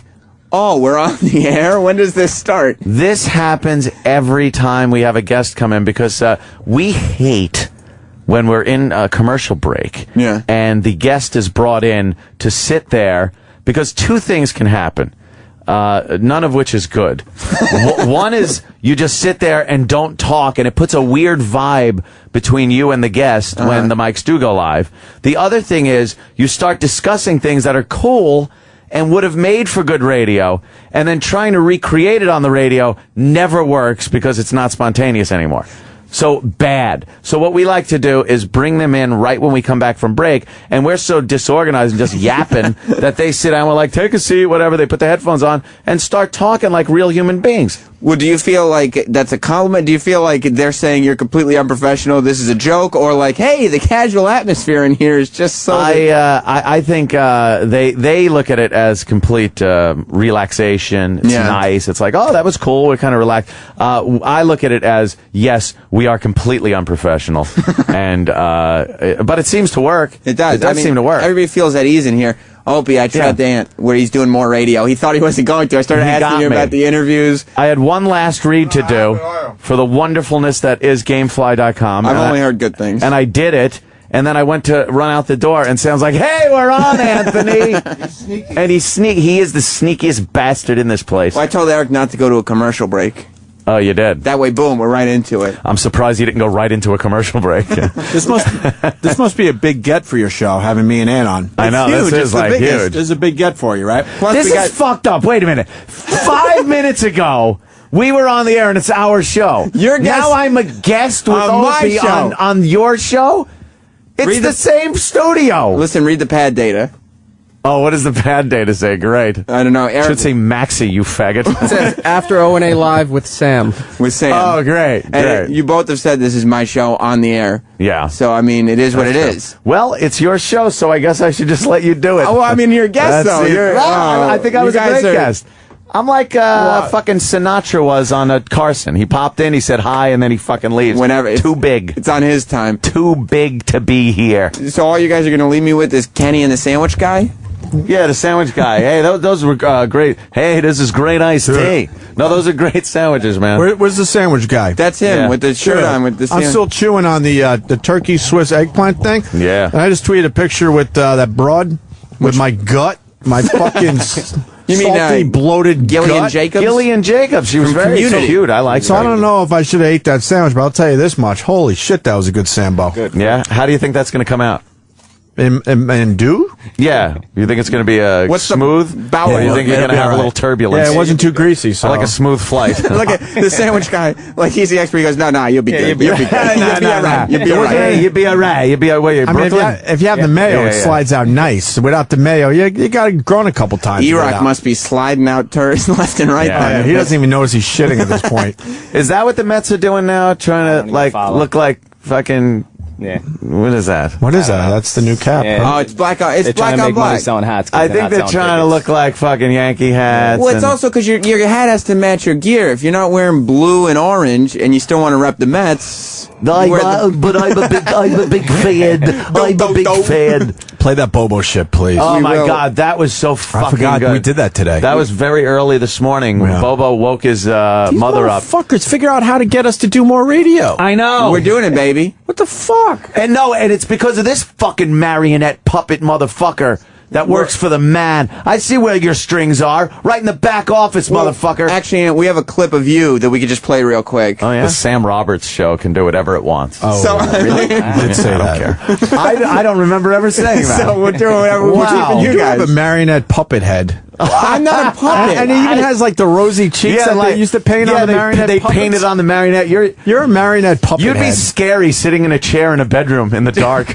Just because I'm cherubic doesn't mean I'm a puppet. Cherubic? I wouldn't say that. What is that? Does that mean black? Did the DNA test brought back? Yeah, cherubic? yeah. What the fuck? Did that come back cherubic? I don't know. The DNA test is not When my is doing. the DNA test? Everyone's not- following me on Twitter. Me too. I have nothing to do I with heard it because it's I can contaminate the results. I have nothing to do with it. Oh, wow. I ran into Gillian Jacobs from that. Gillian. Did you? Gillian? What'd she say? My name is Gillian. What'd she say? She's going to become our nanny.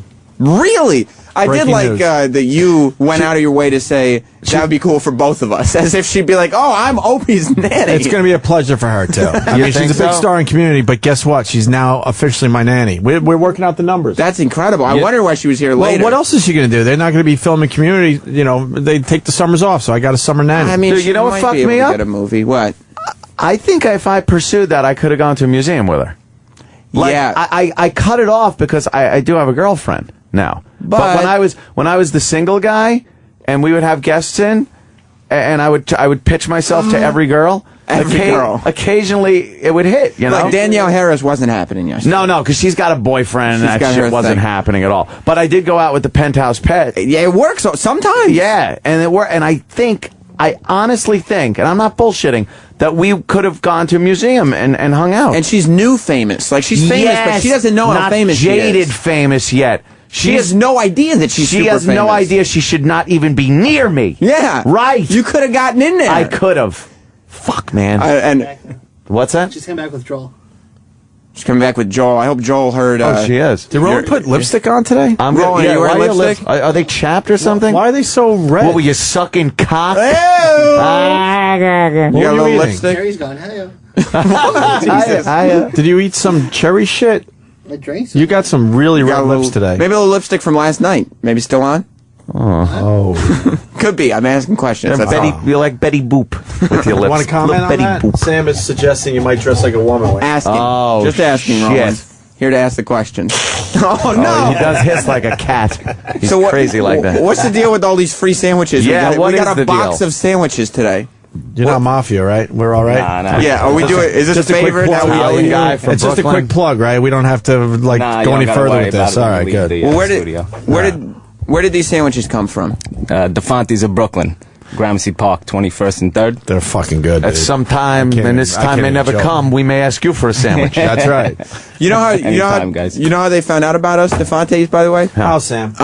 First of all, Opie, you're leaving. He goes, "How, Sam?" and just walks out. That's one of the rudest things a person could do. That is. Yeah, that's really rude. How rude is this? Second of all, come on, Anthony. that's another. That's so. Rude. I'd say this is pretty rude too. And you're shaking his hand. I didn't even finish. And the sandwich guy is leaving. Yeah. Do your buffer between us and the Ron. It's not a buffer. It's a show. I call it the buffer. It's a show. It's a real show. It's useless. Kenny, you're leaving too? That's Facebook / Club Soda County. I dumped out of it, Sam. It's Thank all right. God. Anyway, what I was going to say is the sandwich guy gets pictures with Opie and Anthony in the hallway, which, I mean, they don't take pictures with anybody. They're not nice people, as you can tell. Do you want to know what the pad data said? What did it say? It says Sam Show with guests Opie and Anthony. Good. Let everybody know what's going on here. The reason that sandwich guy found out about the show is it turns out he's a big fan of the show is because, like, a week or two ago, Roland decided to randomly order about $175 worth of sandwiches for the people who work around here, for selected people. So if anybody's hearing this that didn't get a sandwich, bring it up with Roland. But that's how he found out, because Roland just decided one day to order a bunch of... I was just talking about, Roland, your sandwich gathering. Sandwich party. I ordered DeFonte's, which is the best sandwiches. But it's a weird thing that you do. Why would you order all the money worth of sandwiches for no reason? Because a birdie promised us lunch. Mm-hmm. And they have... Well, I'm just saying, it's still going to happen. Well, so you wanted... But I said we're going to have a sandwich gathering before, because people were sad. So I said I'm going to have a sandwich gathering, and I said I know the best sandwich place, DeFonte's. Now you've brought... Do you want to bring this up? You can bring it up. Well, what happened was one of our bosses said that he was going to buy us lunch while Ellen and A were on vacation and we were still here. There was no show, so he said, I'm going to buy you lunch. And Roland came over and told Troy and me, hey, he's getting lunch today. And Troy and me were like, no, you're lying. And it wasn't necessarily... No, actually, Troy's like, you're full of shit, bro. Yeah. That's a good impression. You're full of shit, bro. That's Troy. It wasn't necessarily even like a slight on the boss. It was just that Roland constantly comes over with things that aren't true. That's correct. And just tries to get people to believe him and then goes, bah! That's true. Yeah. And so we were like, you're lying. Mm-hmm. You're not telling the truth. As it turned out, Roland was telling the truth, which I found out because, Roland, I made a bet with you. Yes. I said, there's no way you're telling the truth. And if I did tell the truth, I get to host the 10 o'clock hour. Exactly. You said, you want to make a bet? I said, yeah, what do you want to bet? And you said, let me host the 10 o'clock hour. I thought you said he gets a toast on the 10 o'clock hour. No, that would have been a terrible bet. A toast to Roland. No, you won the bet. We never got the lunch, but technically you weren't lying. No, but I think he said he's still going to do our lunch. But since people were excited, I decided to throw a sandwich party. That's what happened. He sent out a corporate email on it. Well, the question now, Roland, is what day will you be hosting the show? It's your call. It's your hour. Well, we're going to do it next week. Yes. You going to be ready for it? Yeah. You're going to have to do all the interviews with people in the hallway and do everything. Pick the bits. That's fine. All right. Well, I look forward to it. I just don't want you to be intimidated by my powers. I'll just be sidekick. All right. I mean, if you shine, you're going to take it away from me. No doubt about it. Yeah, did everybody enjoy the sandwich party, though? The gathering? Well, everybody who was invited. Oh. It was a limited party, though. It was. All right, exclusive. Well, we thank DeFonte's for stopping by and bringing everybody sandwiches today. Thank you. You can bring us free food anytime you want. Anytime, What's the website for that again? Is there a website? Yeah, www.defontesofbrooklyn.com. DEFONTES. Yes. DeFonte's. Thank you so much, buddy. The next sandwiches are bits of heaven. Yeah, they are good sandwiches. Even I ate it, and I have a very limited palate. Even Opie ate it, too, which he doesn't eat. I mean, he went to take 2 more to take home. Yeah, I mean, he's very nutritious about his food, but he did. He took a couple sandwiches home. Wait, I just got an email from the person. From the boss? It said, please stop talking about it. Not funny.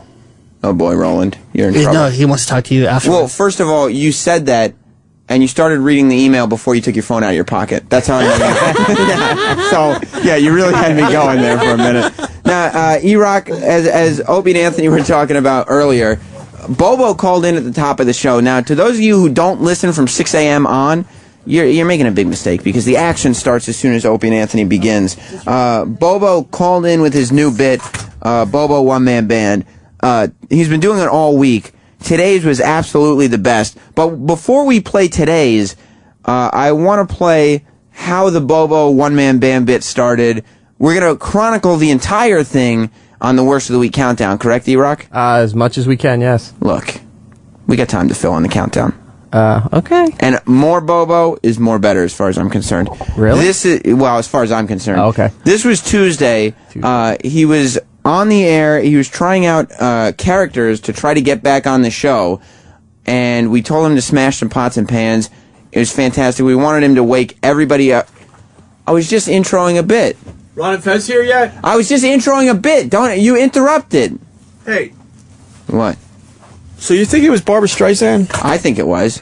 The Seriously? video. I think so. Well, I mean, at this point, let's not play our roles. Let's be like normal. Did I get Barbra Streisand or what? I think there's a strong possibility that you could have. Roland said that she went into an Escalade. She ran down the street and jumped into an Escalade. Did she? That's what Roland said, and Roland lies all the time, so it doesn't necessarily mean it happened. That is the weirdest video I've made because I really thought I was putting one over on the listeners. Yeah. The viewers. But then the viewers Because I'm like, this is a great lookalike of Barbra Streisand. I'm going to have fun with this. Make people think I actually got Barbra Streisand. So then I play it for Jimmy and Ant, like, look at this. I got Barbra Streisand, saying it as a joke. And then all of a sudden Jimmy's like, yeah, that's Barbra Streisand. I'm like, wait, did I film her and I didn't even know it? So your video is so good that you've convinced yourself that the Barbra Streisand lookalike could be Barbra Streisand. Now I'm really confused. Really confused. You have to find her. You have to go back to where you were every day until that woman, whether it's Barbra Streisand or not, is back in that spot. And ask her, no, seriously, I need to know, are you Barbra Streisand? I need to know. Well, it's on my Twitter. It's on Opie Radio, YouTube, Twitter. I wasn't promoting. Well, I know you're not promoting, we're just discussing, but I need everybody to come on board with me. We were discussing that turned into a nice plug for me, so I lucked out. I mean, you're a YouTube, Twitter phenomenon. It's like, who doesn't know your Twitter name is Opie Radio by now? Yeah. You know what I mean? Kenny plugged his Facebook again. He did. Yeah, he always just comes in here and What bit are we doing? Well, it's just about to start the Bobo thing and play... yeah, I should get out of here, because that shit was funny. Man. Yeah, well, I was going to play Tuesdays first. Yeah, to like get everybody on board, yeah. The build-up till to today? Today's was the best. And you know, we have to now take that out on the street somewhere. Yeah, the one-man band. I mean, you thought... Any suggestions? Fucking do not Sam on Twitter. I don't want to deal with suggestions for Bobo's one-man band. I got enough to worry about. But maybe we do a Starbucks or something. Yeah, I was just about to say that. Everywhere we went with Voss for the comedy tour, it would be great for Bobo the one-man band to come in and sing. Because the Bobo one-man band is much bigger than his apartment at this point. Yeah, I mean... So we have to take it to the next level until we all get arrested and the show gets kicked off the air. Yeah. I mean, that's the way this show has to go out, is having Bobo smashing pots and pans in public places. Right. While a couple's having sex at a church. Let's do it. Let's do it. Let's take this to 2011 and really make it happen. Nice. I love this. Happy Easter. Happy Easter to you too, Opie. This is Tuesday's Bobo the One Man Band. E-Rock! Love you. It's how the whole thing started. You got that on tape. Yeah, I know. He was kidding. It's how the whole thing started when we, for Bobo, invented the one-man bands from Tuesday morning show. After O&A Live. Bobo? Yeah, I'm back. I'm back. You got the pot and pan? Yeah, I'm back. Now smash them together hard and sing Meet the Mets. So we can hear you. All right. The Mets. Meet the Mets. Step right up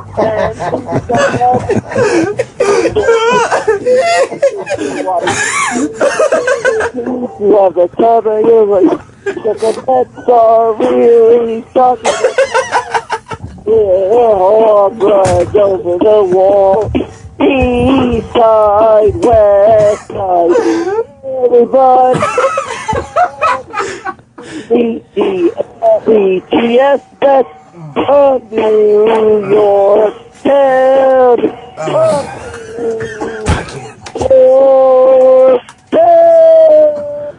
Bobo,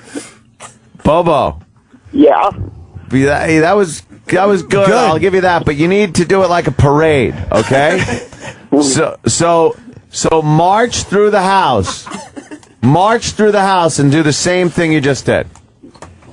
All right. They won't get mad. Just tell them it's for the show. They'll understand. It's for the show. But you got to march like a marching band through the house. Loud. And keep the phone somewhere like close to you. No, I'll keep it in the middle of the kitchen, all right? Shannon, this is for the show, all right? All right, go ahead. I won't be harmed, all right? I'm just trying to make sure Shannon gets... Just do it. Just do it. Go, go, go. We don't have time.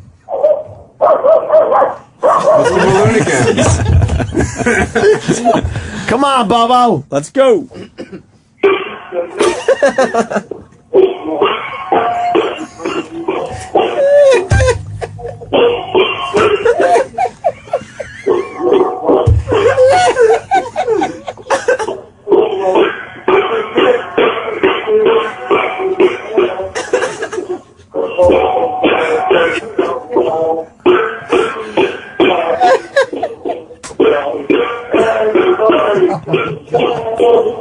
He's bashing pots and pans in his house. This ungodly hour of the morning.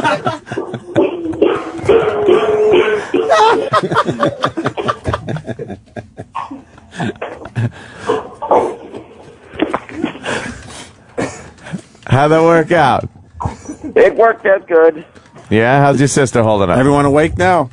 Oh, believe me, here you are. You do not want to know the look on my sister's face and my mother's face. I'm sure it's no worse than the fucking look in the delivery room.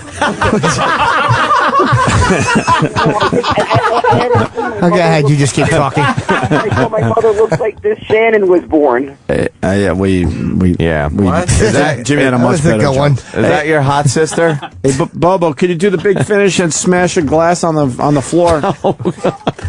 Yeah, you just got my sister. You believe me? You won't know how my sister's looking right now. No, freaking tired I am, and I finally got to freaking wake me up. Come on, for the show, yell, shut up, bitch. Yeah, shut up, bitch.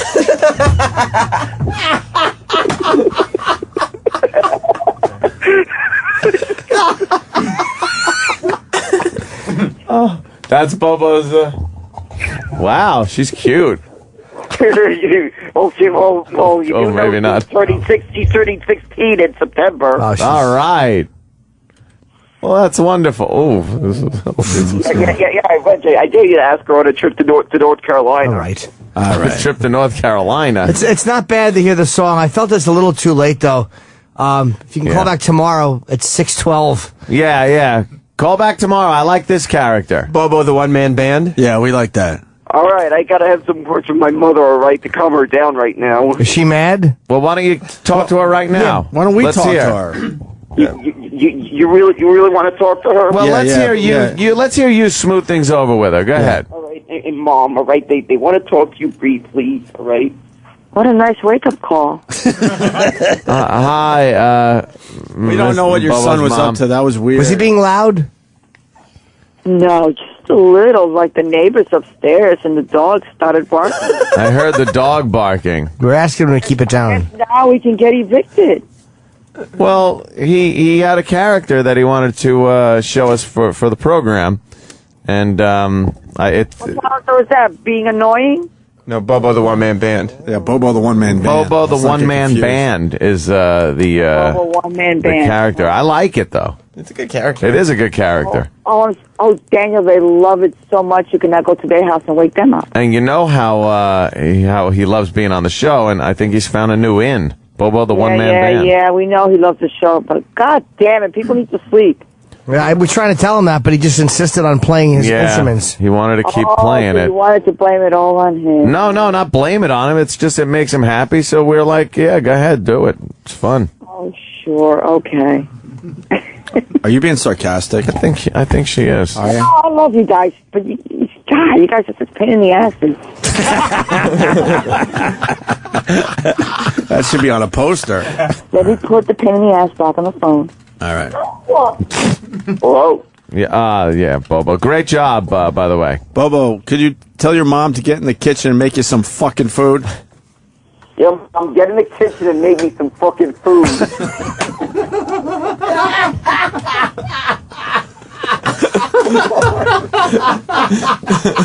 After O&A live. So that's how the whole thing started with Bobo and the One Man Band. That was earlier this week.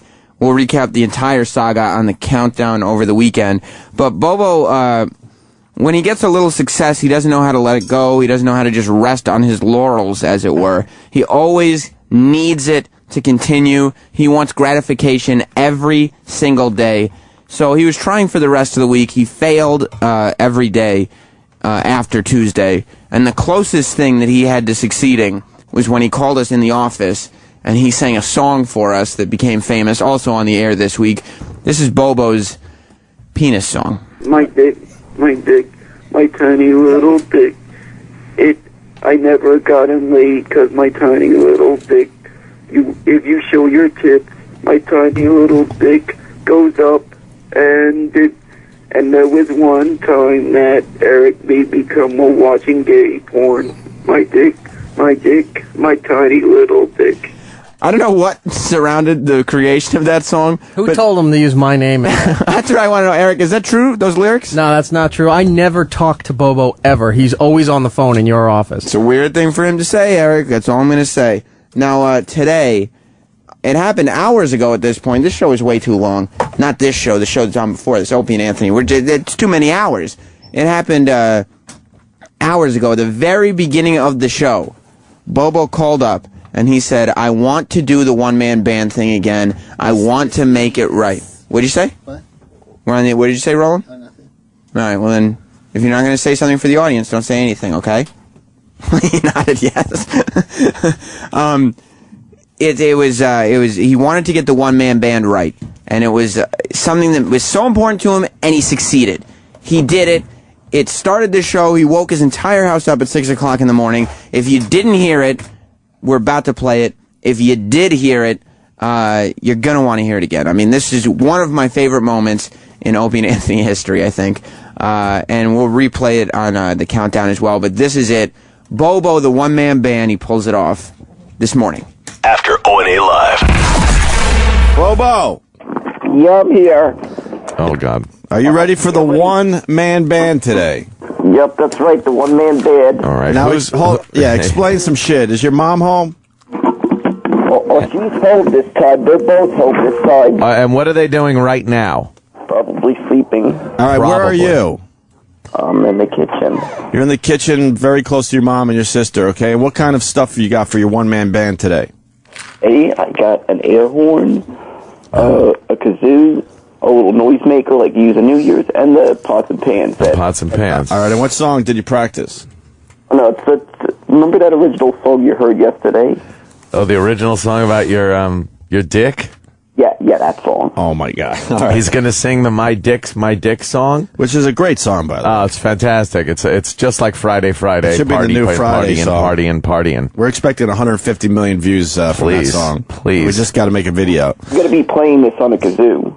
All right, that's fine. I'm going to be playing this on the kazoo. So, it's Bobo's one-man band. Are you ready, Bobo? Now, wait, I want to know, first of all, you're in the kitchen, right? Yeah. How far from the kitchen is your mom's room and your sister's room? It's a little bit of distance. It's around somewhere in the middle. Like you can face the entrances to them. All right, that gives me no bearing. It's 15 feet away. It's of course it's right there. What I can tell you is it's very close, but it's really difficult to wake them up. Yeah. Oh, is it? Even with pots and pans? Why? You woke him up the other day? Yeah. Yeah, because of loud noise. All right. Well, we expect a lot of loud noise right now too. All right. All right. The thing's in the middle of the kitchen. Okay. Ready? Mm-hmm. And go! Bobo One Man Band.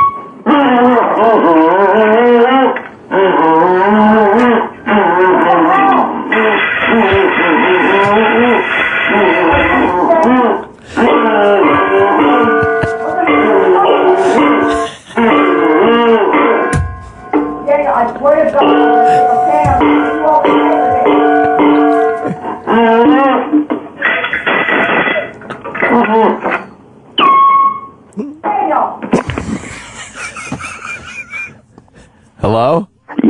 Keep playing. What's wrong with you? You're the one-man band. Let's go. Play. Go. Play. Go. And now use the national anthem.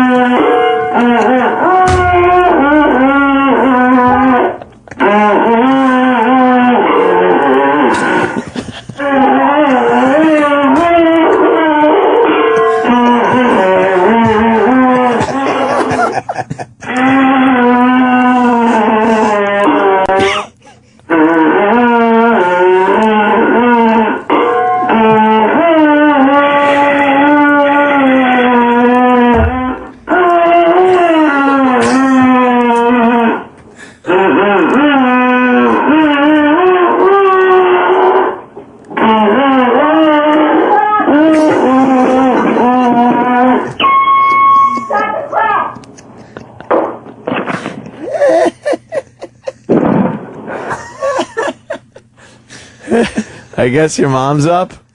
Yeah, he is. Now just smash the pans together. Go ahead, just smash them. And say... And keep going. And sing I'm Sorry, Mommy. Yeah, go. I'm sorry, Mommy. Do the I'm Sorry, Mommy song. Keep going. Keep going. Yeah. Yeah, but you have to sing I'm Sorry, Mommy. I'm sorry, Mommy, and smash the pans. Keep going. Mommy, I'm very sorry I woke you up in the morning like this. I'm very sorry. I'm very sorry. Yeah, some water in your face. And the band plays on. Daniel!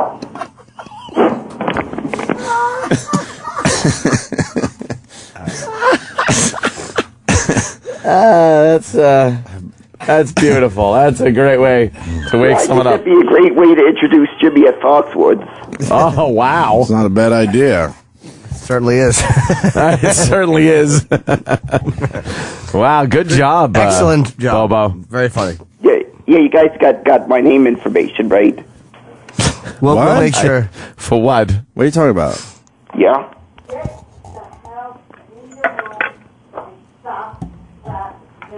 You need to say, I'm on the phone, bitch. I'm on the phone, bitch.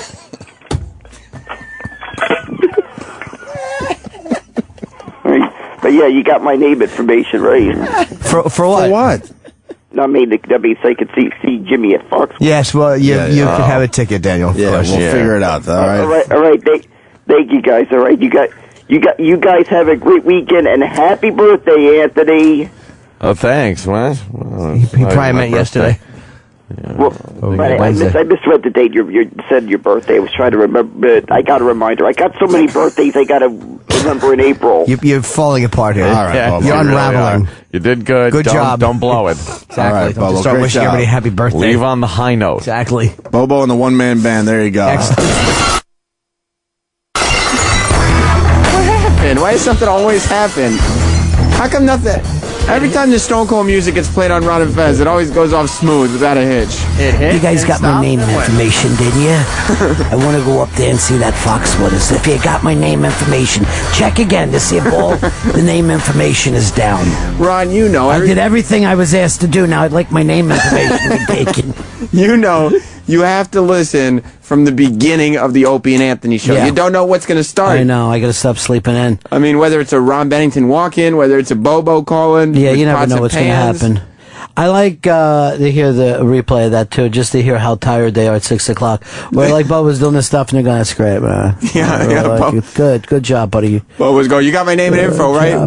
My name information, you got it all, right? One. Do you ever notice that the smaller the IQ, the more detail-oriented people get? Yeah. Well, they don't have their minds clouded up with all that information and stuff. I remember when I was at Rockahula Luau, Stalker Patty worried constantly that I was going to drive her back to the city.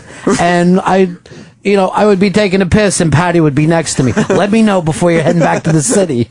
You're going back to the city, right? They're worried. We wonder about like Stalker Patty and Bobo and stuff.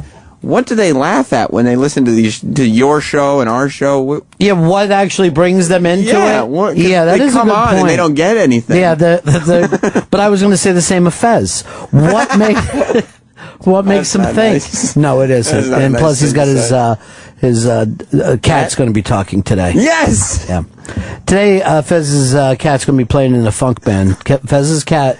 I didn't know this. Apparently, he plays bass, but he's going to be playing with the New York Funk Exchange. I've told everybody I know about the cat show. You got Wait, so no one you know listens to me? You don't know a single person? I said no, as in, did you hear it? Some said, oh, yes, of course I did, Sam. I listen all the time. Not one. Others said, no, what's this Ron and Fez show? Tell me about A few it. people said, what is satellite radio? Yeah. I don't get You mean that. like TV? You mean like FM? Well, we got to let you get to the cat show. That's what's going on today, right? Every show's a cat show. Prettiest cat. It's a tabby. Fez is telling us this is a tabby. I don't know what to say back to you. Well, I can't wait. The big Friday Ron and Fez show. And for people, Brazilian Julie coming in today. She'll be here today? She's going to be here, and she says that she has tricks to drive men insane. Well, are you going to get her to say cookie? Hopefully. If it takes me 2.5 hours, I will get her to say nookie. Say nookie. Say nookie. Say nookie. I can't wait. The Friday Ron and Fez show. Happy Easter, everybody. Well, today's a Good Friday. Happy Good Friday. Today's the day that our Lord died, so this is a sad day for us. But then Sunday, we're ecstatically happy. Thank God for that. And literally. Good Friday is about to get a whole lot better because Ron and Fez are coming up next. We'll see you on Monday. The Opie and Anthony show is now over. For real this time. Check out the O&A show on Facebook at facebook.com/Opie and Anthony. And catch Opie and Anthony live Monday through Friday from 6 to 10 a.m. Eastern. Ron and Fez are next. Hey! On The Virus.